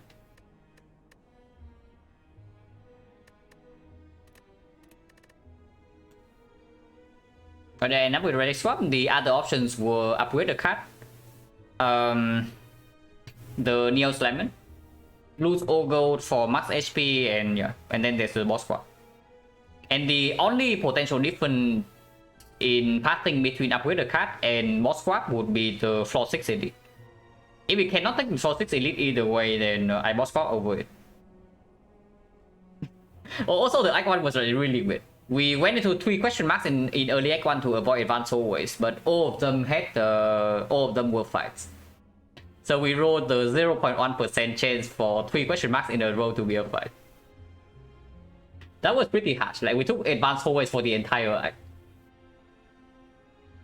What's the most notable thing about the fact I disagree with Terrence about? I would probably say that I think boss swap is stronger than what he gives it credits for. Is the main thing. But the other thing, I guess, maybe, I don't know. Because if you ask me about like coach for example or jobs, then I can say like very clearly that I do not nearly value focus as much as them. But I know that Terrence is a big fan of reprogram. So I don't know. Mostly it's probably just the boss swap. But even then, I don't really feel as strongly of boss swap as life coach. So honestly, not that much. But I disagree with Terrence's evaluation of defect. Is like fusion? I mean, I also like fusion. I just find it difficult to find a place to upgrade it. I hate fusion minus. I really like fusion plus, but I hate fusion minus. Unfortunately, it's like super heavy competition regarding which card to upgrade. But yeah, hopefully no big displays today, yeah. Hopefully no. Okay, a good option for once. This is almost another case of seeing the options and say, oh, swap, I guess. Very close. Like very close. But here it's probably always common relic, no matter where we go. Maximum 2 elites though, so depending on what this is, we can consider this floor 6 burning. That's still very dangerous, but we can consider it. This is good later, but it doesn't help that much against this elite. So like common? No, common is absolutely the strongest. I do think that common relic is slightly overrated on Silent. But on other characters, common relic is just super strong. Because it doesn't really cost you an early elite compared to other options. Even if it slightly breaks. But like common, no, I like common. I like common a lot. Because common is there, we do not have to resort in the always swap, I guess. Almost, yeah, it was almost boss swap because the other 2 options are absolute crap. Luckily, the common relic was there instead of something like max HP. My explaining what was agree with Terrence more, I wouldn't... Something like reprogram. Like lean away towards focus package like super early on. And lean more towards the draw consistency cycling package. And that actually works better with reprogram if you find a bunch of holograms. If you have like multiple holograms or even just an echo form, reprogram can already pop off. But for Frost Focus, you need some Frost Ops, you need some Op slots, and you need the Focus. And even then, you still need the draw consistency, otherwise Act 4 you get right. Way more punishing? No, reprogram is more lenient because you can always pivot away. You don't have to hard commit. You pick up reprogram early, at most you waste one upgrade on it, but then you can always turn away. You can always turn away. You just ignore it. You act as if you added a curse to your deck, and that's it. If you happen to pivot away, but if you pivot away, you better have like very good reasons to do so. On the other hand, yeah, you commit to focus and you cannot pivot away because now you pick like all the frost cards. You have already picked up the op slots and you have already picked up the focus. So like how do you pivot away? Let's say you pick like 2 out of 3, like you have op slots and you have focus, but you have no frost op. Can you pivot? Yeah, not really, because you already wasted 2 card picks and probably 2 upgrades on some useless cards. So now it's either find frost ops or die. That sort of thing. Reprogram, you pay, you commit it into 1 card, and then you are still flexible enough. But it's still like, honestly, reprogram, it's not like reprogram doesn't require anything. It still requires quite a lot to work. But the thing is that you pick the things that are good with reprogram naturally anyway. You pick like hologram, you pick equilibrium, you pick echo form. So it doesn't really change that much like how you play the early game. At least that's my take on it. But what does this Centennial Puzzle actually say? Honestly, I don't know. Like how strong is defense? Is defense strong enough to take this elite without potions? Because if defense is actually strong enough to take this elite without potions, I would never go to the shop here. If we are on Silent instead, I would probably go to this shop and then cry. Because the first elite is forced here. It's either floor 6 or floor 7. It's unavoidable. And Silent running into this without potion is, yeah, not a very good time. Yeah, it's also true. Like, go with the Ice Beam Cell, reasonable. Like, Compound Rival. Early game Sweeping Beam. A lot of cards are good.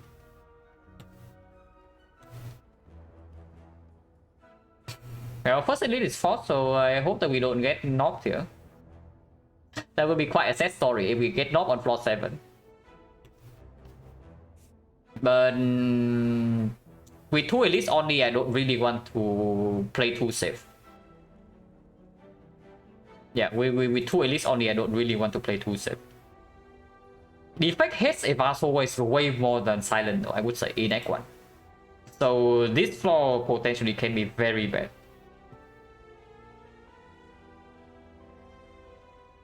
The question, enemy explosive? Yeah, your bomb goes off first. So you don't get damage by 30 damage from the exploder. Because what the sequencing in Spire is that you end your turn first, and then the enemy turn starts, and the bomb goes off at the end of your turn. And the explosive only happens at the start of the enemy's turn. So the bomb resolves first, and then the enemy explodes.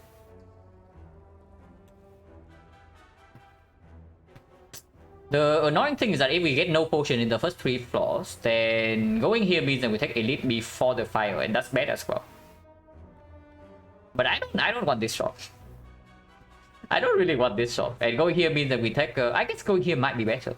Because it means that if we get no potions from here, and our cards are not good enough, so then we can maybe commit to this to find a potion. If not, I can go here and take 3 fights. So how's the rest of the act? Because if this is roughly the same as this, then we can go here anyway.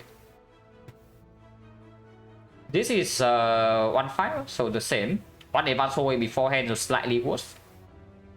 Afterwards, another fire into potential less shot to soul stun boss. So honestly, middle part is better afterwards. Yeah, middle part is better afterwards. Not by that much, but it is better. Burning Elite, yeah. I also like to take Burning Elite whenever possible, but this is floor 6 Burning Elite. I don't know like how strong we actually are to take the floor 6 Burning Elite if the initial card rewards are bad, because this can also not be opted out. Unless you are telling me that we want to start right side so that we have the option to go here. Now that I can see. That I can actually see. Because if we can take this suddenly, the right path is way better. And it is only marginally worse. And I don't know. I find that defect is not that scary slide boss normally.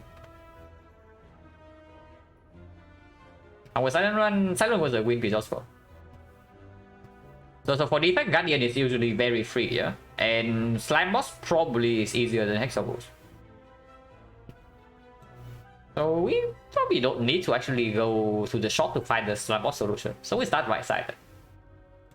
Yeah, we start the right side, because the floor 6, floor 7 elite is still the most dangerous thing in this side. So I want more flexibility here.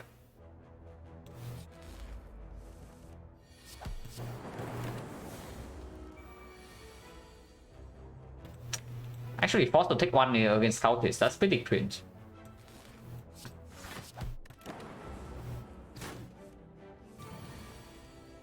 Okay, we can pretend that we took one to use a puzzle. 16 no potion. First card, I guess Compound Drive over Hologram. I mean Hologram has a better upgrade, but if we run into potential floor 7 knob, that's not very pretty. And actually Compound over Barrage.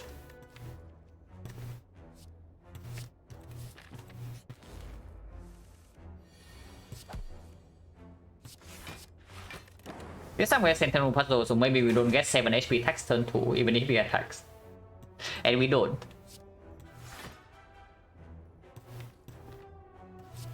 We might get 7 attacks, 7 HP attacks turn 3 though. It's a crazy thing. Like even now we can still take 7 for this thing.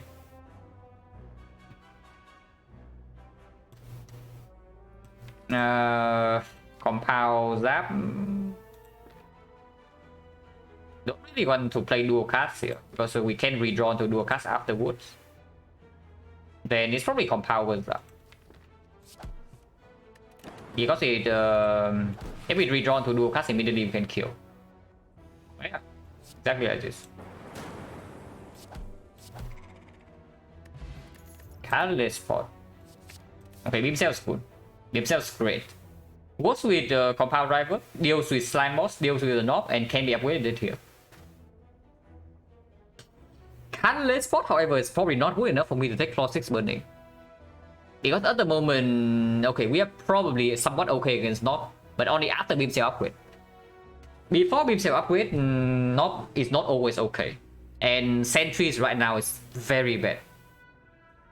We are currently very bad against sentries, and if we commit to this, we only take like no more card rewards. But this can single-handedly solve sentries, and I don't really want to see advanced forwards.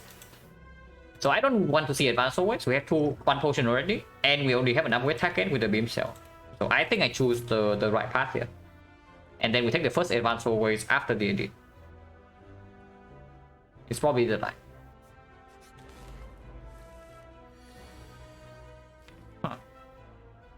Taking 7 next turn. Unless we can kill. Can we ever kill next turn? Beam Cell Strike here. This level 3 is a 28. 28. Dual cast. Double attack would kill. So yeah, there is a hand that gets lethal next turn.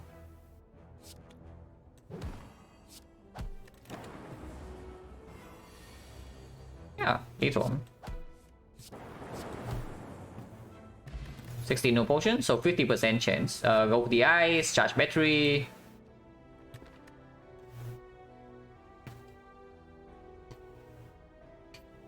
Charge battery is better against the Lagavulin. It's better if we don't get to upgrade. Probably slightly better against Slime Boss. Against the knob, absolutely go for the ice is better. Against sentries, it's debatable, because having go for the eye also allows us to play the Beam Cell, but not always on the correct target, because Beam Cell's go for the eye is not neutralized. The sentry needs to attack before we can actually strip artifact. What about Chaos? If we upgrade Beam Cell first and Chaos doesn't get an upgrade until here, but Chaos can solve the Slime Boss. It can also solve the Lagavulin instantly. It's better against the sentries compared to over the ice, but definitely not over the charge battery. Compound right now is like fairly mediocre, so it's only if we add the charge battery right here, our deck against Nob is just going to be Beam Cell plus maybe 5 strike. So it's kind of like a silent deck that starts with a trip. Yeah, it's kind of like a silent deck that starts with a trip, but also having a Blade Dance plus, Blade Dance, not plus. Honestly, that's okay with the Centennial Puzzle. Chaos Angie Ragmi, I mean, you can go to level 4 ops and then upgrade the card is just good.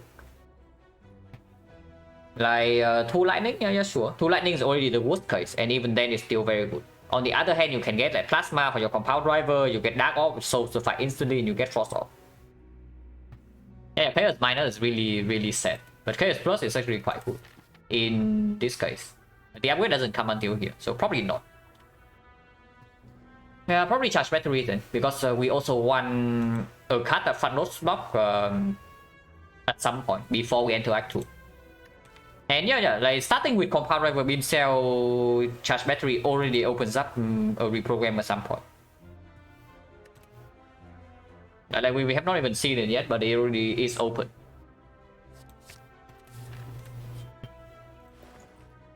This guy, at least you can buy FTL.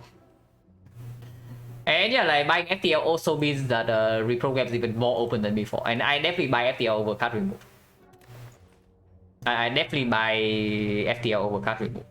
And it's definitely over the cool-headed. Reprogram is also right here, but I don't pay for it. It's too expensive to pay for because we also need to commit an upgrade on it. On the other hand, it's just mega performs with the beam cell. And honestly, and the puzzle as well. It's just good. Potion chance being 50, I don't really think we need a potion for this, unless it's a defensive potion. So maybe blood potion can be considered. It is slime boss and not hexagon, so HP does better, but defense also loves gold. Yeah, I don't see it. I don't see spending gold on this thing. We probably just leave. Upgrade? Yeah, absolutely. Yeah, any card that doesn't require upgrades on defect like goes way up in value because like so many things are competing for the upgrade already.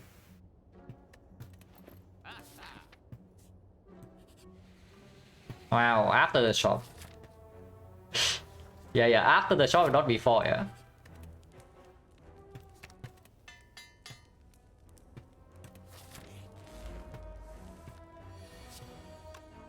Do I ever potion here? We do have Beam Cell Plus. Potion right now, even Panache we cannot play unless we draw exactly into Beam Cell. So honestly, no point. Yeah, no point doing it before.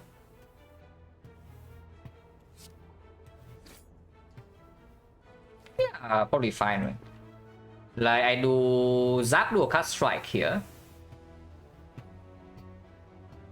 Yeah, Zap Dual Cast Strike here is 6 damage, 9 damage, 9 damage, 16, 25. 25 is at 59. 59 is 56, 56 is 53. We draw +1 here, so we draw 14. So we draw the whole thing here +5. Even with Beam Cell, even if Beam Cell is not drawn next turn. So we're actually, yeah, 1925. 25 for 59. 59, 59, 56, and then dual cast again is 40. 40, let's say this lands on turn 3 and not turn 2. Then it's only 10 damage. 1, 2, 3, we have 6. Yeah, 40 and we have 5 only actually. So 30 and we have 4. No, 30 and we have 5. So 5 attacks actually can do it. And we can always use this later. The only hit now would be the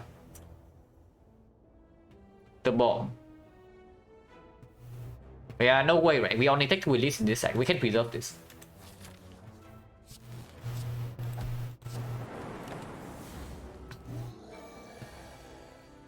That's kind of cringe. That's definitely giga cringe. Okay, maybe we can no longer preserve it.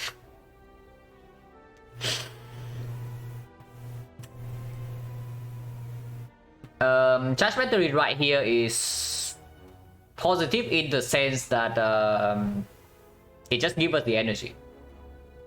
Next time we have 4 energy and we draw 8 cards. So Beam Cell double strike here and we can play maybe 2 more attacks. Let's say like compound and dual cards is probably the best draw. Then how much damage is that? So 10, 9, 9, 10, 9, 9, 28, 28, 32, 32, 48, 51. Well, interesting. 51 damage, you say? Yeah, the maximum amount of damage you have next turn is... Actually, no, we have more than that because of FTL. And yeah, if it's panic button, Dark Shackles, I want to see it next turn. Otherwise, honestly, I probably just take 28. Unless we also have the reach with the Dramatic Entrance or Swift Strike.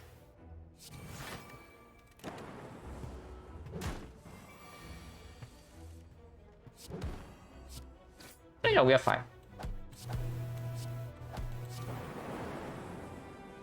Okay, FTL already paid off.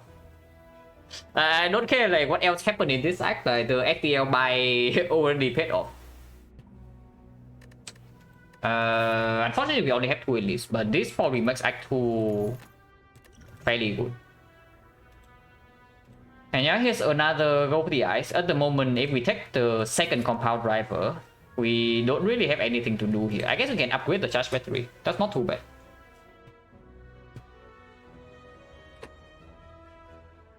Yeah, upgrading charge battery is not too bad either. Go for the ice. This side is either Lagavulin or the Sentries, and against Sentries it doesn't play. With the Slime Boss it doesn't play. Honestly, into Act 2 with Preserve Insect and the Beam Cell, I don't really want to weaken them, you know, I want to kill them.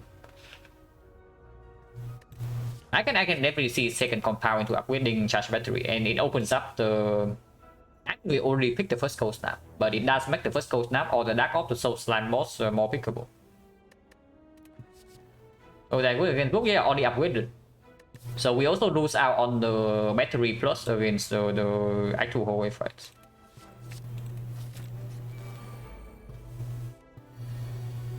Okay, dual cast for direction. I guess that's our direction. Taunt Spot kind of sucks. But Taunt Spot right here, does it ever make a difference? We draw 8 next turn, so let's say I do 23 right here. So Beam Cell plus compound is 14. 14 plus this. 14 plus this is 23 already, and we can lock with battery. So yeah, that's fine. We don't need to transpotion. 1, 2, 3, 4 fights. 4 fights and 2 potions, so 40%. Yeah, we can hold taunt.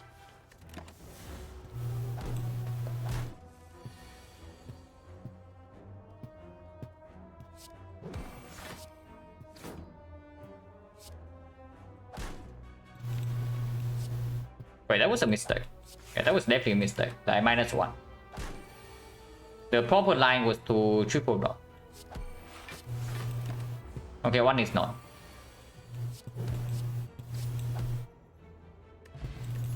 %. Loop is here. We don't care. At the moment, there's no Dark Orb, no Plasma, no Frost. And yeah, I guess we can upgrade battery over this crap. No focus either. Rebound, not interested. At the moment, there's nothing to actually rebound. There's a small combo with rebound into compound driver immediately for the 0 cost. but I don't like it. And we passed the knock already. Against the Lagavulin, I don't even want the rebound. Maybe I do. Against Lagavulin, like rebound, charge battery plus is quite cool. But we can do better than that. We can do better than that. Yeah, I don't want any of these.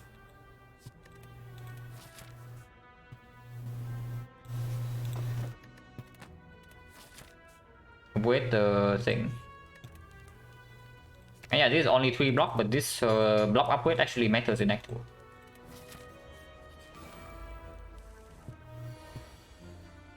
Do cast for direction. Yeah, that's our direction then. Take 7 or take 9. I guess we take 7. Potion chance at the moment is 50 and this potion is complete crap anyway, so I use this for 5 HP. But then I cannot actually strike this. If I strike this right now, we still have to take the 6 and then we take another +3 from this. So strike definitely goes here.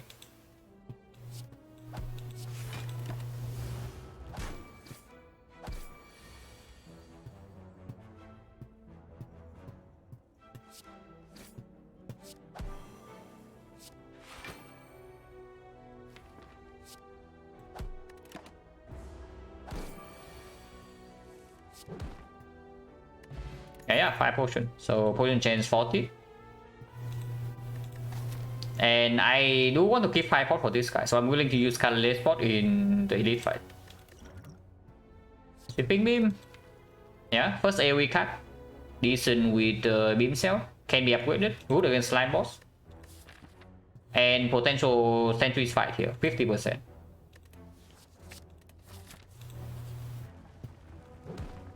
Taking damage here is probably still way too greedy. We still need some sort of HP against Slime Boss in case the draw doesn't go well. So probably not. If we are at 60 right now, I will click this damage. But only at 48, not interested. Because this can be life loss again. Like Scrap Ooze, Shining Light. We probably click this. And yeah, it is Sentries. Minus 10. Finesse is probably better than Master. Sweeping Beam is the weakest AoE card. Is it? You really think it's weaker than Cleave? You compare Cleave with Sweeping Beam? Or are you just talking about effect? Because if you compare Clip with Sweeping Beam, it's like 2 AoE damage plus 1 card draw, and 1 card draw usually is much stronger.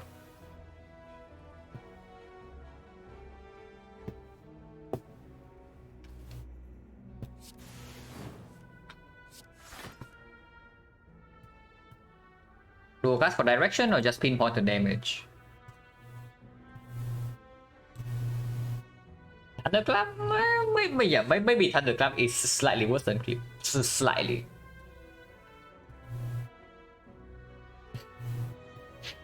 Thunderclap does have some utility, but the thing is that it's kind of difficult to find a position where the utility actually matters enough that you want to add a Thunderclap into your deck.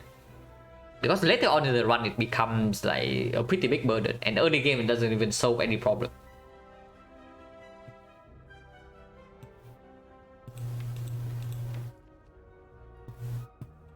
Combat Driver is probably better than Dual Cast, yeah.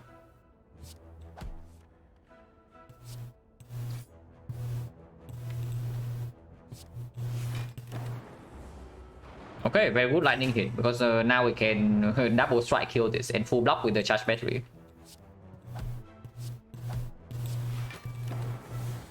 And yeah, battery upgrade only play, yeah, plus 3 HP. But sentry stacks coming in hot right now.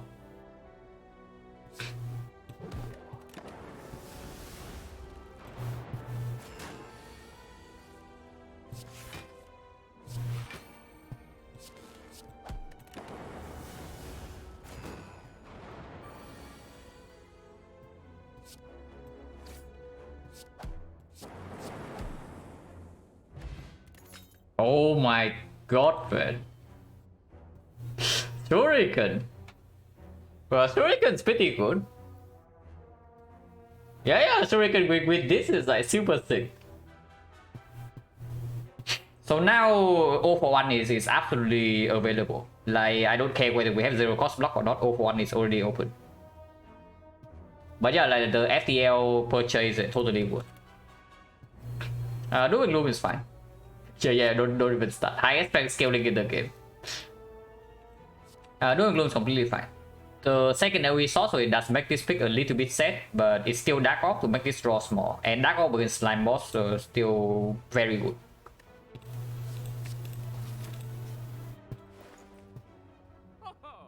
God. I want this Frozen Eye, guys, but... I want this Frozen Eye, but it's on sale. It's great and it's on sale. But I want this Frozen Eye. I probably take the on sale card. I cannot resist. Like, come on, we have Shuriken. I cannot actually resist this. But afterwards, we can take a card remove or buy the chill. I probably want to remove a strike. We have added like quite a lot of attacks. I mean, I don't know. Adding too many attacks is really a bad thing. When we do Shuriken and access to vulnerable. Not buying Frozen Eye, yeah. I mean, I don't know, because this thing is so much stronger later. It's not like FTL is weak later on, but immediate power in Act 2, like how much do we actually need that? FTL is way stronger in early Act 2, I have to say. But we already have the Preserve inside. The annoying thing is that I would actually pick a third FTL for free, so buying this right now doesn't mean anything. Chill has a lot of value with compound, only if we actually see focus. Yeah, FTL is pretty strong for us, it's true. And it's also true that we don't really need it now. Yeah, I guess. Like, if you are strong right now, we should be slightly more greedy. And it's not that the eye is weak either. The eye with the puzzle only plays, and the eye with the compound driver plays as well.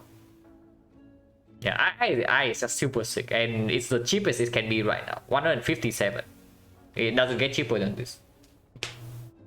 Even focus essentially replaces cell over transported. Yeah, it's chill is fine, but only if you don't really evoke the force off. But it is still good. Of course it's good, but it does also cost us 88 gold. Before I buy chill, I probably take cut remove. But yeah, we probably buy the eye. What's the fish railing? Whenever you add the card to your deck, gain 9 gold. Pretty bad railing, but can be clutched like occasionally. Because we do have golden idol.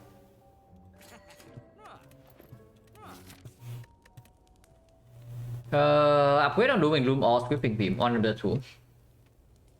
Honestly, it's the beam, right? The Dark Orb is not super mega urgent, and we do have the Shuriken and the Frozen Eye. So, with the Frozen Eye to activate Shuriken, the beam is probably played more often, is what I would say. And we don't need that much AoE. Yeah, it's probably Doom over Dooming, the beam over Doom and Doom.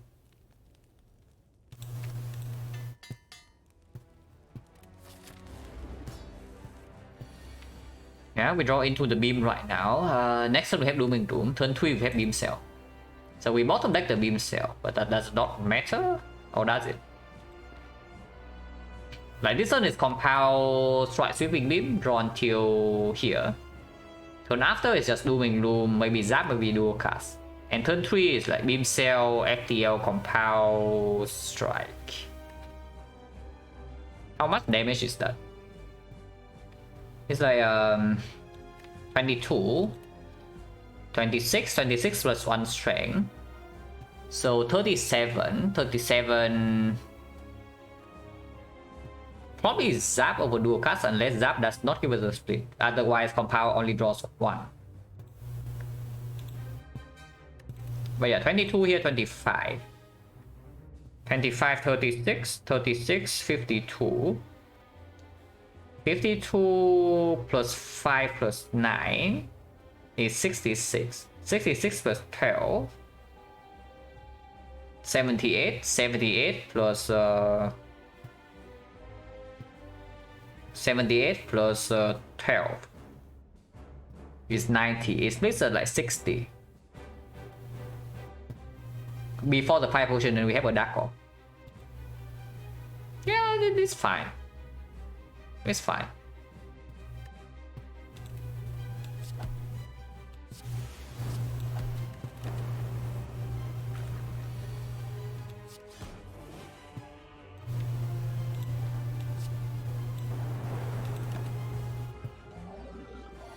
This way also rotates the dark orb in front.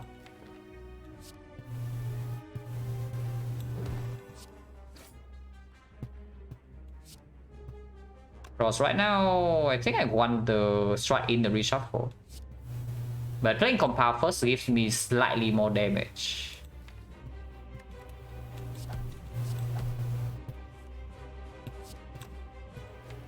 I guess we do this then.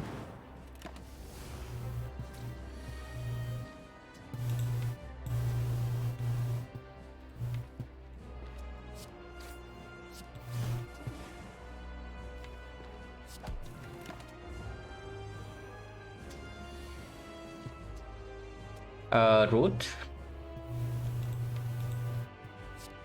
So I guess we take minus 12.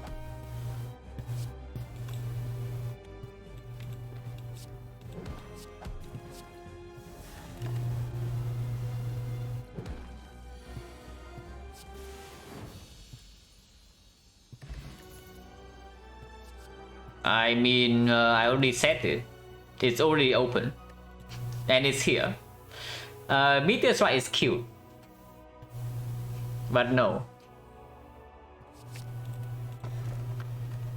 Fusion Hammer, Ectoplasm. Ectoplasm, yeah, no. No thanks. Fusion Hammer, very slightly weird. It's kind of free energy right now, but okay, damage is already solved here. Our damage is completely solved. But we will have trouble like scaling defense with potentially with the Fusion Hammer. We are going to have a lot of relics though, because I would say the Act 2 we go maximum elite. How much does energy actually play? We've got the back right here plus 40 damage potion. Like the back with the Ornithopter is something. And then we have fire potion only sold one elite. Energy at the moment doesn't even play that much. I mean, I guess not. We do have Doom and Gloom plus Compound Dragon draws 2. And Centennial Puzzle draws 8, so energy always plays. Yeah, I am slightly worried about Fusion Hammer later, but right now there's no downside. Yeah, right now there's no downside. And I guess that's a problem for futures. Always play, yeah. Energy probably always can always play with the eye as well. Okay, we are the elites. We fight all of them. There are only 3, but we can take the burning elite with the triple elite path. So I guess we do that. First elite is after the fire, but that's fine because we do take advance always. I do not want the shock. So we take some advance always, and here we can decide whether we need the shop or not. Rest here, into elite here, into chest here, and into hopefully second elite here. And then here, if we need rest again, we can go here. Otherwise, take late question mark. So like no problem, yeah. If we get completely wrecked in this fight, then maybe we can go here. But hopefully not. And this part is complete nonsense, so let's not. Okay, I guess 4 energy already played. Doom and Gloom Compound draws 2, and then Strike or Charge Battery. Next turn is like this. Compound draw 2 again, FTL draws 1, Beam Cell draw 1. So we cannot get to 0 for 1 on turn 2. Energy wise, we have 4 energy next turn. So 1 here, 2 here, 3 here, 4 here. Take 1 damage, and turn 3 we kill. Sure.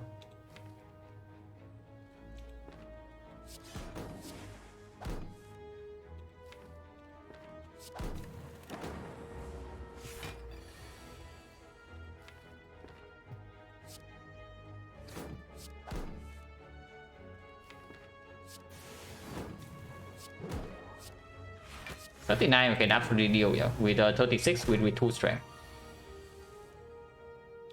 At least I hope so. Yeah, we can.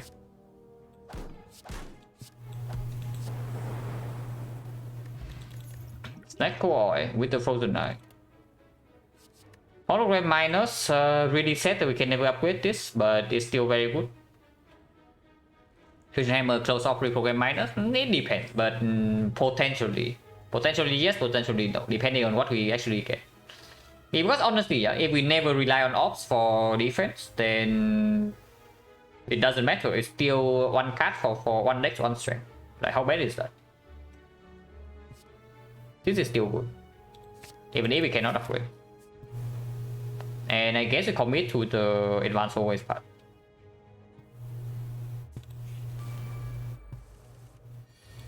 This all for one is like really not cooperating, but I can see Stick Ore immediately. Works with the all for one as well.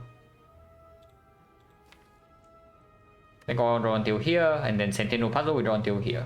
And I can do Hologram on 0 cost or the all for one. We draw until the FT, we FT out until here, Sweeping Beam until here, and then we can continue. Almost infinite, but not really.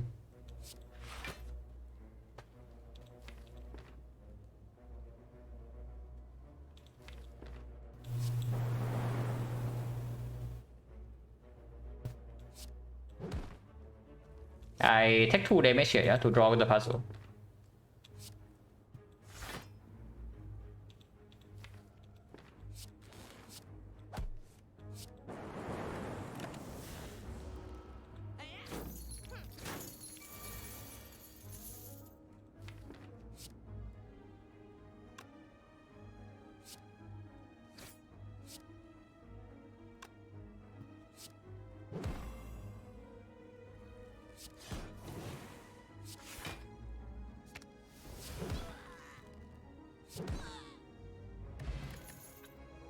Okay, it's back. But as you can see, like, we do have 0 for 1, so this potion is not as awful as usual. And I guess with the Ornithopter and the Fusion Hammer, self-repair is not as necessary. On the other hand, go for the eyes, 0 for 1 Shuriken.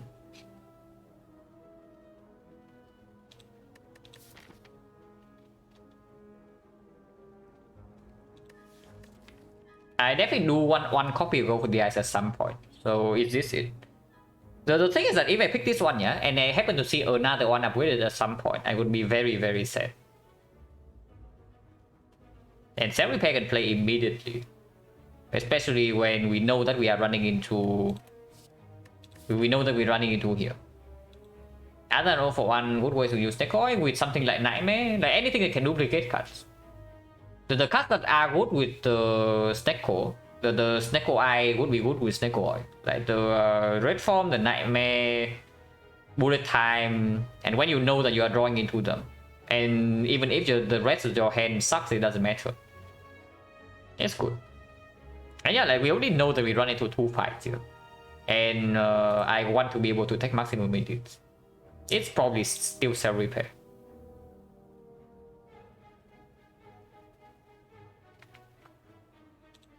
Avoid fires? Yeah, absolutely. I mean, we only had to go to 1 fire though. And then that's the thing. If we don't actually need to go here and rest, and if the difference between that is the self-repair pick here, and then we can get late event in Act 2. And that might be the Colosseum right here waiting for us.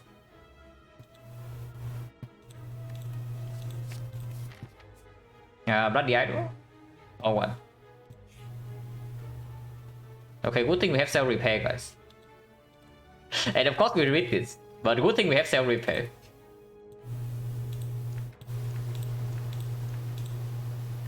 And Tredian. Not the best thing here.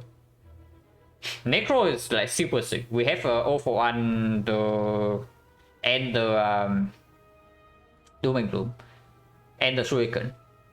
The Neuris with Fusion Hammer is absolutely a combo as well. especially with the Frozen Eye. And Gradient is fine, I guess. It's not bad, it's not super good.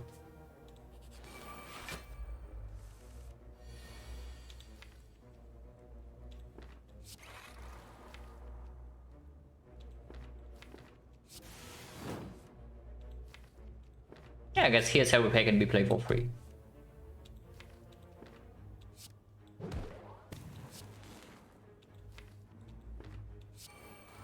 Next turn we can Snake Oil again after playing FDL.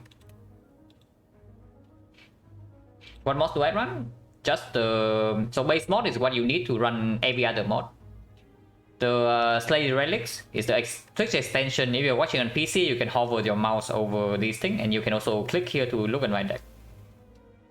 Then there's the Relic stat that works in conjunction with the Slay Relics to see some stats right here, like Shuriken. Strength gain in combat, floor of 10 per turn and whatnot. And the last one is like Run History Plus. It gives you more details in the Run History screen. I believe all of these are in the, on the team workshop. So if you want them, you can also just get them. Yeah, we can Snake Oil next turn.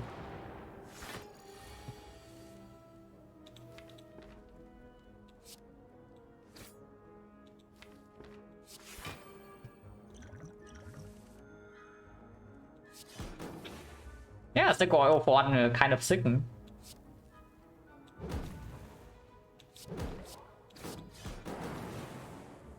This guy is actually just dead, right?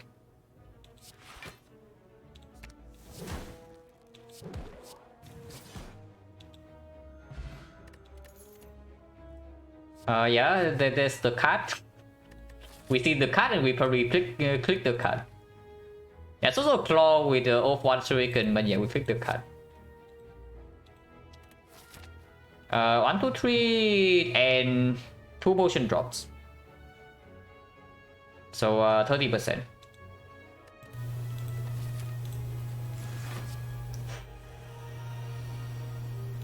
Okay, good thing we have self repair, guys. Good thing that we do have self repair. Draw until here, compile can draw next turn FDL. Mystic Claw, yeah, unfortunate.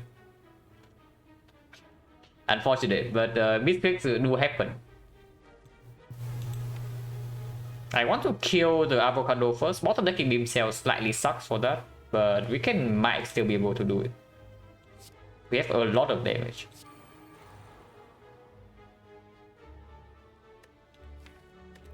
Nothing actually matters unless I actually hit this guy though. So I guess I still hit him. Before I waste damage, I still hit this guy. But he might... Okay, this guy actually died to the random AoE damage that I deal though. So I have to take the vulnerable at some point. Maybe it's okay. We do have a force rest coming here. Ouch.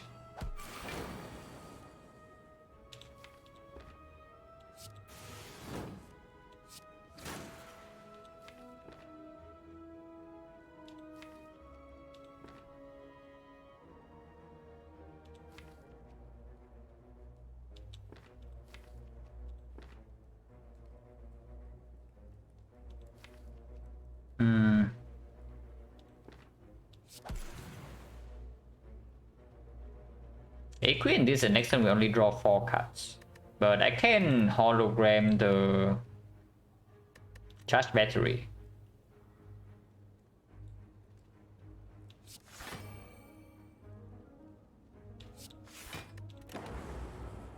But this guy is actually just freaking dead.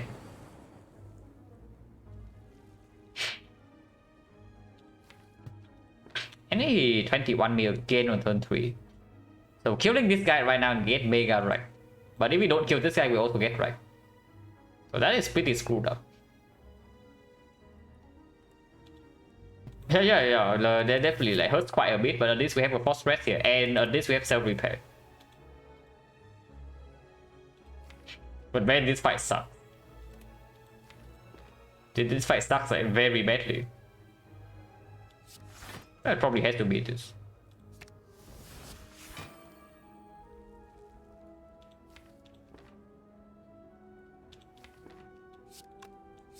And I guess we just take 22 then. 19.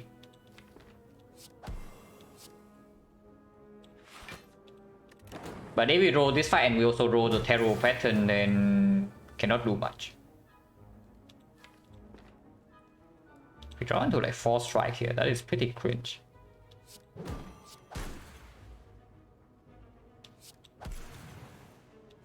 I can firepower to kill this right now, otherwise I take another 10. And yeah, we do have preserve insight against elite, so and if we draw well, our damage is enough. I do not want to take another 10 here. We just kill here.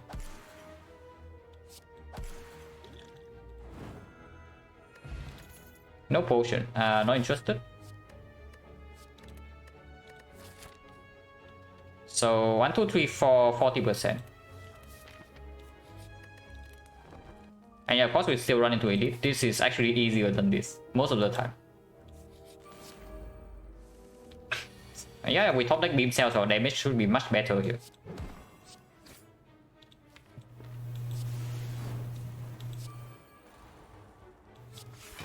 Take 1 intentionally, and that's very good.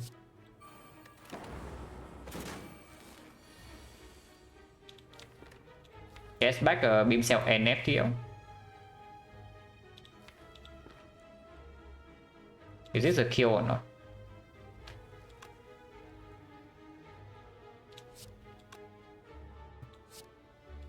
$26 and FTL can still draw, but we have no energy for the Doom and Gloom. So 26 and then 9, so 35. 35 into the beam cell is 2 strength. Is that's not enough. We need like 1 more energy here.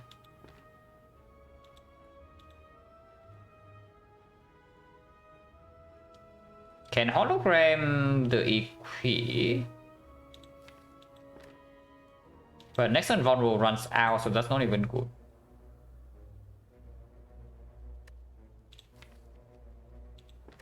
Taking like 11 here. What?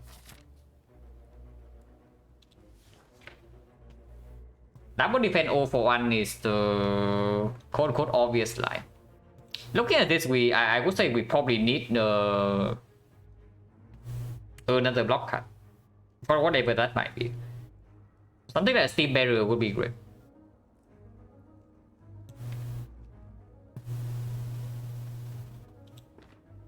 The robot needs to be played this turn. And yeah, I guess it's double defense 0 for 1 then. This is 12. Yeah, 12, 10, 16 is 38. 38, yeah, and definitely not enough for lethal this turn. What do you think about King Eternal Fighter Act 2 trying to cut deck apparition 33 max HP? If you are really strong, then sure. If you are not strong enough, then no. Eternal Feather is going to be useful no matter what into, for example, Act 4. And then late Act 3 as well. Because when you go into boss count in Act 3, yeah, you don't really want to use your potions that you save up for Act 4. So if you don't have Eternal Feather, you enter the fight with like very low HP. With Eternal Feather, you always have full HP going into boss gauntlet.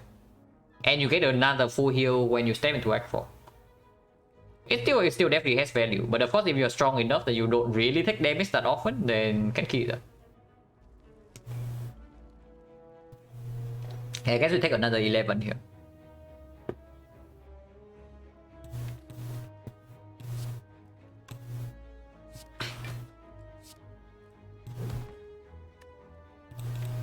Do I want to draw this Doom and Gloom now or not? If I draw the Doom and Gloom right now, next turn is this. And I guess that's fine.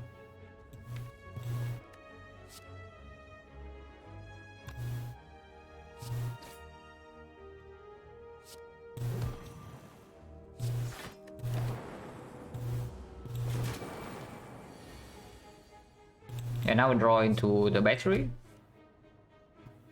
Can take another 4, and that should be it, because like drawing into lethal right now is very unlikely.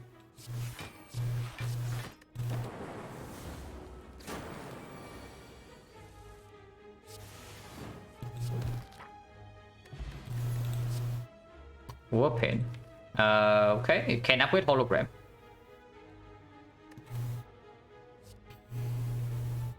And it definitely makes the the warpaint definitely makes the our front load block slightly better. If it hits the Zap dual cast, also works with the 041. There's the reboot with the Frozen Eye, which is fairly strong. We can never upgrade this, but it can be pulled back with the 041. It isn't kind of probably not overclock. Like overclock minus not good enough without the medkit. And of course it's surprisingly decent here with the 041 and the Shuriken. But I don't think we pick reboot out of these three. And I do think reboot is better than skip with the eye. And reboot can be upgraded. I pick reboot before that because it's a good upgrade. Okay, hologram upgrade is great.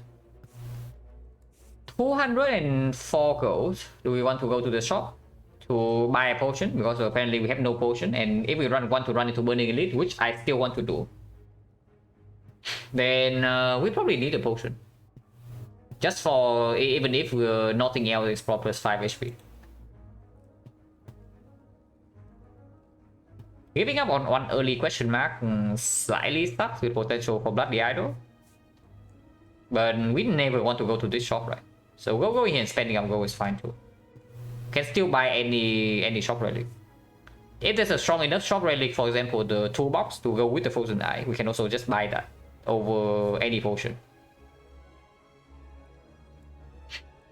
Prime donation, thank you very much to for the Prime sub and for living up to your name. Appreciate it a lot. And thank you for the Prime donation.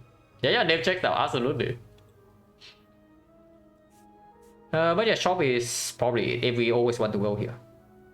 It would be really sad we see strong shop relic, a strong shop relic with a wood potion, and I still buy the shop relic, and then we still have a chance to die here. But hopefully not. And they got 6 months of free Twitch Prime purchase, donating free second account. Thank you very much, Savvy. That's very kind of you, and thank you.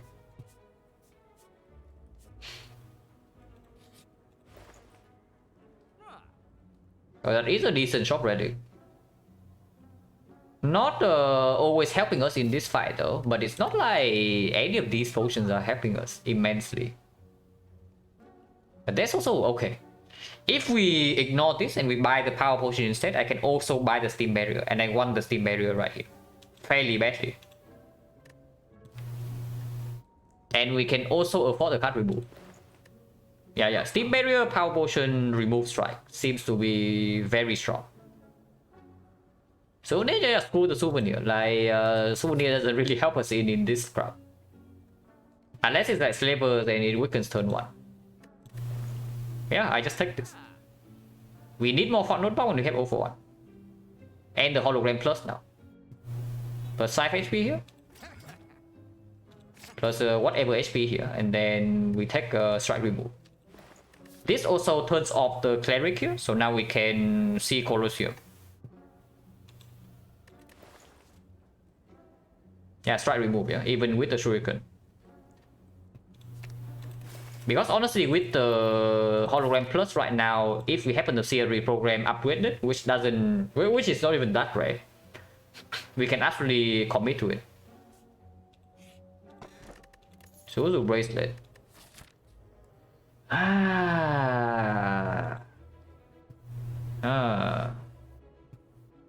Skibble strike remove, we don't have the energy to take advantage of that yet. You can also see the fight just now against the book, like we do have like some energy constraints for sure, and we only have 2 compound rivals. Front load draw, we have the Sentinel puzzle and 2 compound rivals. And we actually just don't have the energy to play the cards in our hand. But it feels risky. You don't think this is a risk? This is burning elite with a potion and preserve insect, and this is a freaking advanced hallway. Like, did you see like how much damage we took in this fight compared to this fight? And this is a fight with fire potion use, yeah. This is a fight with fire potion use, and this is the elite with no potion use.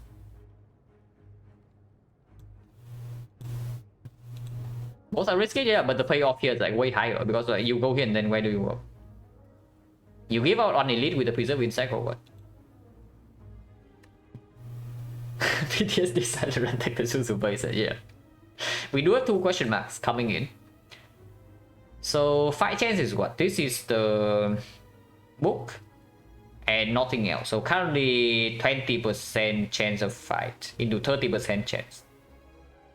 Trading for 1 rally. We are no way, man. No way.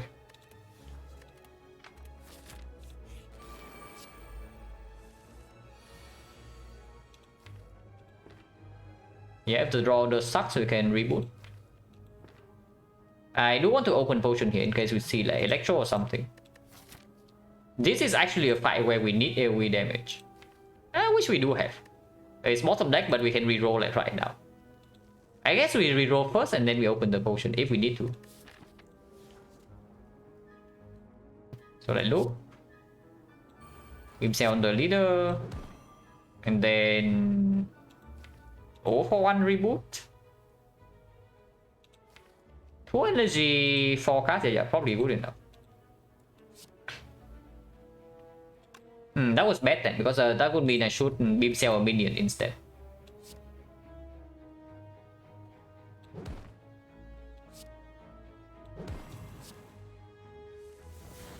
Yeah, sweeping beam.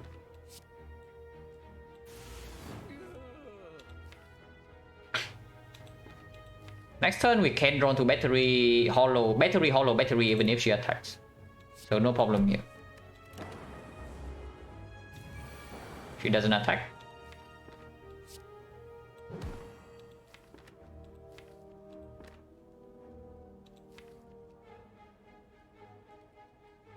So I guess we do hologram on the compound, and then next turn we can draw until here.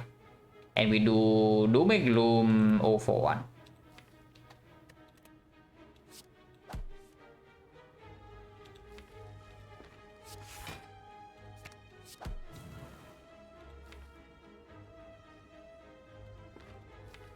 Yeah, we just do Doom and Gloom 0-for-1, and that does not actually kill. If I also play the strike here, if I also play the strike here, goes to 38. 38 is 35. 35 is 40. 40, and we had 2 strength. So this is 12. 12 is 18. Yeah, it actually kills. Yeah, it kills. It kills.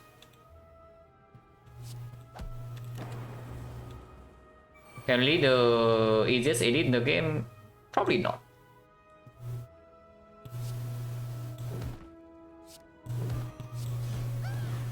I would probably say the boot exactly what we need. It's probably giant head over sentries. So like giant head into sentries, and then maybe it's the leader.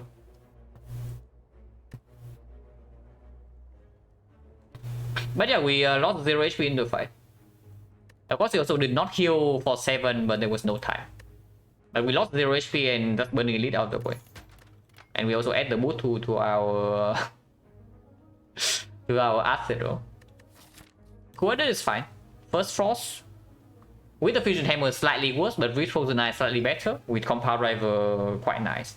And it does open up a potential turbo or aggregate pick now, even with the Fusion Hammer. No need to go here and rest, right? We are at 40 HP and this is still preserved in Sack Elites. And this is late question mark Act 2. So we go here for Colosseum. That is not Colosseum, but it's also very good. Man, the Clockwork Souvenir. Clockwork Souvenir was like actually 3 strength all along. So I was buying a fully charged Giria. But I did not know at the time. But yeah, we have shuriken, so the mood only plays in the mood only plays in Nemesis. Mutations okay. Why do you like mutations over transform too? Because I see some absolute garbage that can get out of our deck like right about now. Transform Zap Strike, yeah? I still keep defense in case we save a deck spot or we get into reprogram plus later on. Mutation's value definitely goes down in front of this guy. Front load against this guy does not matter that much. And mutation's value goes down because we only have one elite left in the act. I'm okay with compound. Is it really? We don't really channel a lot of ops, you know. And when do we actually get rid of this thing? The lightning off from Quackcore. Upgrade exam, we have fusion hammer, so it's impossible.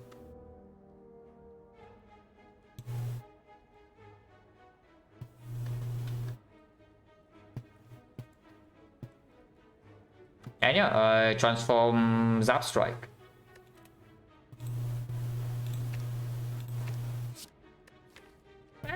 This is very good. This is a little bit iffy, but maybe it can amount to something.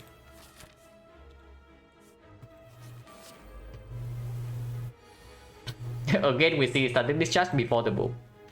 So that's interesting. Go ahead and reboot.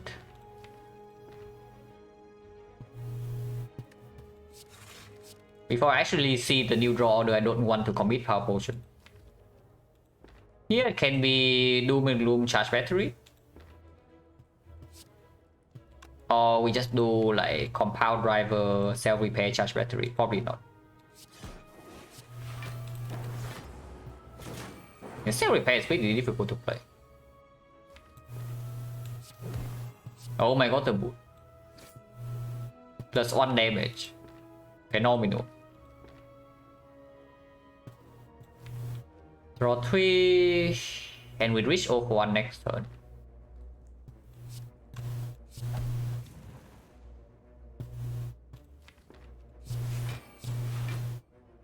This is full block, huh? Exact full block.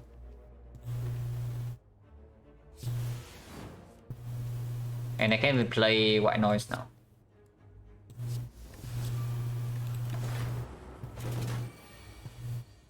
Stack. Just in time, I guess.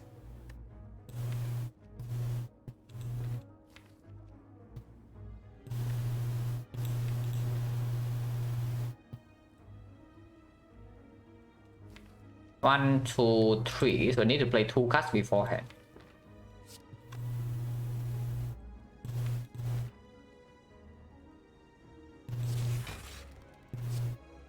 Actually, no. That okay, that was stupid. Okay, that was bad. That was very bad. Maybe it's not that bad because next turn we do have to do a cast with a Dark Orb. Actually, it's fine. Yeah, it's fine. It's fine. Can even do something like this. The Giga Grid.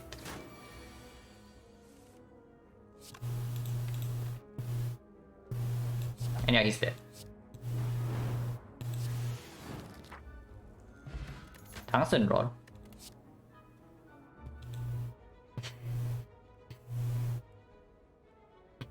Well, we have Fusion Hammer.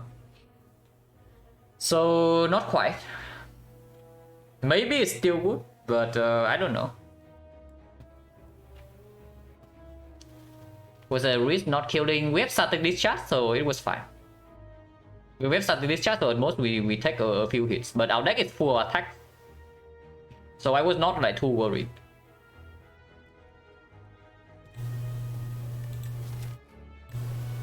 Second charge battery, not that strong. It gets slightly stronger with double equilibrium, but it's not that good. The effect minus is very sad, and we have exactly 1 fossil. Not interested, yeah. Honestly, not interested in this crap, and probably it's never this. It's never this. It's never this. So it's only battery or skip. Defect, yeah. Technically, if we get a defect from here, then we get the defect plus. But defect plus not even strong. We have like exactly one frost. Most of our block right now is coming from like battery plus, team barrier and whatnot. I don't mind another battery because we do have like a decent amount of draw with this now. Compound driver is like kind of draw 3, and double EQ also plays with the energy. Also instantly enables dexterity potion at some point as our block scaling for later on. I don't mind this.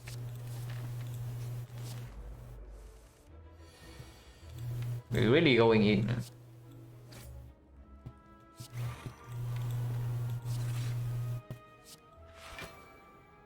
I think that we are also going in.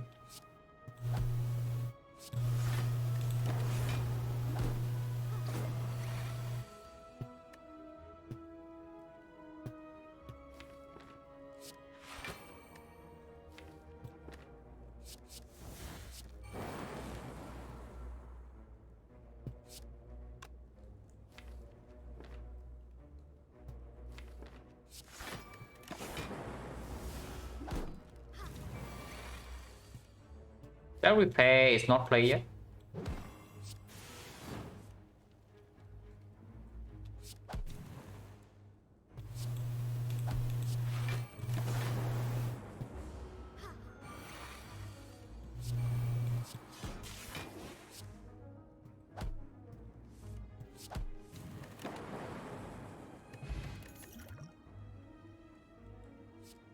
Not interested.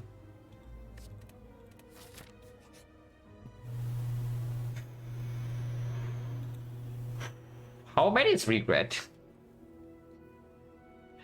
Really bad with the Nintendo puzzle. Extremely bad with double equilibrium. But this is so much gold.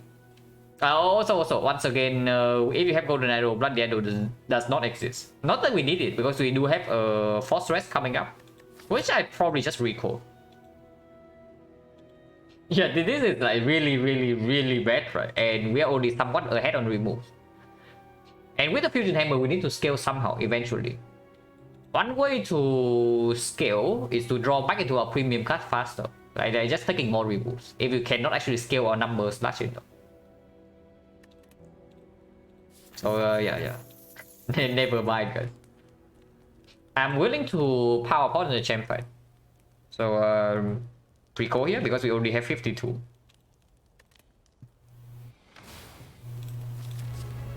Oh. Well, maybe champ is dead. Just a slight maybe. I just have this feeling that the champ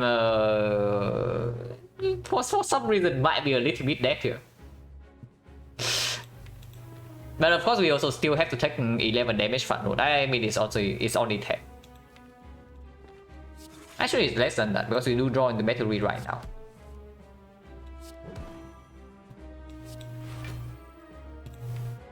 Dragon can be stacked later, so I just block.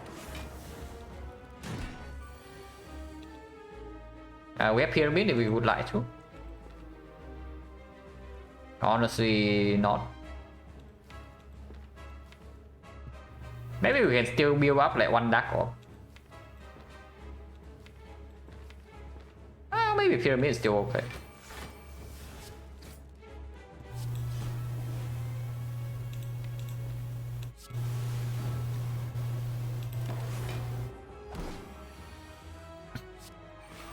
Still retaining.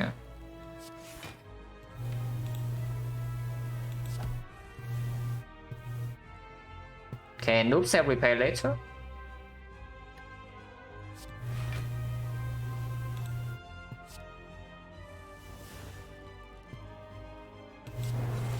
Okay, 2 frost and a dark is probably the configuration we want to have. Even if it means that compound only draws 2, doesn't really matter.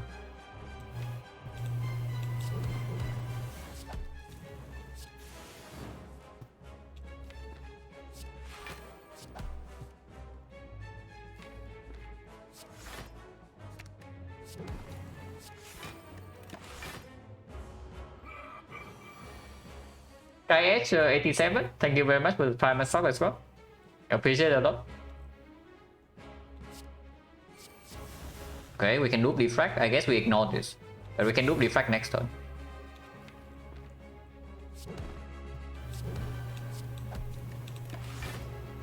Ouch.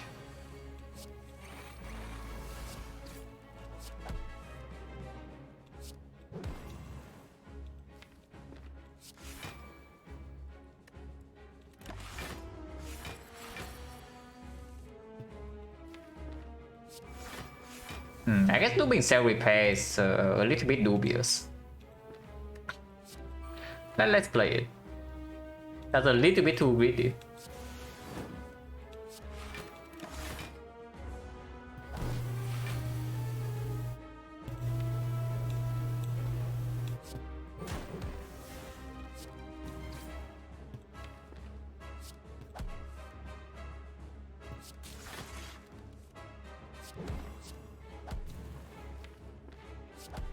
He's dead.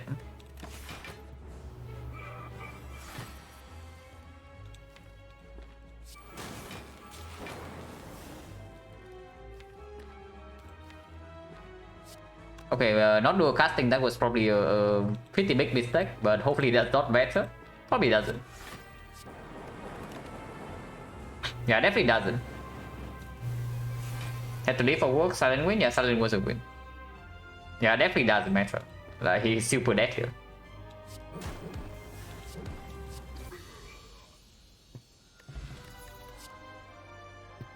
Meteor Strike. At the moment, can only be played with the charge battery. But we do have two of them. Thick is very nice. So the of course Thick is like very good with a deck with the 0-for-1. 0-for-1 hologram equilibrium. Thick is very powerful. But Thick cannot be upgraded. And at the moment our deck is potentially lacking output. Do we ever pick a XecnaR here after Meteor? I mean, we do have 0-for-1 hologram, so the answer is probably yes. Does make the compound driver slightly weird, but not really. If we have no way to actually reduce its cost or get a burst amount of energy though, it's not going to play that much. But at some point we need to scale. At some point we actually need to scale. Damage wise we are no problem, but this cannot block against the Act 4 right now. Even against Act 3 really difficult.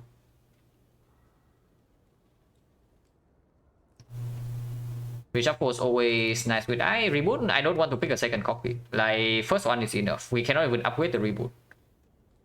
And reboot has the sick has the problem that first of all we cannot upgrade, and secondly it doesn't really increase the next maximum output.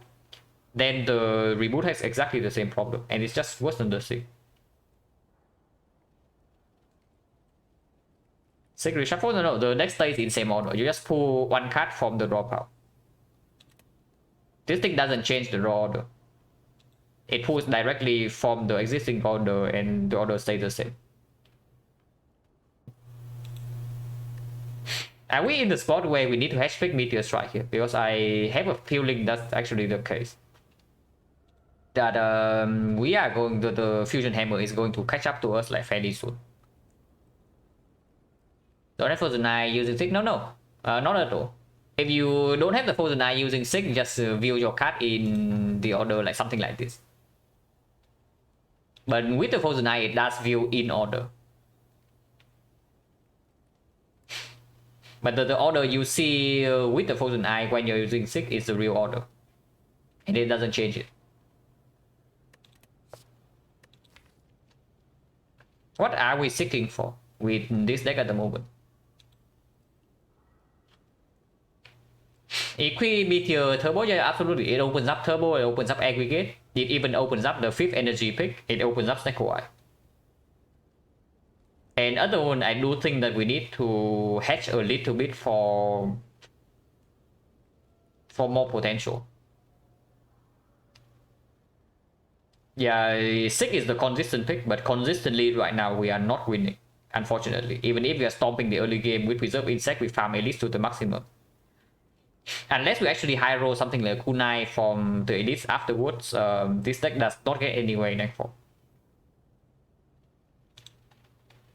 And Meteor is definitely one of the ways we can do that. We can even pick something like Enlightenment from Sensory Stone or from the shop. And yeah, 0-for-1 Enlightenment with the Meteor Strike. Absolutely something that can make this deck pop off. And with the Tungsten Rod, we can even try to kill the hut quickly. Like, we barely take any damage from medium death, and we can try to burst it down with Shuriken Vulnerable. Somehow. We still need to block for cycle, and I don't know how yet. But I guess that's a problem for futures. Aimless Screw probably stronger than Strength Pot with the Frozen Eye. Wow, exactly what we need. Exactly what we need and exactly what we need.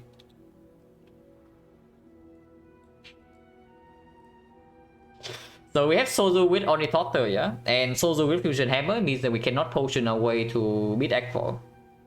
We have a Choker with 0-for-1 and Shuriken. And then we have the Philo Stone with a deck that cannot scale defense at the moment. Now that is very bad. But with Meteor Strike in the deck, Philo Stone is still probably better than Skip. Choker is completely unpickable here. Like, no. Before I click Choker, I click Skip. So does Philo Stone kill us more often than Sozu? Because at the moment, the thing we are most scared of right now is Act 4, and Philo Stone is exceptionally bad in Act 4. Trust in Tungsten? What do you mean Trust in Tungsten? It doesn't have any interaction. Like, the thing is exactly the same. Like, what do you mean Trust in Tungsten? Okay, if you say that we get Tori in Act 3, then sure. Tungsten Rod actually matters there. If you have Tori with the Tungsten and then the Philo Stone is free. At the moment, you don't have that, of course. Skip with the Meteor Strike in the deck, there's no way skip. Like, and I do think that Philo Stone kills less often than Sozu. So it's probably Philo Stone. I don't think... okay, Philo Stone is very bad here, yeah. But it's not bad enough to skip with Meteor Strike on the table. Meteor Strike can open us up to something like very, very silly. If we can play consistently.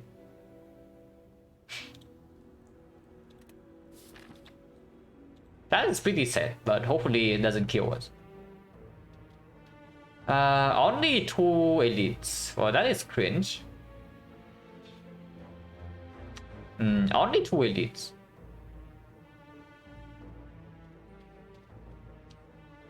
We need relic solution here, but apparently we just don't. We don't get to fight the elites.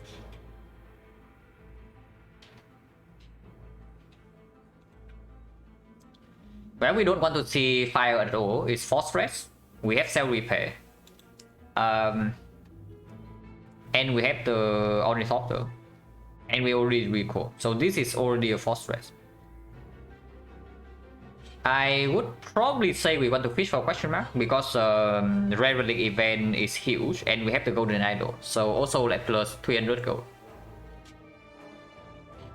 So we want to see Mind Bloom, we want to see Orc Walkers, we want to see more ahead. Rare Relic is very strong, yeah. It has some insane outs right now. The Tori, the Incense Burner. Helix, not good enough, but maybe Captain's Wheel can be fine. Pocket Watch is good, but it's not good enough to win the run. But Upgrade O at the moment. Okay, potential Upgrade O in Mind Bloom might actually mean that I pick up Reprogram Minus here if I see it. Question mark or hallway? It's definitely question mark. Like Rare Relic events have insane outs. And with the Fusion Hammer, the card rewards that actually bail us out are not they are not very common. So it's probably double fight into triple question mark. Edit here. Into depending on whether we see more ahead here or not, yeah. I can maybe go to shop here into double shop. But if not, we just take triple hallway fight here into another hallway fight, into elite, into late shop, into late question mark, into force rest. And that's the end. This way, going this way, if we happen to see wing woods from the question marks early, we can still pivot away. Yeah, this is fine.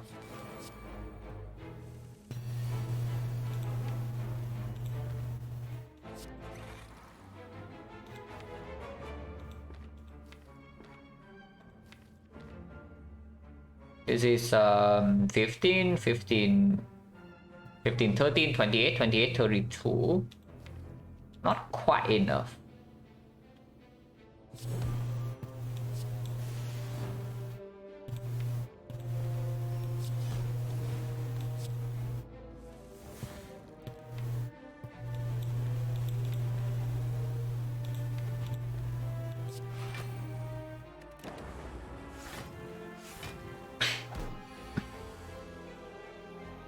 Yeah, can actually be mount the bloom moment, for sure.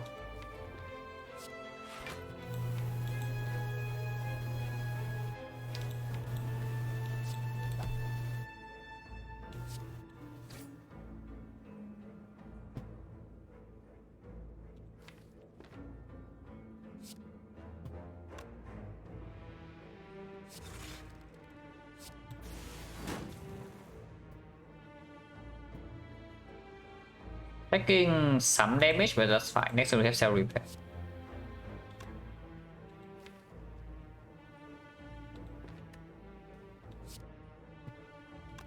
FTL is 8 damage here, so it actually killed this. Actually, no, it's 7 damage only. So 1 off. I guess doom and gloom that over a hologram for the sweeping beam. Yeah, hologram for the beam actually kills.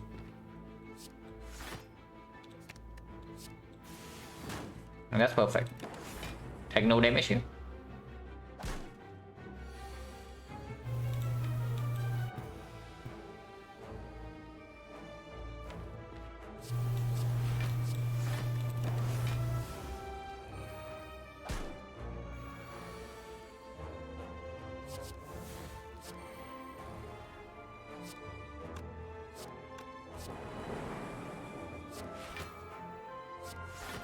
I've only played cell repair though.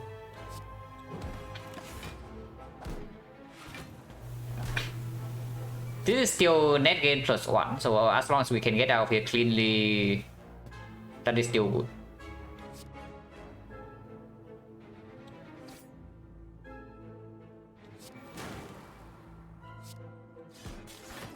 And we can.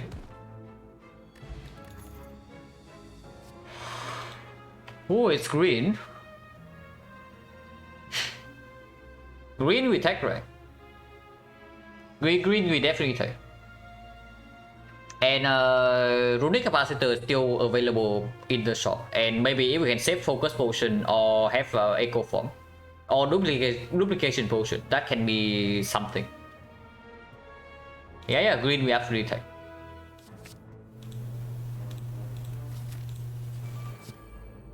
Actually, in this fight seems good.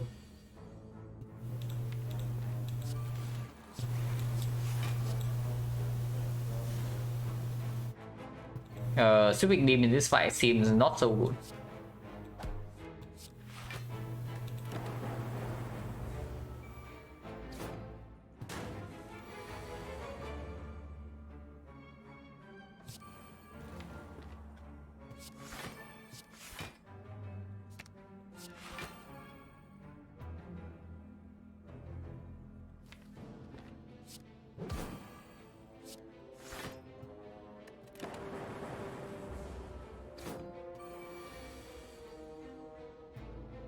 If we start taking force field, we can already pick force field. We have the ingredient and we have the cell repair, we have the white noise, we have deflect plus.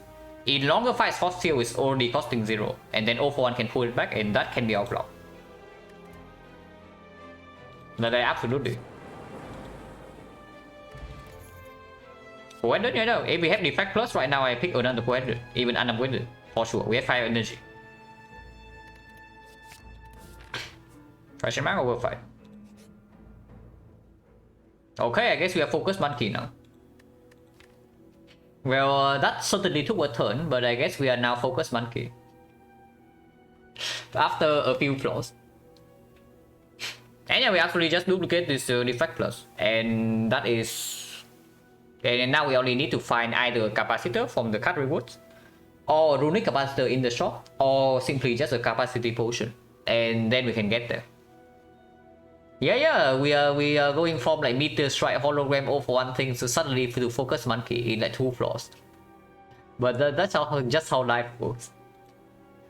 We can also duplicate the hologram, but with the current amount of scaling in the deck right now, I want a second defrag. If we only have a reprogram in the deck, I would actually just pick the hologram duplicate here, but we don't. It's simply not good enough. Loop plus, yeah, Loop plus is like 2 slots. It's absolutely fine. And we can just play triple frost off in the hard fight and everything else committed to damage with Shuriken 0 for 1. But here we are just focus monkey. This is still 20% fight. 80% fight, 20% shop, and if it's shop, it's like whatever. Shop is still good here. So we take question mark, yeah? Because I want to see a real event here. Also, ingredient and white noise can give us off slots or echo form. Can always happen. Yeah, like right here.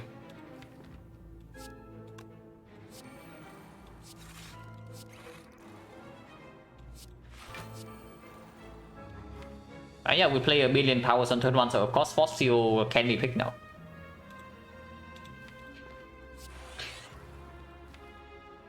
That might not actually be good to play. Ingredient, yeah, ingredient is always echo form into 2 box always apotheosis. It's true. Like, just be a good player and that will happen. That's just the spy testing whether you are a good player or not.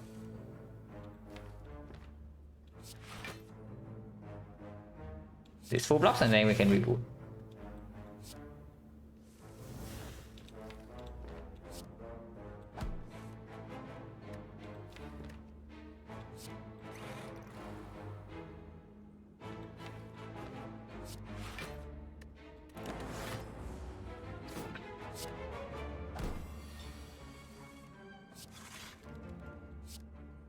Now I want a second hologram. Yeah, now I absolutely want a second hologram. To fill the slots faster.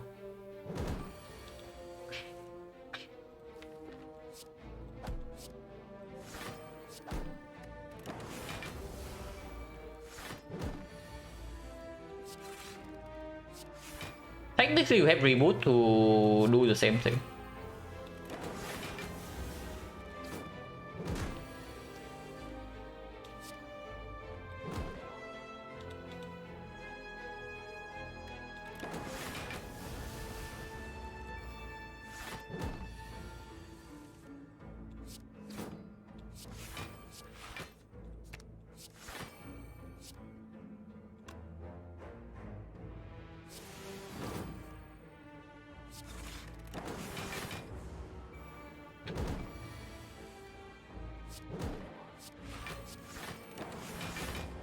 This side will take a while. Maybe not. We can do this.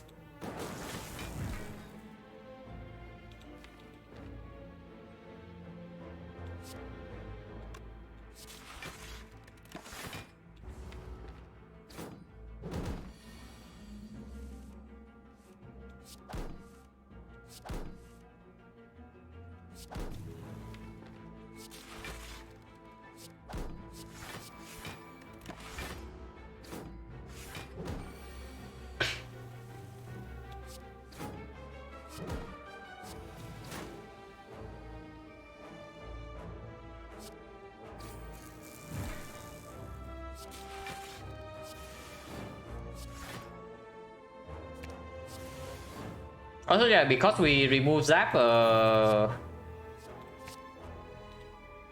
because we remove the Zap, the only lightning off we have right now is the Crack Core. But at least we have access to Plasma and Dark, the compound driver is not that sad. Dexterity Potion actually very strong. Actually very, very strong.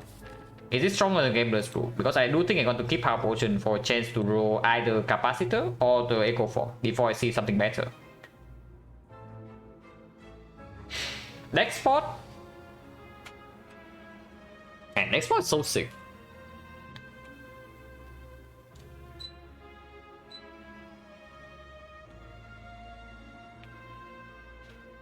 Gambler's Rule with Frozen Eye though, like come on. Probably not yet, right? Yeah, after we get like 3 Frost cards right now, after 2 defects, we probably can lean towards can lean away from the dexterity a little bit. This is like so insanely strong. Silent for defect, yeah, absolutely. Like on Silent it's more obvious, but honestly, yeah, the next one on defect is ridiculously strong as well into Act 4. But here with the Frozen Eye, probably we keep this. Transformer card. Strike transform then? Or is it like defense transform now? It's probably still strike.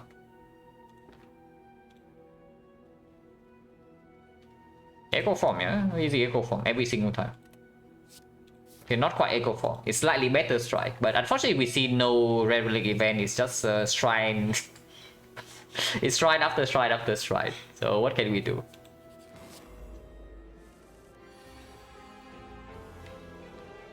What can we do indeed?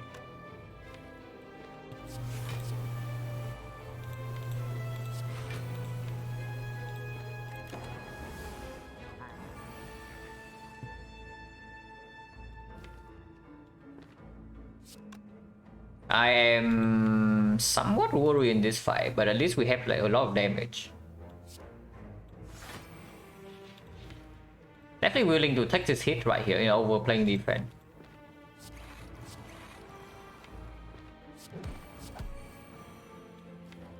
Wrong order, definitely wrong order here.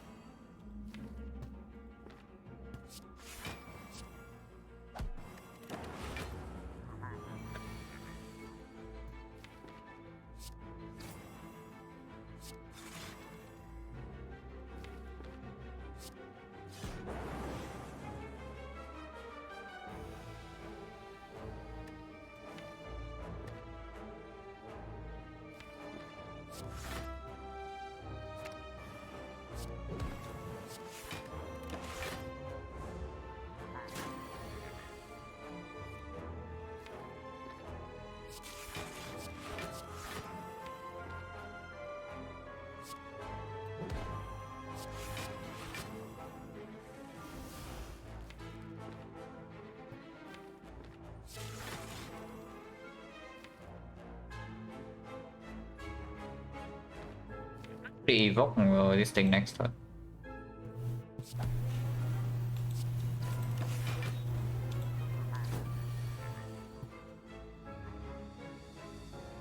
Thank you very much for the red, bro. Yeah, huge red of 9. Thank you very much. Yeah, huge red incoming. I said it before you said it.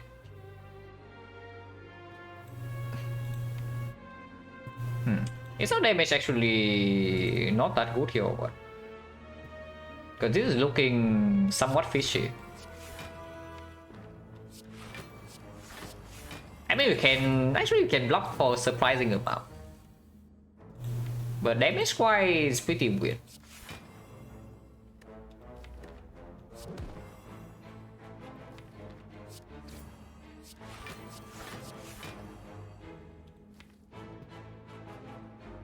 Dual cast next turn, hollow for the compound into sweeping beam into dual cast. So we don't need to go edit here, only if we can actually block. But we cannot.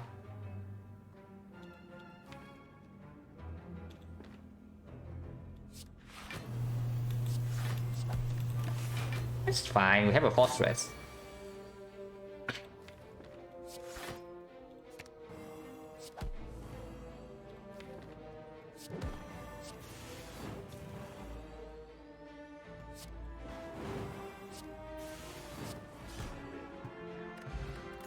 Air prep is good. Ooh. It's green, but we have 2 defracts. And no slots. So if we pick this, it's difficult to keep the frost. Yellow better than green. You want this machine learning. I guess machine learning is quite strong in a deck like this. What about fruit juice though? Fruit juice is another thing that can scale us. Of course, we have to give up on the strong, fairly strong potions. But the immediate threat of Rectomancer is gone, and we run into more hallway fights to collect potions. I still think I want to keep the power potion, yeah. But Gambler's Blue right now can be tossed away for the fruit juice. Plus 5 HP immediately and get us to perfect max HP. Yeah, I don't like the fusion either. But what about machine learning? Probably okay. Awakened One is slightly weird, but it's not even a guarantee that we face Awakened One. It's fine.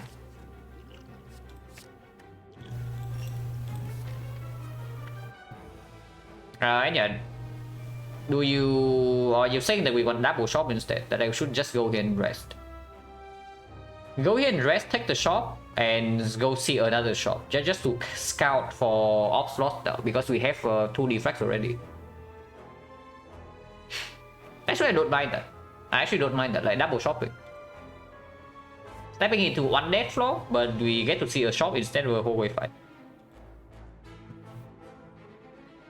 Machine learning doppelganger, it's slightly different on defect because defect plays a deck with a lot of setup, like a fair amount. And if you only have too many things to set up, the machine learning is definitely not positive. Yeah, I don't mind. I don't mind going here. I don't mind going here to see another shop. Rest is already full HP, we don't need to use it right now because we can see Potion Bell in the shop, for example, and suddenly this can be used for full 5 HP later on.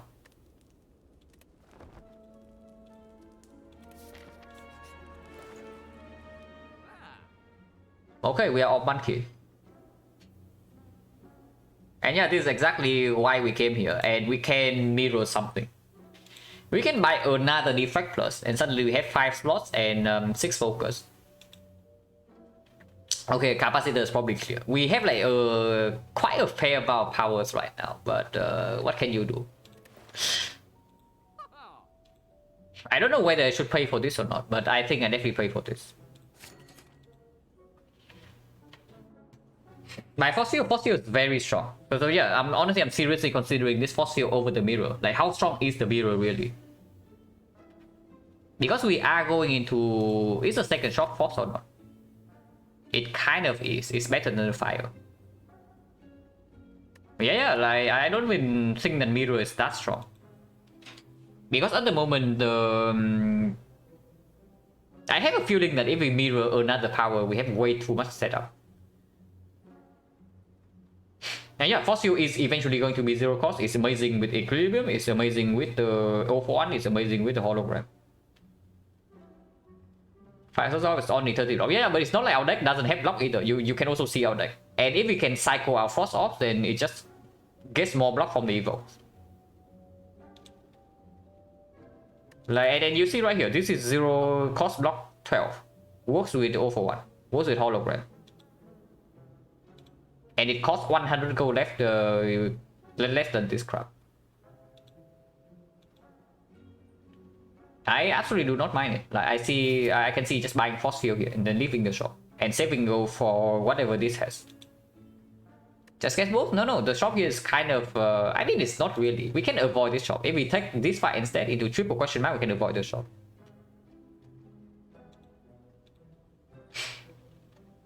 And yeah, I guess we have not seen a single real event in the act yet, so yeah, question mark over shop is fine. Mirror the fossil, yeah. Fossil minus probably not worth a gold. I guess we can avoid the shop, but then Act 4 shop, if we see Golden Idol, then Act 4 shop is very alive. What do we want to mirror though? Like if we mirror anything here related to our force focus, it has to be different. Such a brick turn one? Yeah, we have Mega Prep, we have Frozen Eye, we have what do you mean brick turn one? We have Ingredient. We have Ingredient, so at most it costs 3. And that's the absolute worst case. And you see how many powers we actually have in the deck. Like 1, 2, 3, 4, 5, 6. If we mirror another power, that is 7. Remove basic, I definitely do not take the remove if I buy the mirror here. I want to have a real X4 shop. And we don't double remove. If we don't double remove, then remove happens in X4 shop if anything.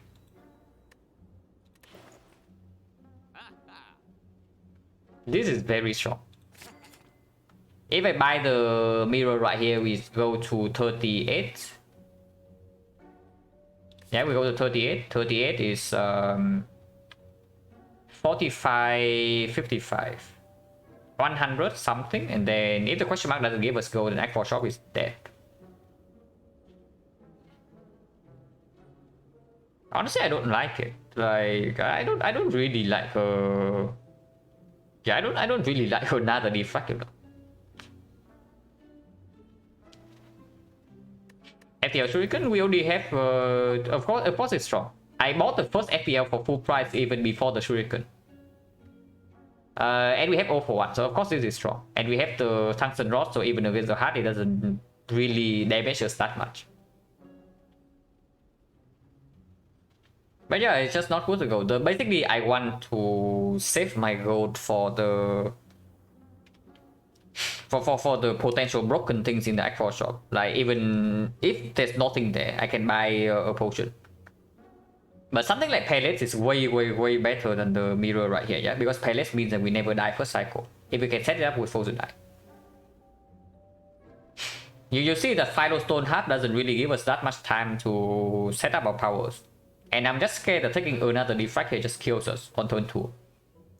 Okay, not on turn 2, we have enough HP for that on turn 3. I am very worried. Lantern? Absolutely not. There are 2 lines here. Either I buy the mirror or I leave. At the moment, we need the actual output. Our shop rig out, there's pellets, there's Orrery, there's the toolbox, there's potentially even the cauldron. Enough go for X4 relic if I remove? Yeah, I can, but then we just remove X4 instead. Like, why do you want to shut down uncommon relic? Because Mummified Hand is still there. If you do not die to X3 bosses, you do not remove an X3. That's basically, you can use that hard guideline. Because removing an X3 and removing X4 makes no difference. The only difference is if you actually choose to double remove.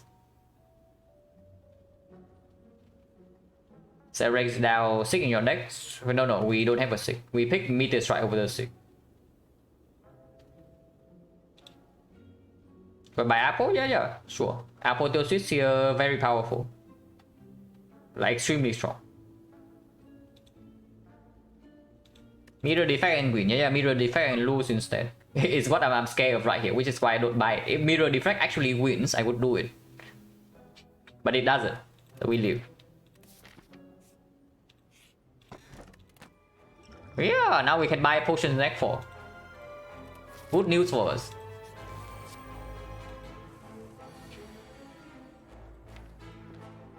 Okay, this potion is this relic is actually very strong. So now if we see the more ahead event somewhere here, that's amazing.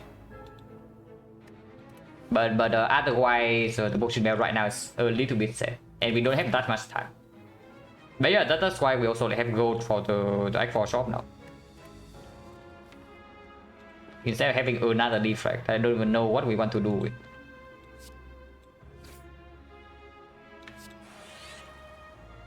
Actually, that was bad.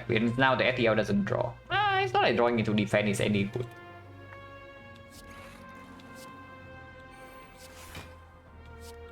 Next time we get wrecked, by the way, yeah? I'm just saying.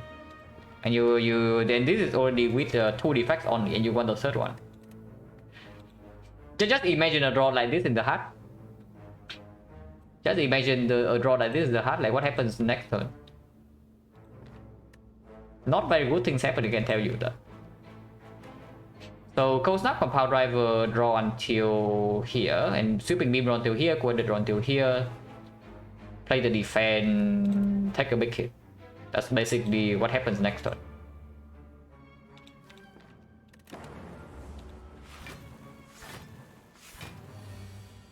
So this hit is a little bit bigger than I would like to take, but we have no choice. Because all of them buff on turn 1, we cannot even use the puzzle.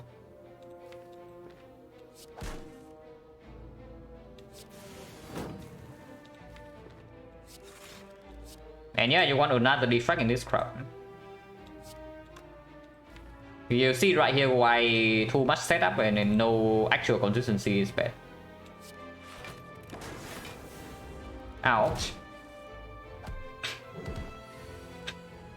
And yeah, they all buff again, like triple buff.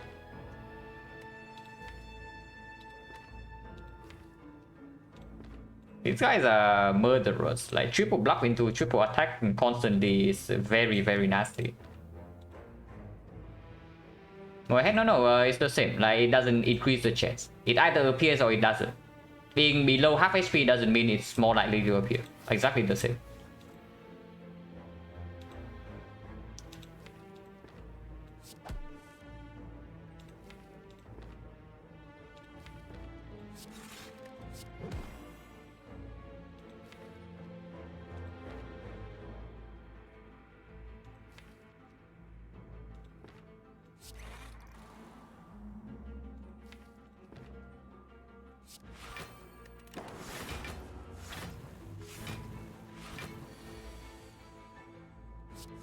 This force field got out back.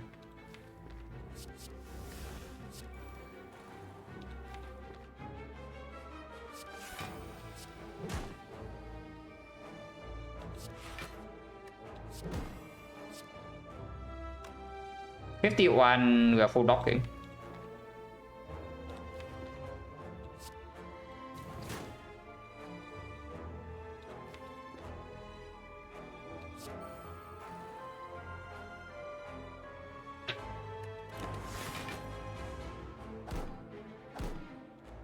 Laser? Yeah, of course. Whenever you are force monkey, you need laser. I mean, not need, but you want laser.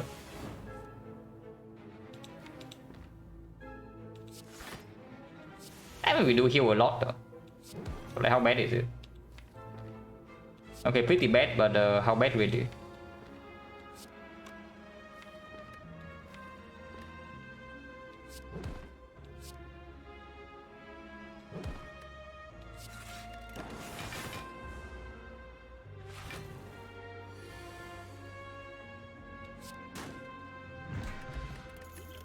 Report double energy.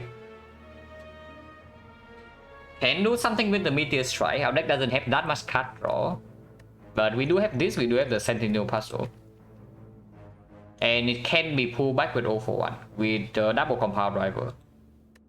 I don't mind this.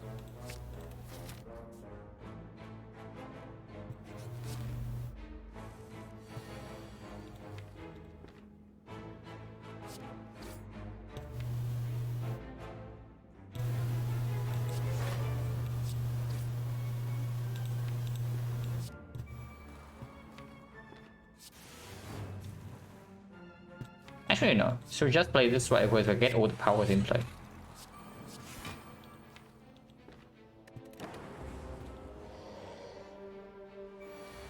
Rude. But Force Steel Water back once again.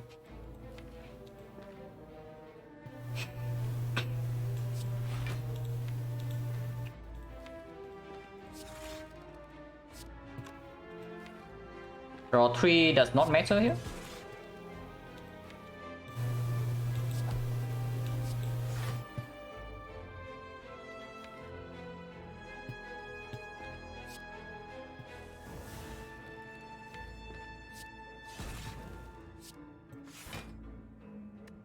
Taking a little bit. Well, I would think we already recall. Is what I would say.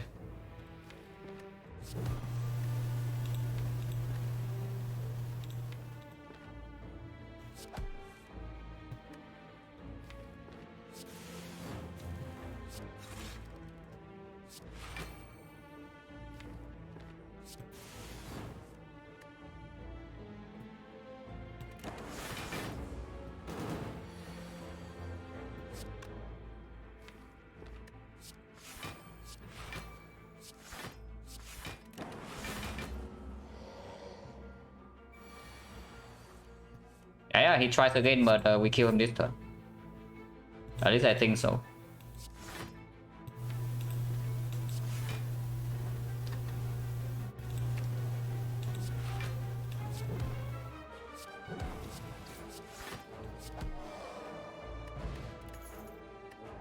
Wait a second.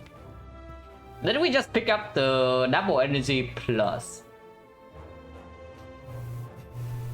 Did we really just pick up a double energy plus with Meteor Strike? And now we get an unceasing top with the Frozen Eye. Well, that is... Oh my god, man, I have to choose.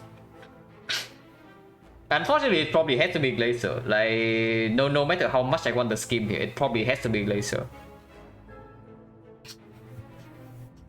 Yeah, no matter how much I want the scheme here, it's probably Glacier. And we only have some draw for Unceasing Top, and we have 2 draw potions. We only have 2 draw potions. And it's a free Glacier, not even Glacier minus, it's Glacier plus. Yeah, here's a spaghetti.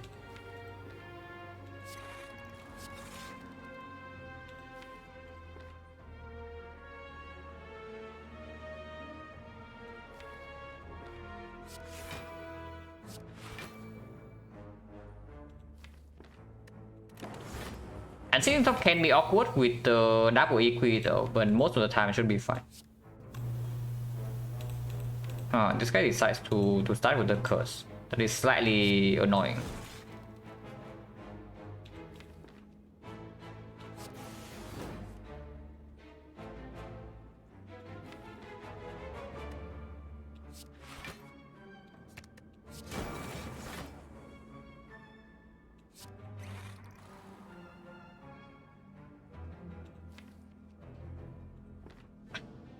I take some damage here.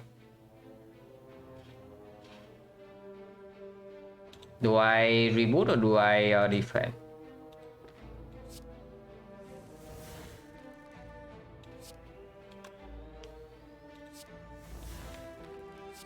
Frostfield got our back again.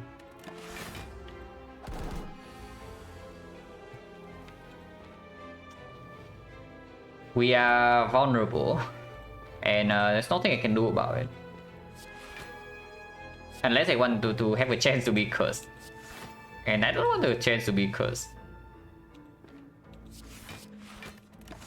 Calipers will be good here.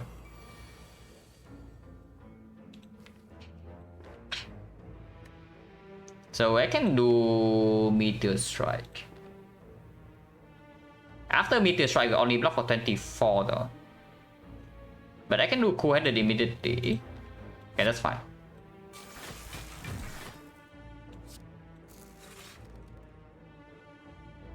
I hope that's actually fine.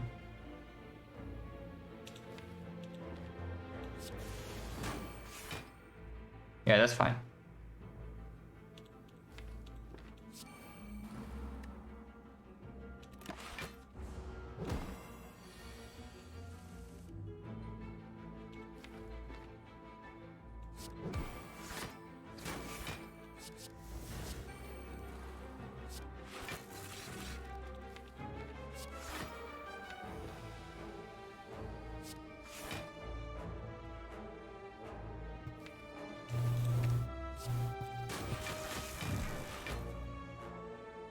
Really now?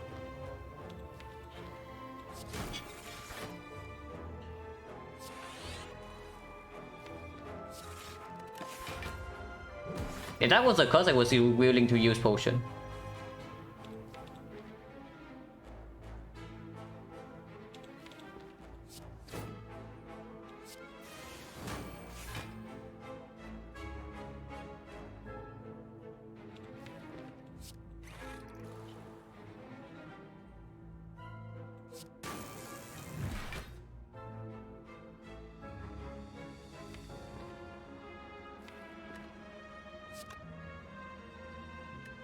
Go for one push back FTL.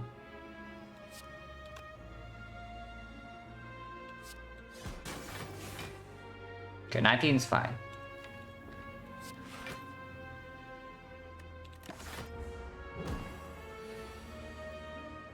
Self repair is down already.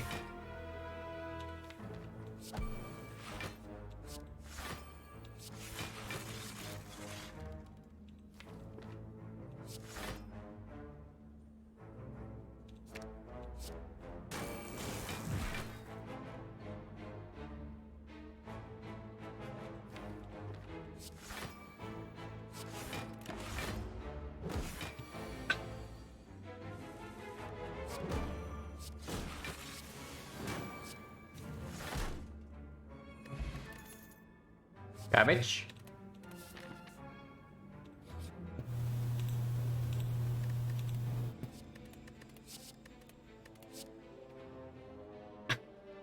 Panacea, kind of okay.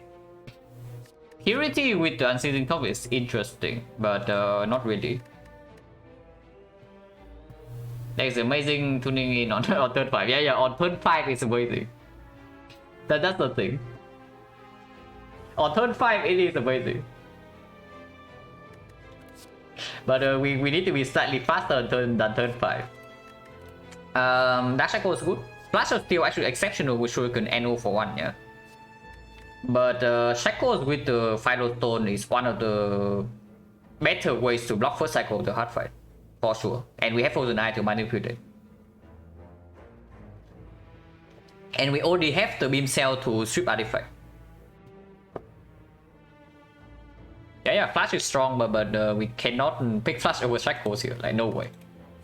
Especially when maybe we can even strength reset the bird with this. The slightly annoying thing is that the Dark Shackles does potentially block the Unceasing Top in some turns, especially the off turn in the hard fight. If we go in with Unceasing Top in the off turn in the hard fight and we draw to Dark Shackles, the turn stops. Because otherwise we give the hard 9 strength. But yeah, it's very, very good. It's very, very good.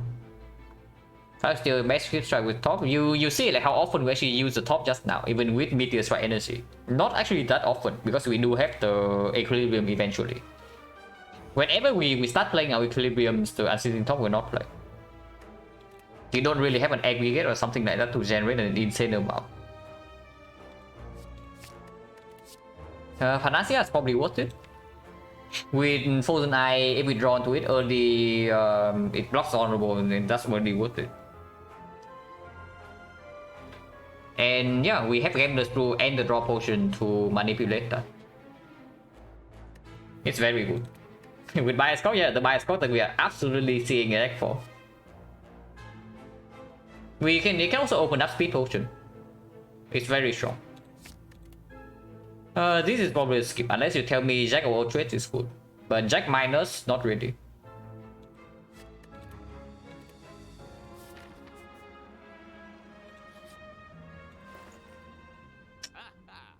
Well, too late. Frozen Egg is here, also too late.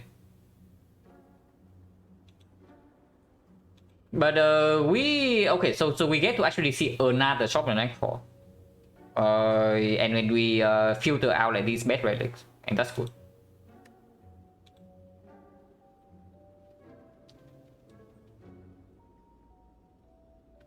And yeah, there's no way I take remove here, yeah. Do I buy any of these potions? Honestly, Upgrade Potion is quite strong. Upgrade Potion is actually quite strong, and we do have one slot. Currently, we can buy Uncommon Relic though. So for example, Act 4 has a freaking Mummified Hand. We buy that and turn on, we play our entire deck because of Unceasing Top. So I don't know. Upgrade Potion is quite strong. We upgrade the Capacitor, we upgrade the Force Field, we upgrade the Cool-Headed, and suddenly our card draw improves. Our output also drastically improves.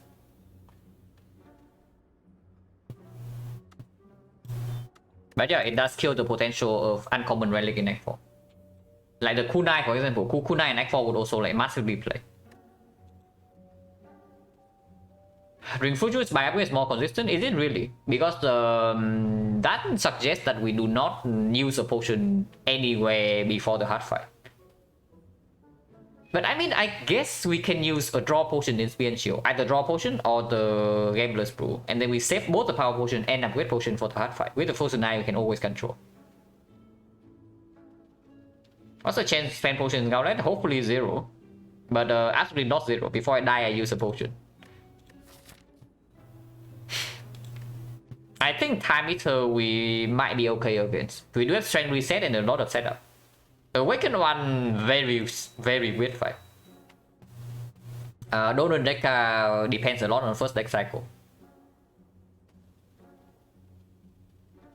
Empty the bell in Gauntlet, we want to refill an Act 4 shop, yeah, but right now we have one open slot. And before I use the something like Power Potion or Game the Sprue, I would just maybe use this in the Awaken 1 fight. Because this thing doesn't even solve anything in the Awaken 1. So right now if we say that we are scared of the bird here, these potions do not do anything, and this potion is empty. So if we lack output against the Awaken 1, we're just dead.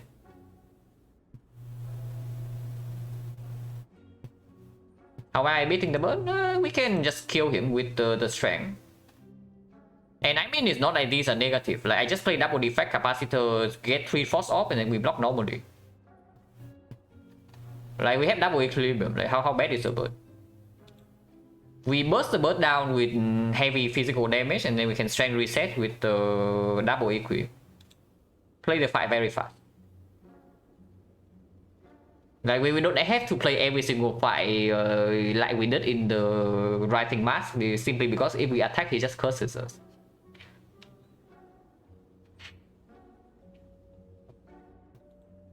But yeah, I can absolutely see exchanging one potion because we are not always fine in the boss Gauntlet at the moment. Perfect HP. Also, we are not even going into boss Gauntlet with full HP, so maybe get +5 heal from this is also a thing.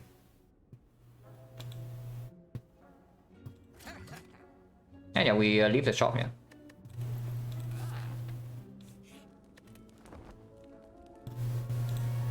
Wow, 42 out of 69. Now missing 1-0 there, but almost. I'm seizing top time or what? Because I see 10 energy this turn.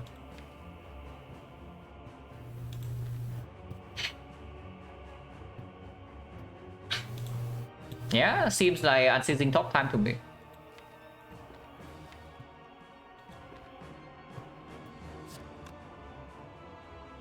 But need to sweeping beam first so that I can actually get a force field cheaper after playing white noise.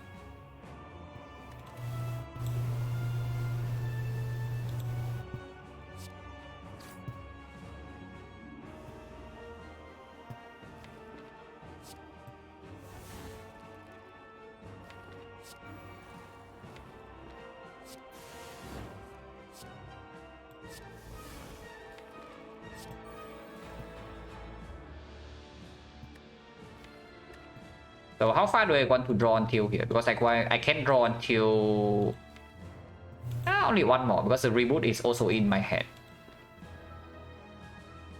I don't think I want to play this before reboot though.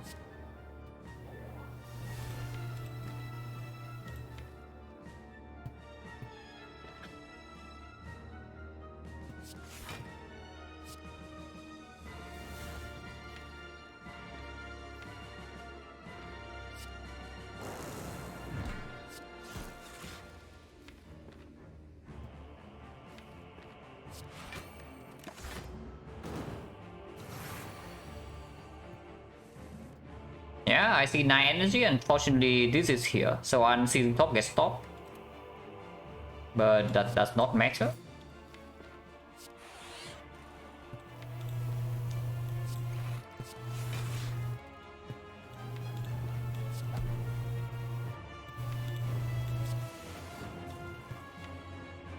Yeah, next turn we can go in with unseizing top again. This turn we just stop. I mean, we can get machine learning down this turn. Maybe that's better. That's probably better. Because this turn we have charged battery energy anyway. And with the loop plus mind fun, we already have 9 energy.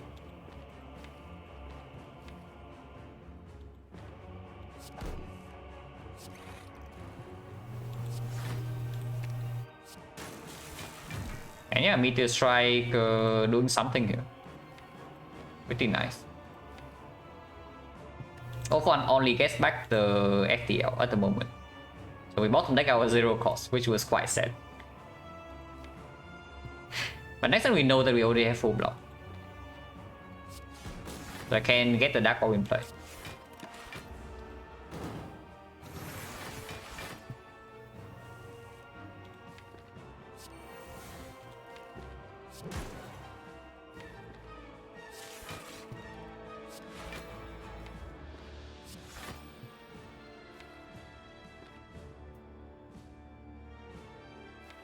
Here you go. This thing we can keep. But I do have some daisies now, so hopefully not top decking like too many. That's very good.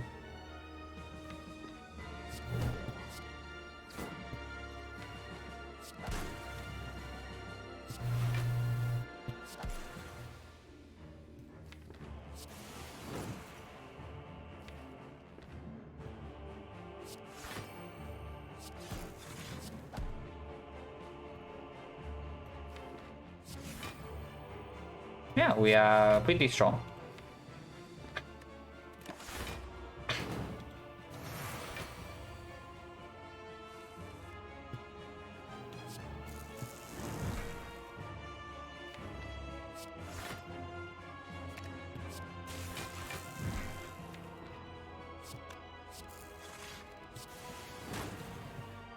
And yeah, drew into all the daisies, so next time we can do Unceasing Top.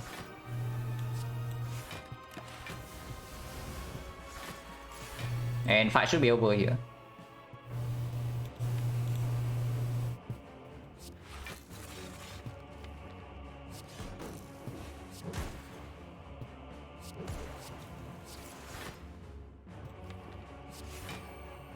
Maybe I want to keep this though, instead of playing dual cast.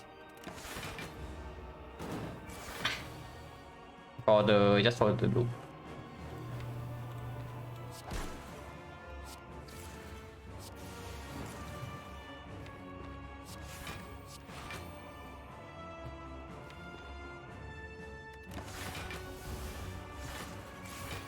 But yeah, 0 damage to this fight. Ice Cream will be good? I don't know. I mean, of course, with Unceasing Top, it will be good. But if you cannot get rid of statuses in the heart, then I guess it's still very strong. Yeah, it's still very strong with the eye. So yeah, Ice Cream would be amazing. Ice Cream would be amazing.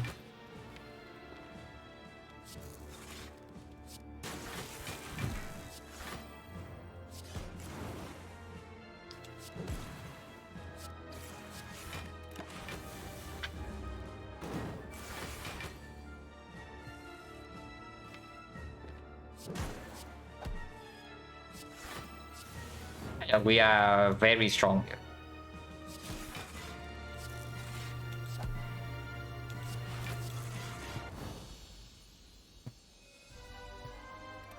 But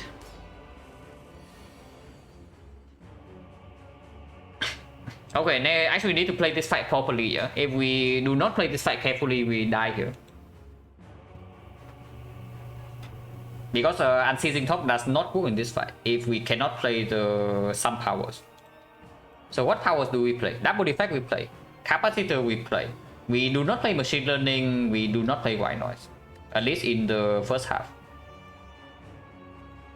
Hello World actually quite strong, but not yet. World Burning Upgrade Pod? Yeah, sure. Before we die, but not on this hand. Definitely not on this hand.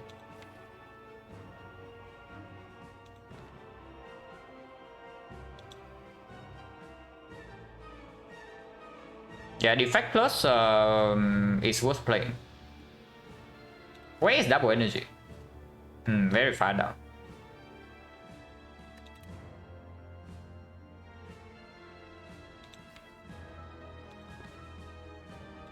You have to always start with this first. There's no FTL inside. I mean, FTL is here, but only if I actually get Blast Blue immediately. And that seems very wrong.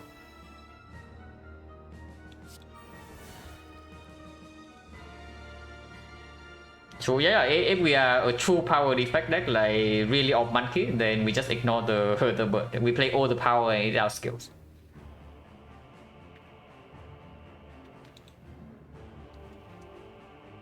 But at the moment, we don't always outscale the bird.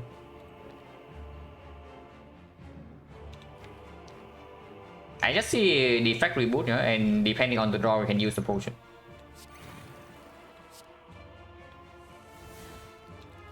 Okay, defect again, but Glacier comes next turn with the capacitor, and that's fine.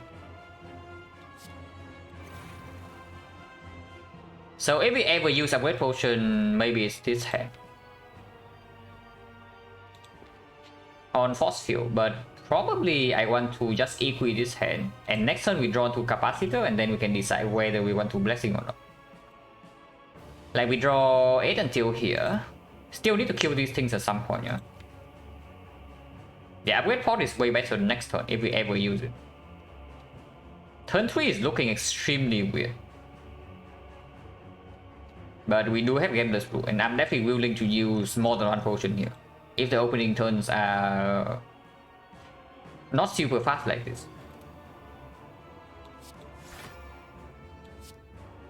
Take 13.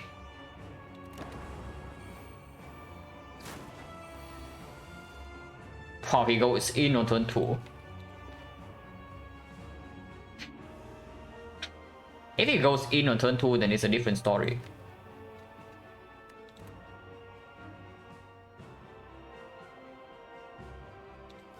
Okay, I guess we cannot play the capacitor then, if that's the case.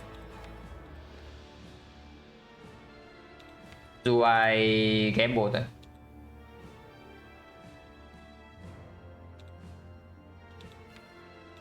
We do have all for focus already, yeah. So this thing is blocking for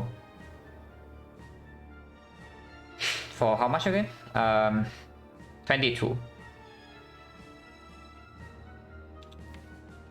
FTL, and then 1, 2, 3, 4, 5, 6, 7. We gamble for 7 until here.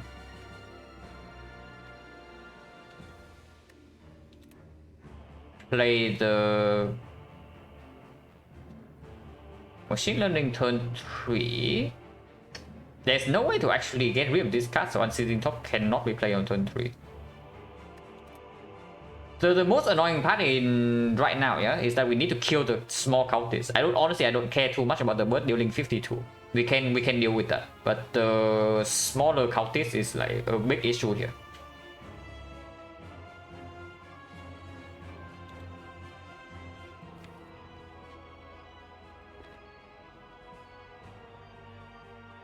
I think I want my defense upgraded.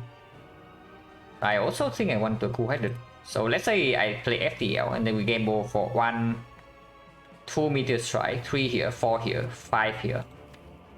Gamble for 5 draw until here, and then I upgrade the... and play Glacier. I play the compound and I upgrade the whole hand. And we draw, we have until here. Upgrade Steam Barrier, but then the turn after is like this, and we are forced to play the machine learning, and then Dark Shackle miss on the turn. We have no strength reset, which honestly is fine. I don't even think the strength reset is super necessary at the moment, because like if we are slow in this fight, we are dead on like turn 4 or something. Do meter we have no loophole. Like none of these are loophole. This is power potion.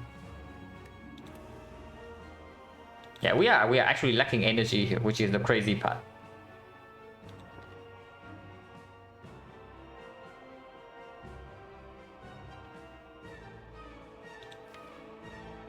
Yeah, this thing multi on turn 2 is like so annoying because I cannot play the capacitor right now. Is that even true? If I play the capacitor right now, I can still play Force Field Plus, yeah. So this is still the 4 energy package, and we have 1 more energy. But I can play Steam Barrier plus a defense. Steam Barrier plus a defense is 8. 8 right here with 16 is 24. 24 with 20 is with 10 is 34. 34 plus 12 is 46. 46 plus 8 is 54. We block for 54 in total, and he's coming in for 74. So we take like 20, 19, 18 with the thing. So we go to 23. We go to 28. Spend these 2 potions, we go to 28. With 2 force orbs now, capacitor plus down. With force field plus. And our next turn is like this. If we, potentially we have to play machine learning as well if we want to unseizing top. We can also save double energy for the turn after, but again it gets blocked by white noise.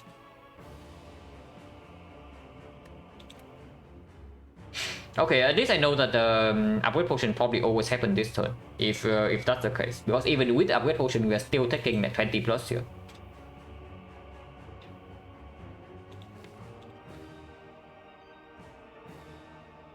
So FTL first. I don't want FTL to be upgraded. FTL first and game over 1, 2, 3, 4, 5, 6. Actually, game over 5 only, and this is our hand next turn. Game over 5 only until here, and then upgrade. Play Kappa plus, defense plus, force field, glacier, steam barrier, and this is our next hand. With double frost in here, lightning in front, a lot of block cards, and we can do double cool-headed until here. Compound driver single cool-headed and play double energy for 6 energy, and then draw until here, and then we get full force orbs in play. The turn afterwards we have this hand, and then we can equi into Dark Shackles the turn afterwards. So we do not use this when seizing top, but that works. Yeah, that really works. Okay, so let's go for that then. FTL first and then game over for 5. Double check energy, yeah, because if I miscalculate energy, we die immediately.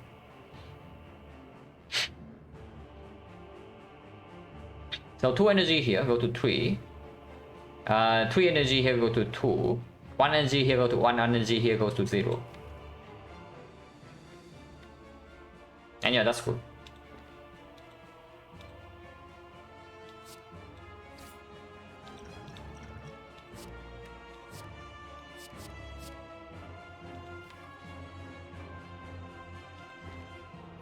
Actually, game over for 4 only. Yeah, I can keep this in hand. Game over 4 until here, upgrade the whole hand, and next turn is this. 5 energy. Draw 2, go to here, 6 energy. So 1, 2, 3, 4, 5, 6. Yeah, that's perfect.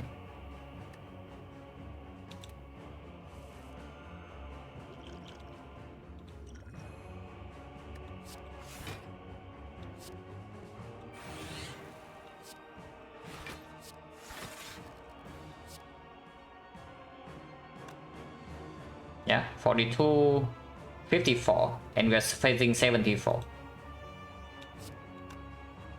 FTL upgraded because I need to... I want both defense upgraded, and I need to reach the exactly here next turn, so that I can play Equilibrium on turn 3.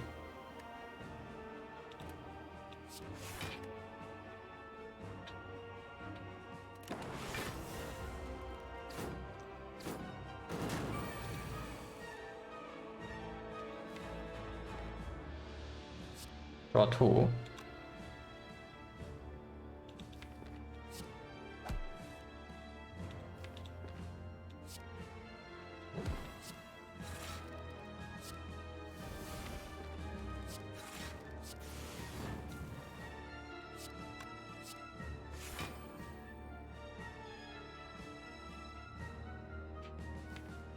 Still taking a bit of damage here, but that's fine. Should be under control fairly soon. It's 40 and we are facing 30, 53. So minus 12. But there's no need to panic with this potion yet. Unless you tell me I should dual cast to kill this, which I can see. And I probably should. Yeah, easy.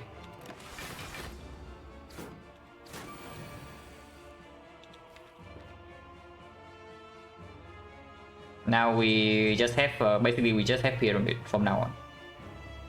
After we kill this guy, the fight should be under control.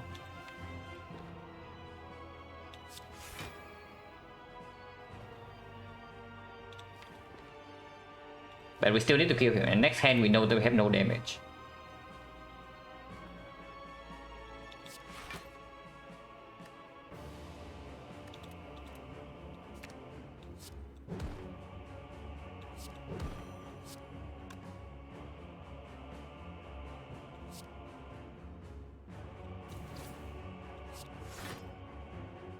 Yeah, it's full block.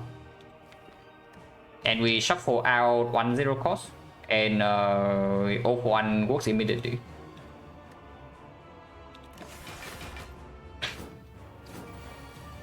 This is easily blocked with shackles if we even need to. If we don't need to, we don't block with shackles here.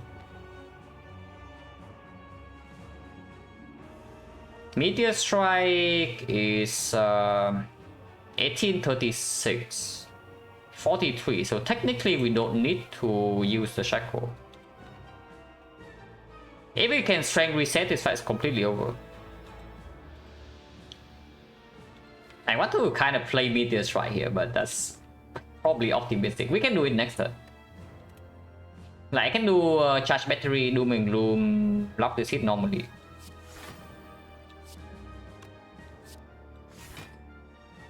$44, $49, take a little bit, but that's fine.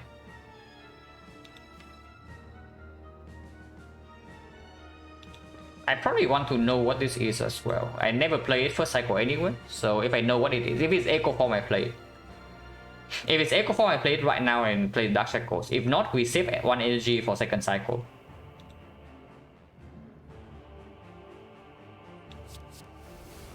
Buffer, that's okay. Right before the split. Not right now though.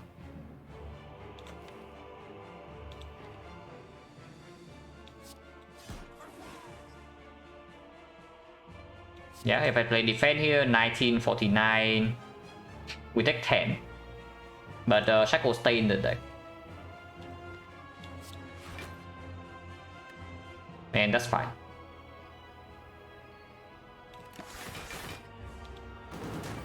So definitely took like slightly too long to kill the smaller cultists, but from here hopefully we can do some good stuff. With 1 hologram only is slightly scary, right, for sure. But it's fine. With a bunch of compound drivers coming up.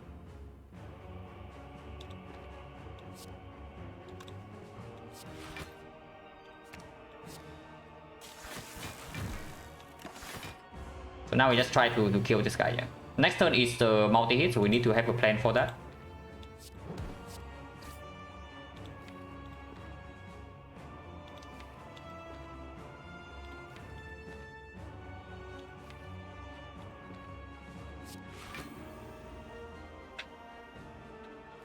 Everyone the Shuriken stack. And we have plenty of energy to block this next turn. Yeah, it's 60 only, like 60, no problem.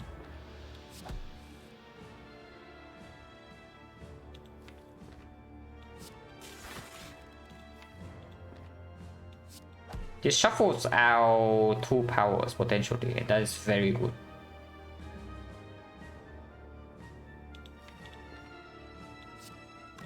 Honestly, I don't even care about the dual cast.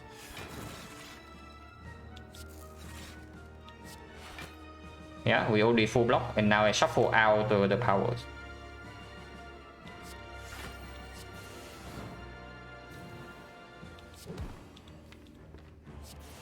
Meteor Strike coming next one.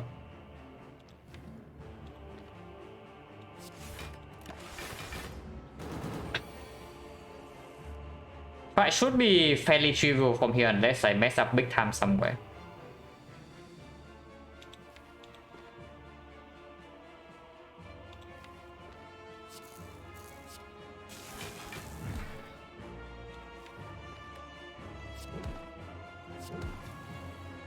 Yeah, I won beam cell stack.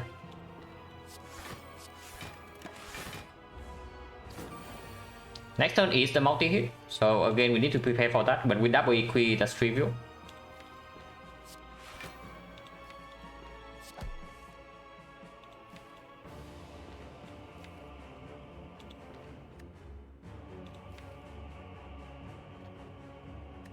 If possible, I want to kill next turn. Doesn't seem to be possible though, but we still retain again next turn, so I can kill 2 turns from now. Save cycle for reset, we can probably do it in 2 turns. Like looking at this, next turn we cannot do it, but the turn afterwards we have plenty of attacks and he's still vulnerable. And we are still retaining this thing.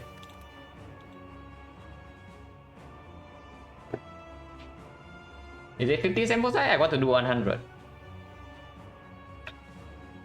I wouldn't say that I'm done with training per se, but I would say that I do want to do actual runs that get recorded.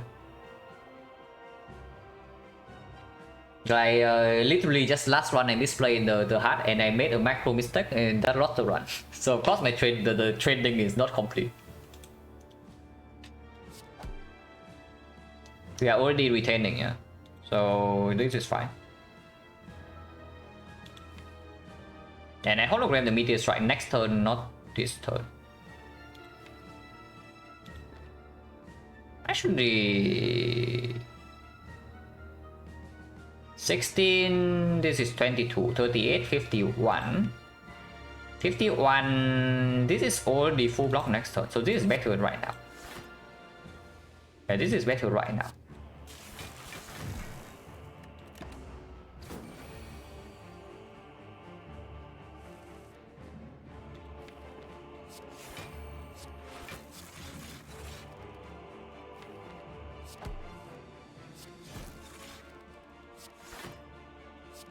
Yeah, like this is already full block, and next turn we just kill him with Dark Shackles in hand and 2 powers. So fight is done from here. Fairly heavy cost, like 2 very strong potions, but first cycle draw though was not good enough for us to hold potions here, unfortunately. At least you can refill in the Aqua shop.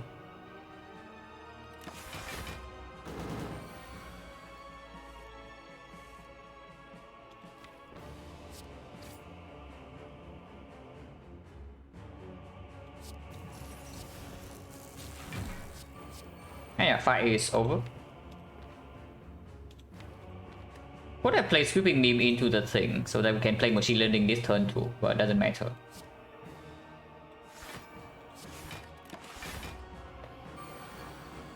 Hardest? No. The most difficult fight for us is absolutely the hard. The most difficult fight in this one is absolutely the hard. Okay, for sure.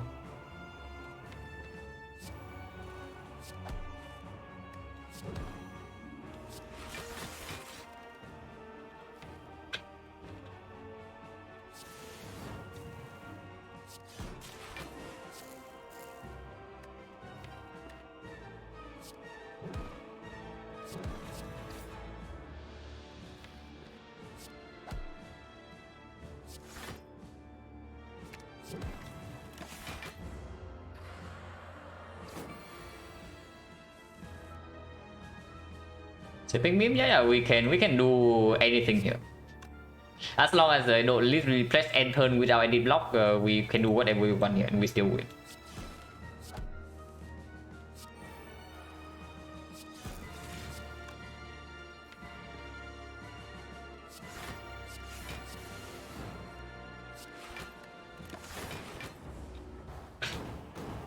Nothing to set up, right? So, and we play self-repair already, so we just killed here.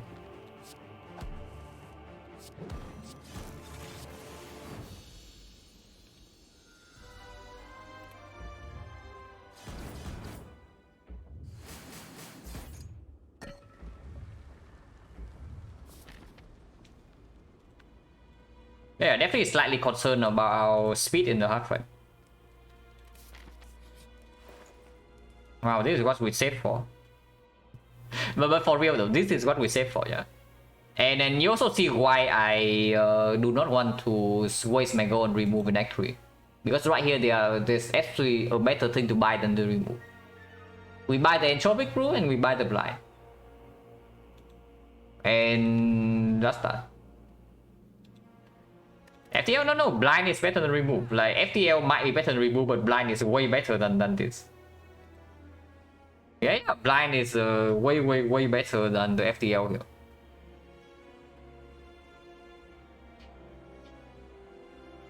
And actually we buy this. This is plus 20 HP and 4 potions.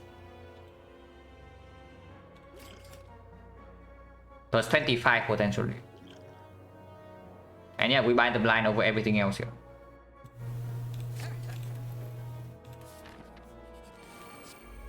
Side shot, that doesn't help.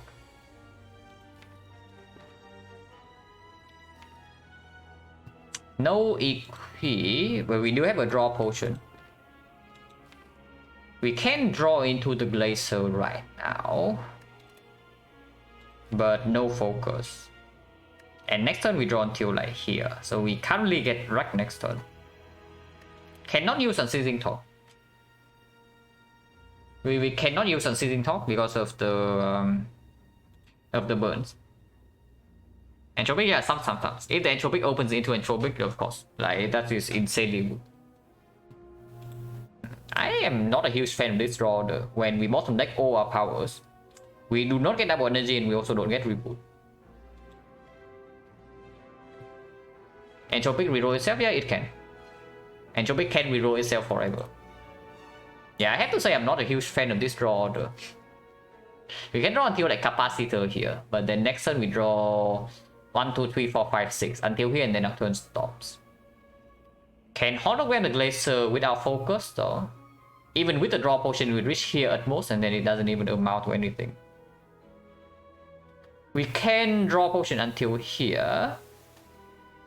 Actually our hand already has 8 cards. So we have to play 1 card. And then draw, and then our hand has 3 energy. 2 energy again, and double energy is only plus 4. So that doesn't even work. That does not even work. I am scared. There seems to be no way for us to actually cleanly block next turn. So can we kill the can we kill the shield instead? You need to deal 123 here. 041 is bottom deck. We can get vulnerable access. Yeah, we can get vulnerable access. And we can strip 2 layers. So, okay, if we cannot kill here, yeah, then the line is actually just stripping this, and next turn we can hologram the blind to mitigate some damage here. And then turn 3, we figure something out. Because turn 3, we can do double energy into Unceasing Talk.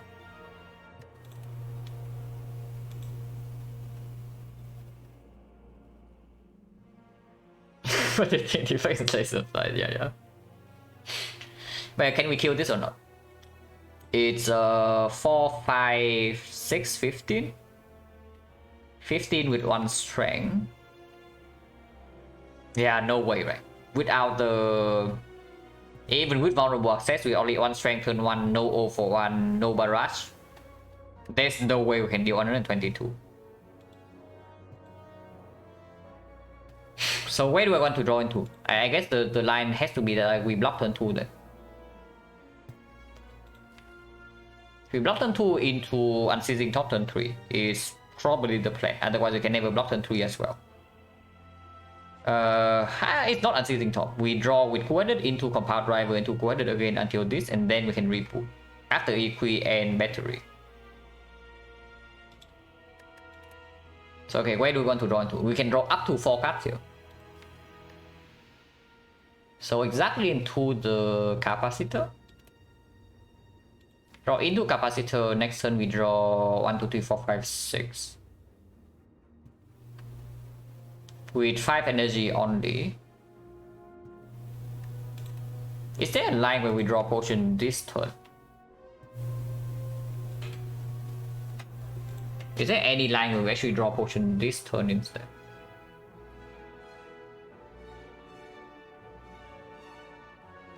If we draw potion this turn, we can draw until 7 until here.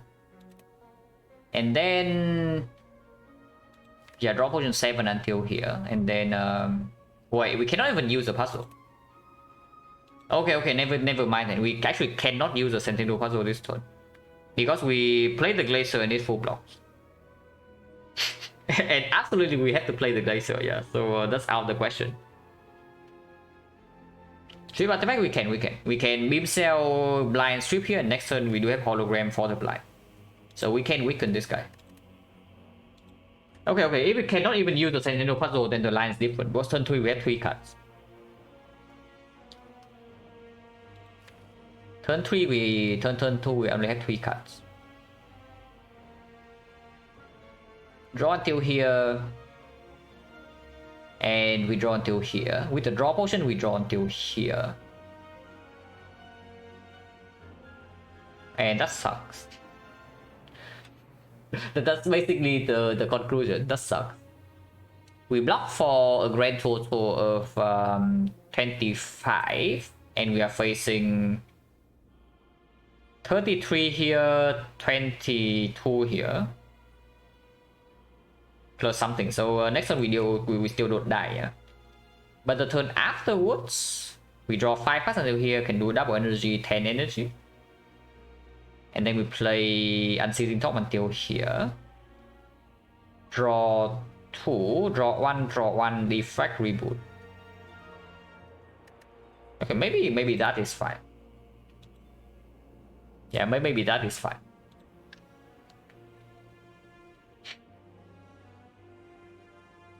Is it actually draw 2 though? Because turn 2 we have the until here. Draw 1 and sitting top. This draws. Actually no, it doesn't draw 2. It only draws 2 if I do not play the starting discharge right now. If I play the discharge on turn 3, we actually have no frost orb. We get 4 lightning, yeah. So I play the deflect right here, and then I play the glacier right here with the cold snap. So actually no cold snap. 1 energy, 2 energy, 4 energy, 5 energy, and that's our entire turn. So it's going to be 2 slots empty here with 2 frost. And suddenly just gets 4 lightning orbs because the first hit we block fully against 26. So we only take 4 hits from here. 1, 2 lightning orbs here, 3 lightning orbs here, 1 lightning orb here. So we get 1 frost in front and 4 lightning on turn 3 if I play the discharge. And I guess that still means the compound rival draws 2. Okay, that works then. Double check the amount of block. Double check the amount of block. We have draw until here. Next turn we draw until these 3. And the line is charge battery. Use the draw potion until here. We need to draw potion next turn still. Because if we do not draw potion next turn, the double energy cannot use Unceasing Top to draw until here. So draw potion next turn we play defend. 5 energy, so defend charge battery, defend hologram blind, that is 4 energy. And it blocks for 15, 20, 25. 25 with 2 burns, it goes to 21. And this guy is hitting us for 22. But with the tungsten rod, we don't. Wait.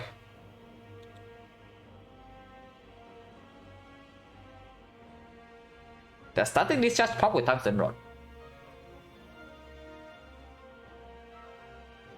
If the starting discharge actually pop with tungsten rod, even when we take 0 damage, then that is very bad. It does, right? It definitely does, because I remember distinctively that Tori tungsten with Tori tungsten with starting discharge is stomping the heart. Yeah, it definitely does. So we actually cannot play the discharge here, otherwise we have no frost for otherwise we have no frost for turn 3. And we don't actually need frost to block on turn 3, but we need frost to actually freaking draw into the deflects. Otherwise our turn stops like right here, and yeah, we are toast. But yeah, 10 energy here, 1, 2, 3, 4. Actually, it's more than that. We have charge battery, so it's actually 12 energy. So 1, 2, 3, 4, 8, 6, 7, 5, 4, 3, and then we reboot. And from there, it should be okay.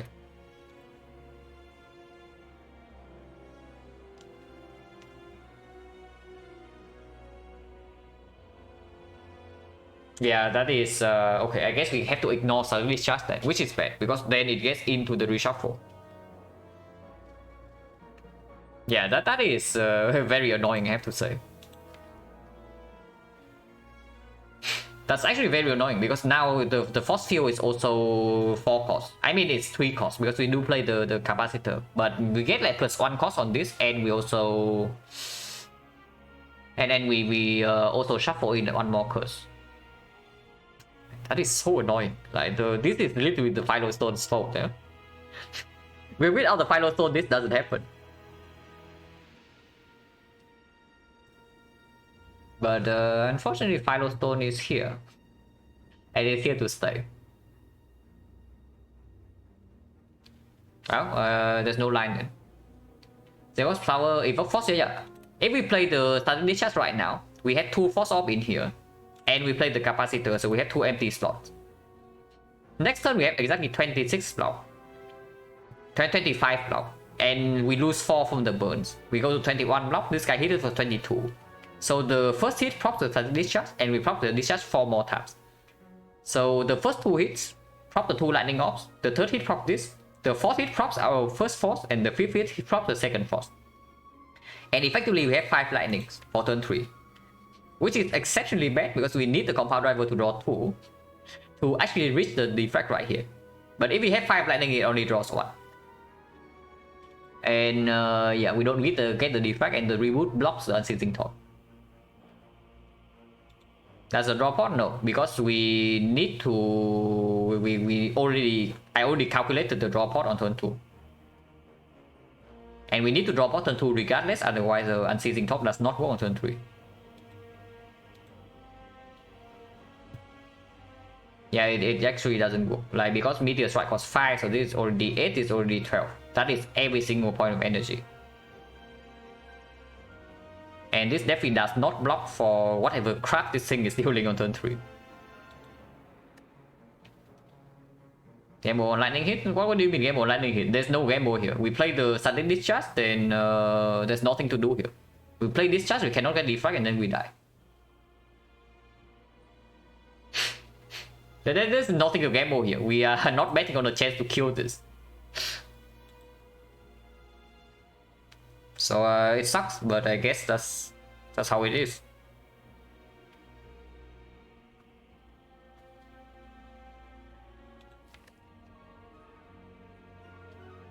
Actually, wait. No. That is wrong. That is wrong. Yeah, that is actually very wrong. Because we do draw 8 on turn 3. Okay, never mind me then. We don't need unceasing torque. We draw 8 on turn 3 either way because of the Sentinel puzzle. Yeah, we know the turn 1 puzzle doesn't proc. So even if we play sudden discharge, yeah, turn 2 we have 5 lightning. But turn 3 we draw actually 8 cards and not 5. So that energy goes to 12 energy, and then I cool-headed first into this, and compound driver draws 2. And then the cool-headed draws into sweeping game draw until here. And we play second defect, and then we can reboot. Okay, never mind that. Discharge can be played. Yeah, discharge can be played. I forgot the puzzle procs on turn 2 and not turn 1. Yeah, so it's fine. We start with FTL. Which one do I kill first? With the Philo Stone, probably steal this, because this thing doesn't scale. And after we set everything in play, this should not actually deal damage to us.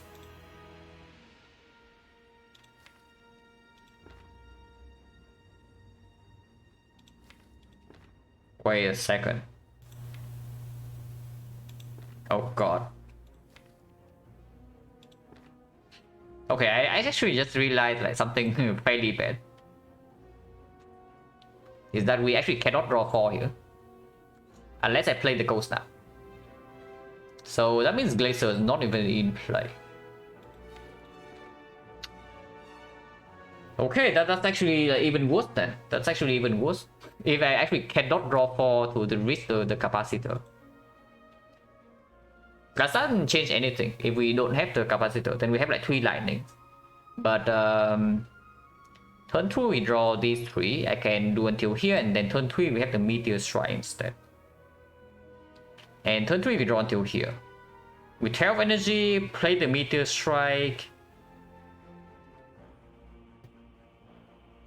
So yeah, we draw exactly until here in this turn. This is where our turn stops. And turn 2, 5 energy would be 1, 2, 3, 4, 5. And we get 5 lightning orbs. Turn 3, 5 energy, meteor strike 7 energy. Can actually draw a little bit further, but I don't really want to do that. Yeah, I guess that's fine. I guess that's fine. We don't need to play capacitor turn 1. We float on energy turn 2 regardless. So FTL sweeping beam compound. Laser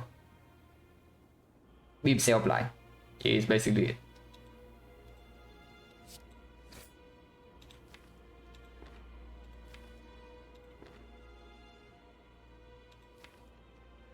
Yeah, because even if I draw into the capacitor right now, I have no energy.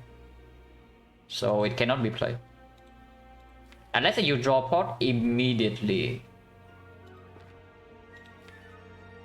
Draw pot immediately is an interesting thought.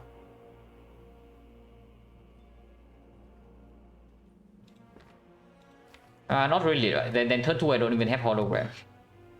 Yeah, okay, that's complete nonsense. Because it means that turn 2 I don't even have block.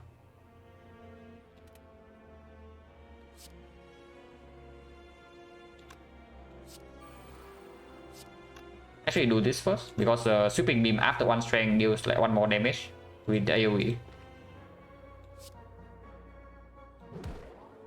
Oh my god, the boot.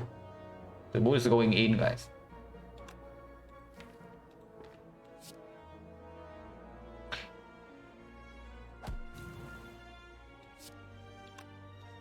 This way I can actually play the cold snap and get slightly more block for turn 3. For turn 2.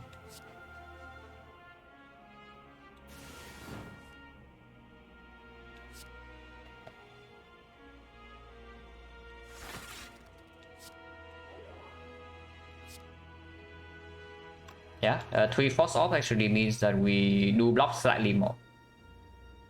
And that's fine.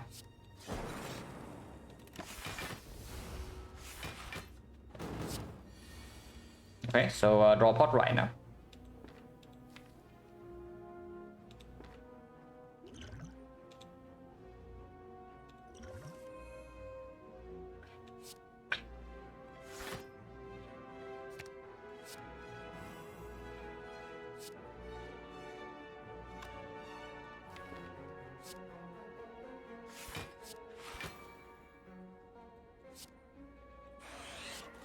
Actually, this block for more than expected because I get to do 1 extra force turn 1.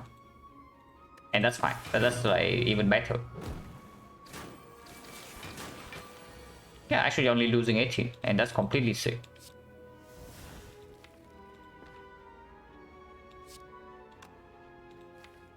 So now I can choose to hit this guy or hit this guy because we have a lot of damage here. So good. I mean, Meteor Strike also like carried the crap out of the previous fight, so I don't know. That 6 over Meteor Strike was something.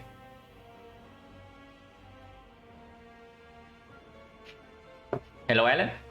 Just kill the shield, no need to block. Yeah, but this thing is more threatening. It's the main thing. I do not want to see the second multi-hit from this guy. Yeah, now we know where the lightning hits after we play Meteor Strike though. So how much damage do we have this turn? I played the Meteor first, yeah. We get 3 slots. We get 3 slots. 7 energy. And then Sweeping Beam.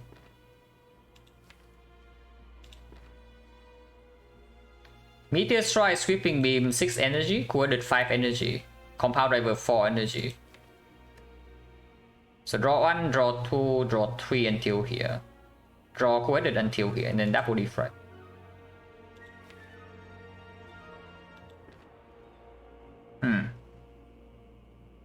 That actually runs out of energy. And it does not kill this. 5, 6, 7, 8, 9, 10, 11, 12. Next turn is still only the burn strike, and we have a pretty big turn. What if I don't play? What if I just play Equilibrium this turn?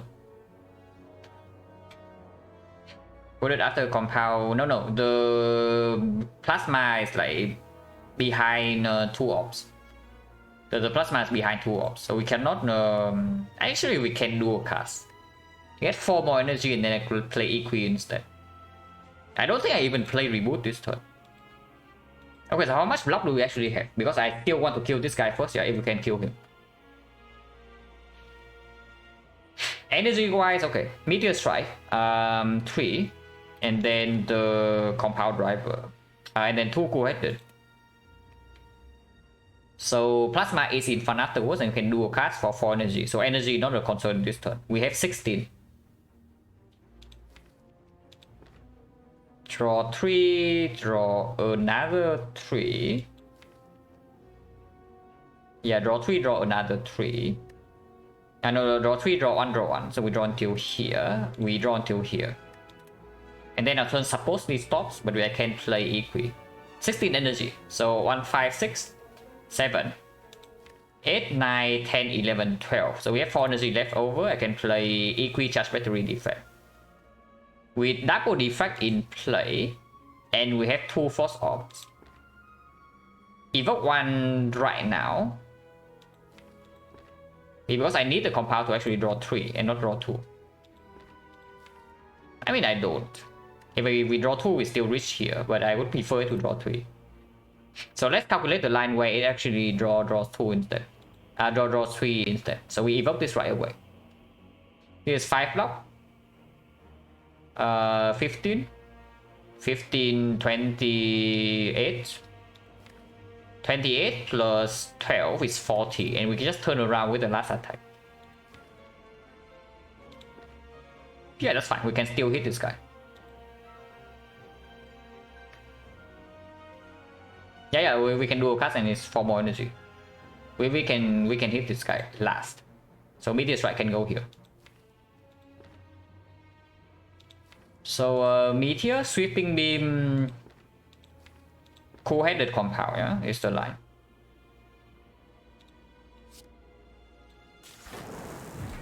Apparently the lightning is telling us to kill this guy, but we refuse.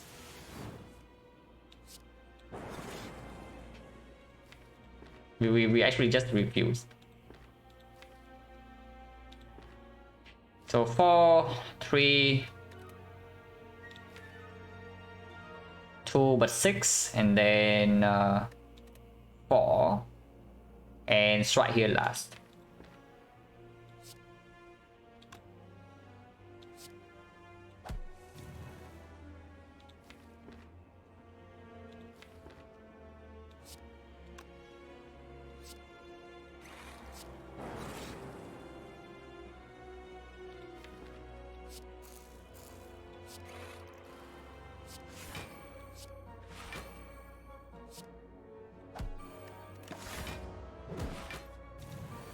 Now we kill this guy in 2, if we can. But we can also just Dark Shackle next turn with Equi in our hand still. And funnily enough, next turn we can play 0 for 1 because we don't shuffle. This guy is shuffling 2 burns on top of our deck, so we only draw 3 cards and we don't shuffle, so 0 for 1 actually works. So that's pretty funny that it works out like that. Okay, interesting. So we actually even get Echo from Cell Repair, so we lose nothing here. We lose 1 draw potion and no HP. That is like completely sick.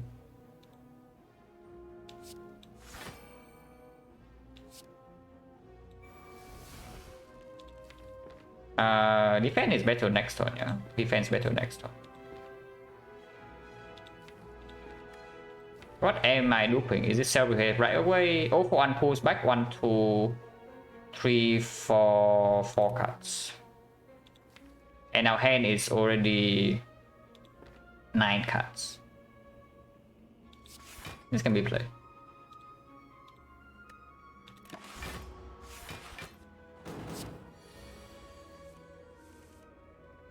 Do I do self-repair right now? This is only 13, so it goes to 4. But if I don't kill this turn, we also take some damage.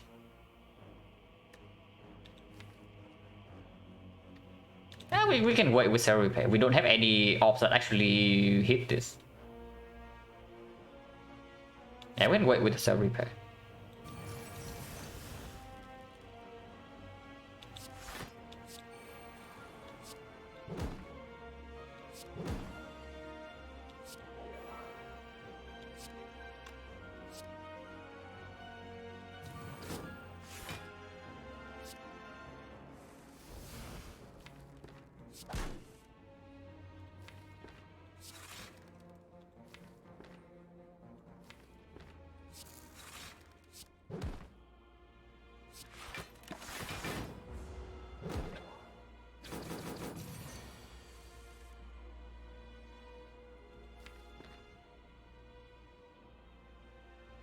Actually, I have to Doom and Gloom twice here, otherwise this does not die. But that is still fine. Where is Cell Repair? Pretty far down. But should not have a problem here.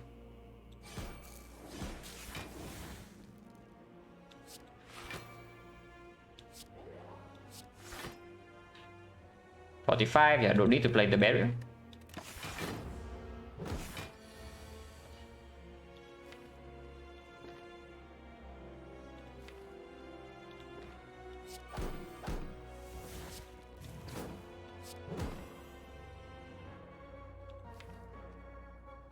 And next time we just throw into Cell Repair and then we get out of here.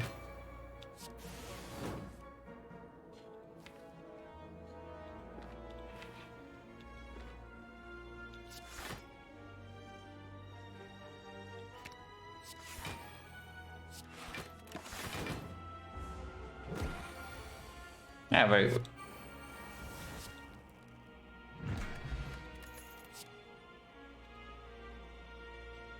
So, Coded versus Compound.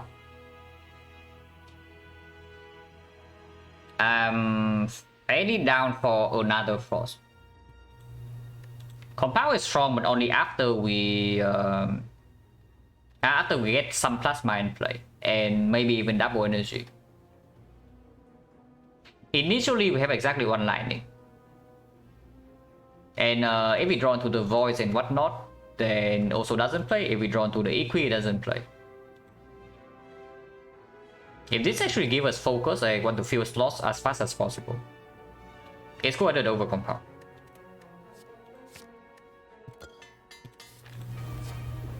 Hello, okay. Effectless is right here. Centennial Puzzle can instantly proc. At the moment, our hand has 8 cards here, so before I open Power Potion, I want to play a card first. I want to play a card first and use the puzzle immediately. So I want to play this. Do I want to draw with FTL or not? I do.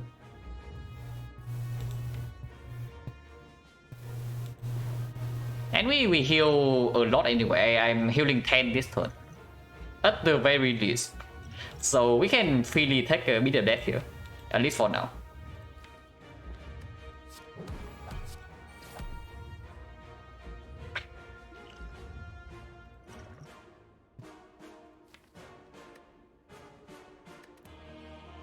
Okay, can we get there?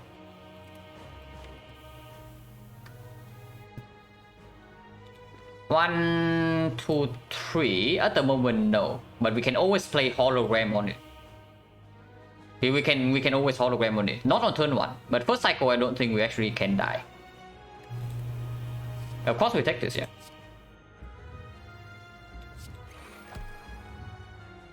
Play 2 more cards and then so capacitor, glacier.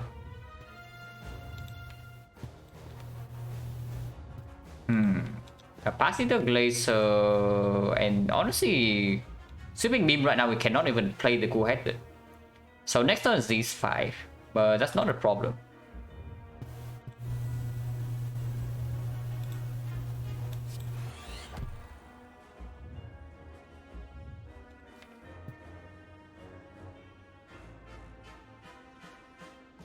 Actually, I might want to draw a little bit more. Like do sweeping beam into cool-headed instead.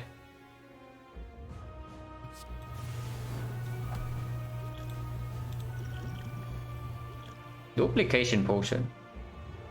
Gambler's brew? Gambler's brew, you say? Well, interesting. So I guess we do that then. Next turn, is there ever a problem next turn? I mean, there might be. We only had 2 force off. So what about duping laser immediately? I can even see looping laser to instead of looping the deflect right here, just to get 4 force off in play instantly. Yeah, so like start with game mode right away for 1, 2, 3. Draw until here, right? I do 1 200 next turn. So draw exactly until here, we only want to game mode for 4. Game mode double defense, sweeping beam, force field. Yeah.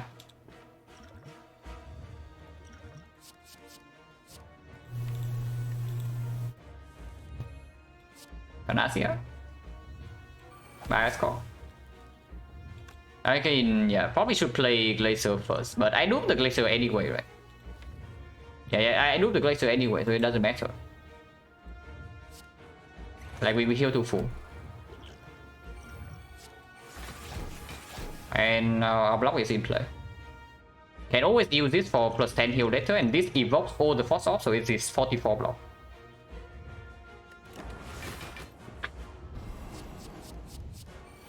$69. But we can equi the thing for next turn.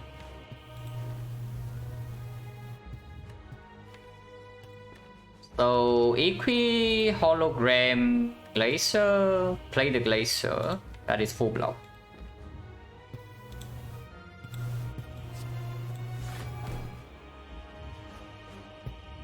Or I can just play Essence of Darkness right now. That is a lot of damage. And next turn we don't really need Frost.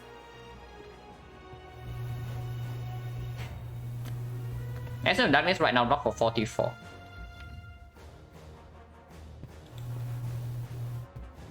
I don't mind that. That's a lot of damage.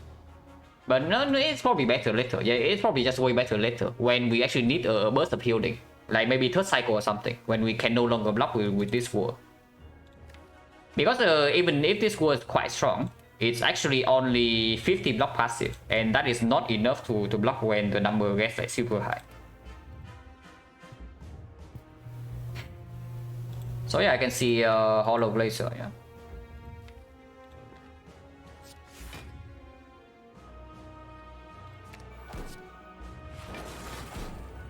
Yeah, this is basically full block. Next time we don't even need to play Shackles. Go for the eyes. Yeah, we actually do not need to play Shackles then. And saving Shackles for later is very good.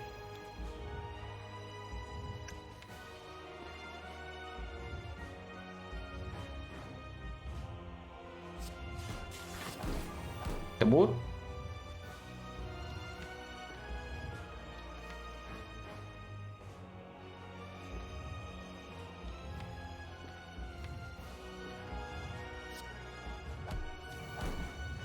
Next turn kind of sucks, but we can maybe fix that.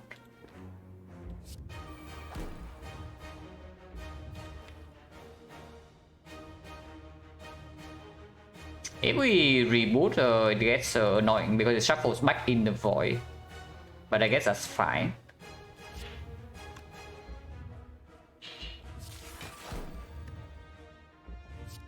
This is already full block, so no need to play this.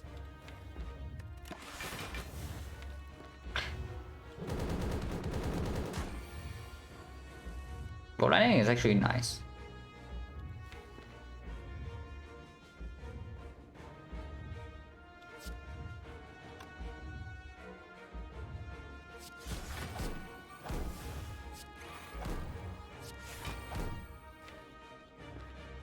This is a little bit slow. Let's not be slow. Also on top deck, but we do have the retain.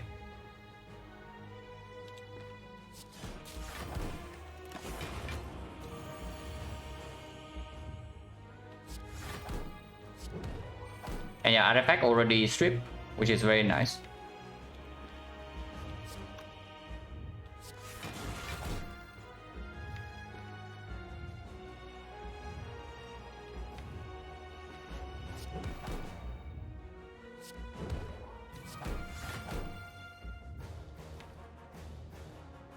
Draw 6 until here. Coordinated meteor strike. Actually draw 3 until here, and then we draw 6 until here. And that definitely kind of sucks. Probably not actually.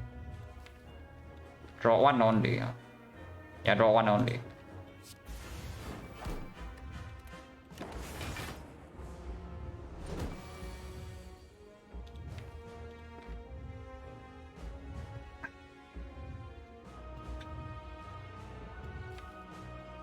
So cool-headed.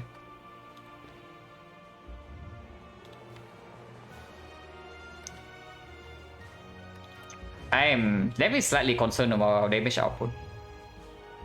Force field, yeah, absolutely. Force field has been insane. I'm definitely slightly concerned about our damage output. But not like we can do anything to fix that at the moment.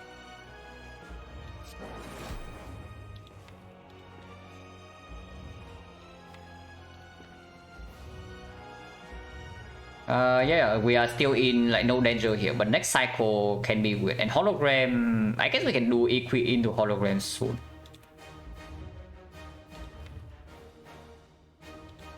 I don't want to play Meteor Strike next turn. We need the force here.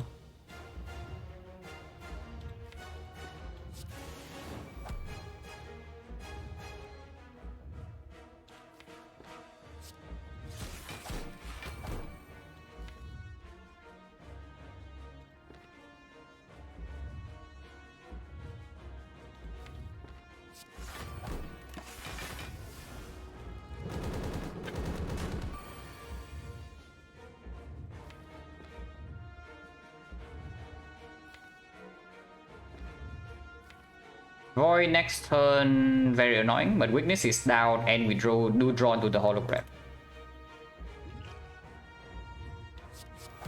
Creative AI. AI is fine. Yeah, AI is good.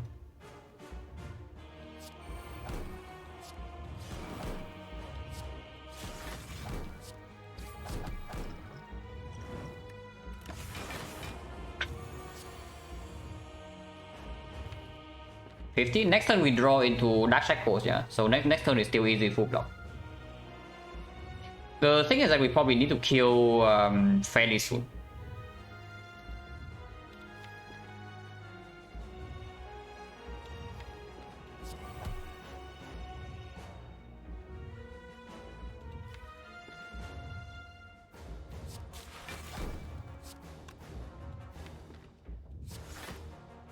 Do I even shackle next turn? What is next turn? It's 7, so it's 75 only. So we don't even need to shackle. Yeah, we don't need to shackle next turn. So I just go with this. Yeah, we don't need to shackle next turn at all. So I like this, like much more. And we can shackle the fourth cycle instead.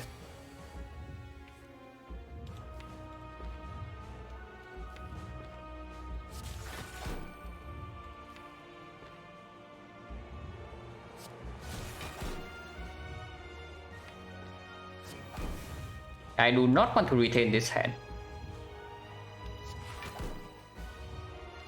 52. It's probably time to go in with this.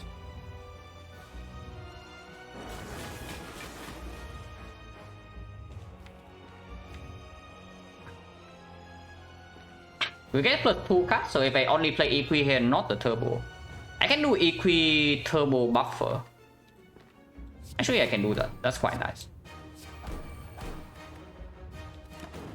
Like, we lose buffer immediately, but it gets out in there. And I get hand space for the proper cast this turn.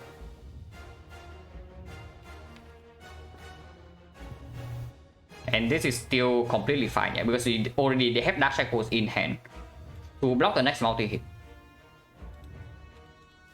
And we know that we draw into the second Equi right now, so it cannot go wrong.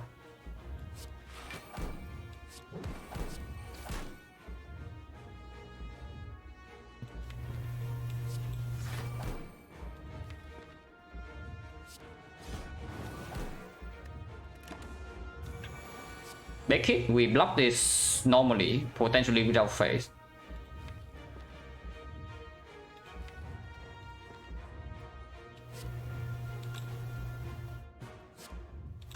We hologram for the Equi.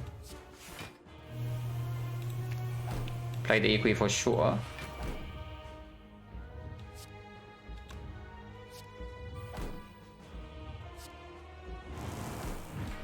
And yeah, we face tank this hit without face, and next turn Dark Shackle full block. And then it's dead.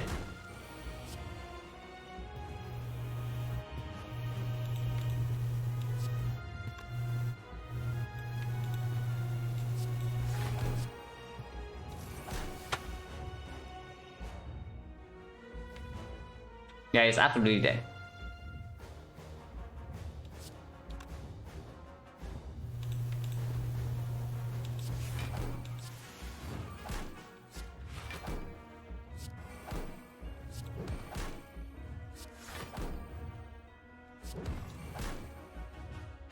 We don't need to do anything else here. There's no more retain, and next turn we just Glacier with these Dark Ops and it dies.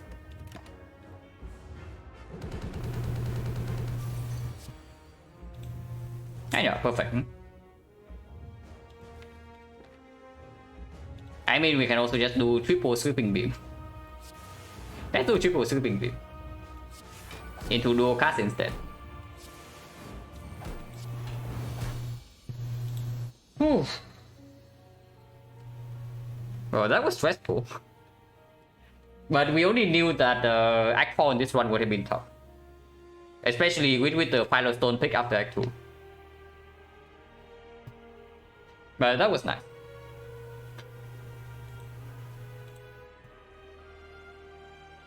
And yeah, like Frozen 9 being like completely insane once again. So if I had taken the second FTL instead of the Frozen 9 deck one, we would be probably very sad right now. I mean, not right now, we would die in Spear and Shield. Probably. Maybe even in the Awakened one beforehand. But yeah, like Frozen 9 once again completely nuts.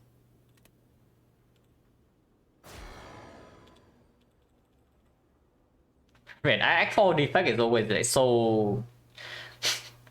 it's always so complicated to play when you don't have like an insane amount of card draw. We have a reasonable amount of card draw, yeah. We have Beggar Effect turn 1, we have this for +3. And we have a double compound driver that draws like 2 to 3 cards. With triple cool-headed, I guess they cycle themselves, and some sweeping beam also cycle themselves. But hologram 0 for 1 as well. And unseizing top for some turns, and yet we still do not draw enough. But that was nice.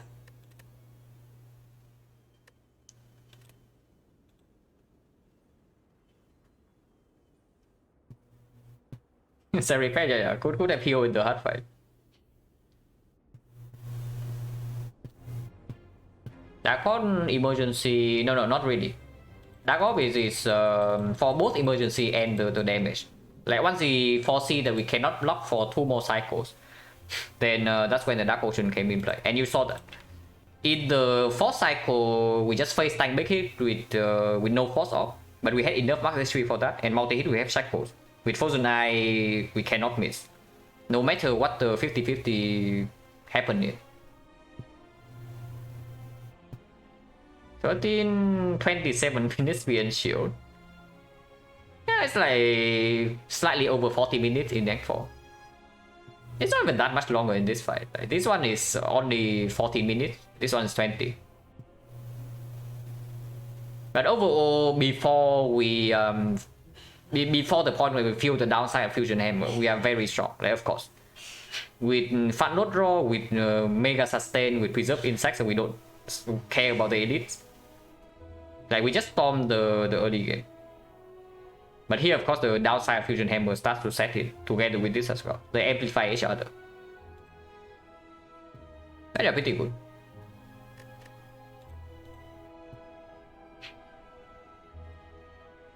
But okay, that's definitely it for me. So who is on?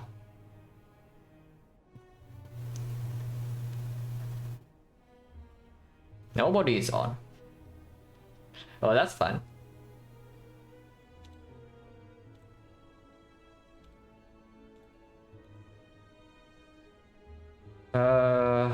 Anyone playing A20? Apparently not. I guess I'll just send you guys to the AI channel then.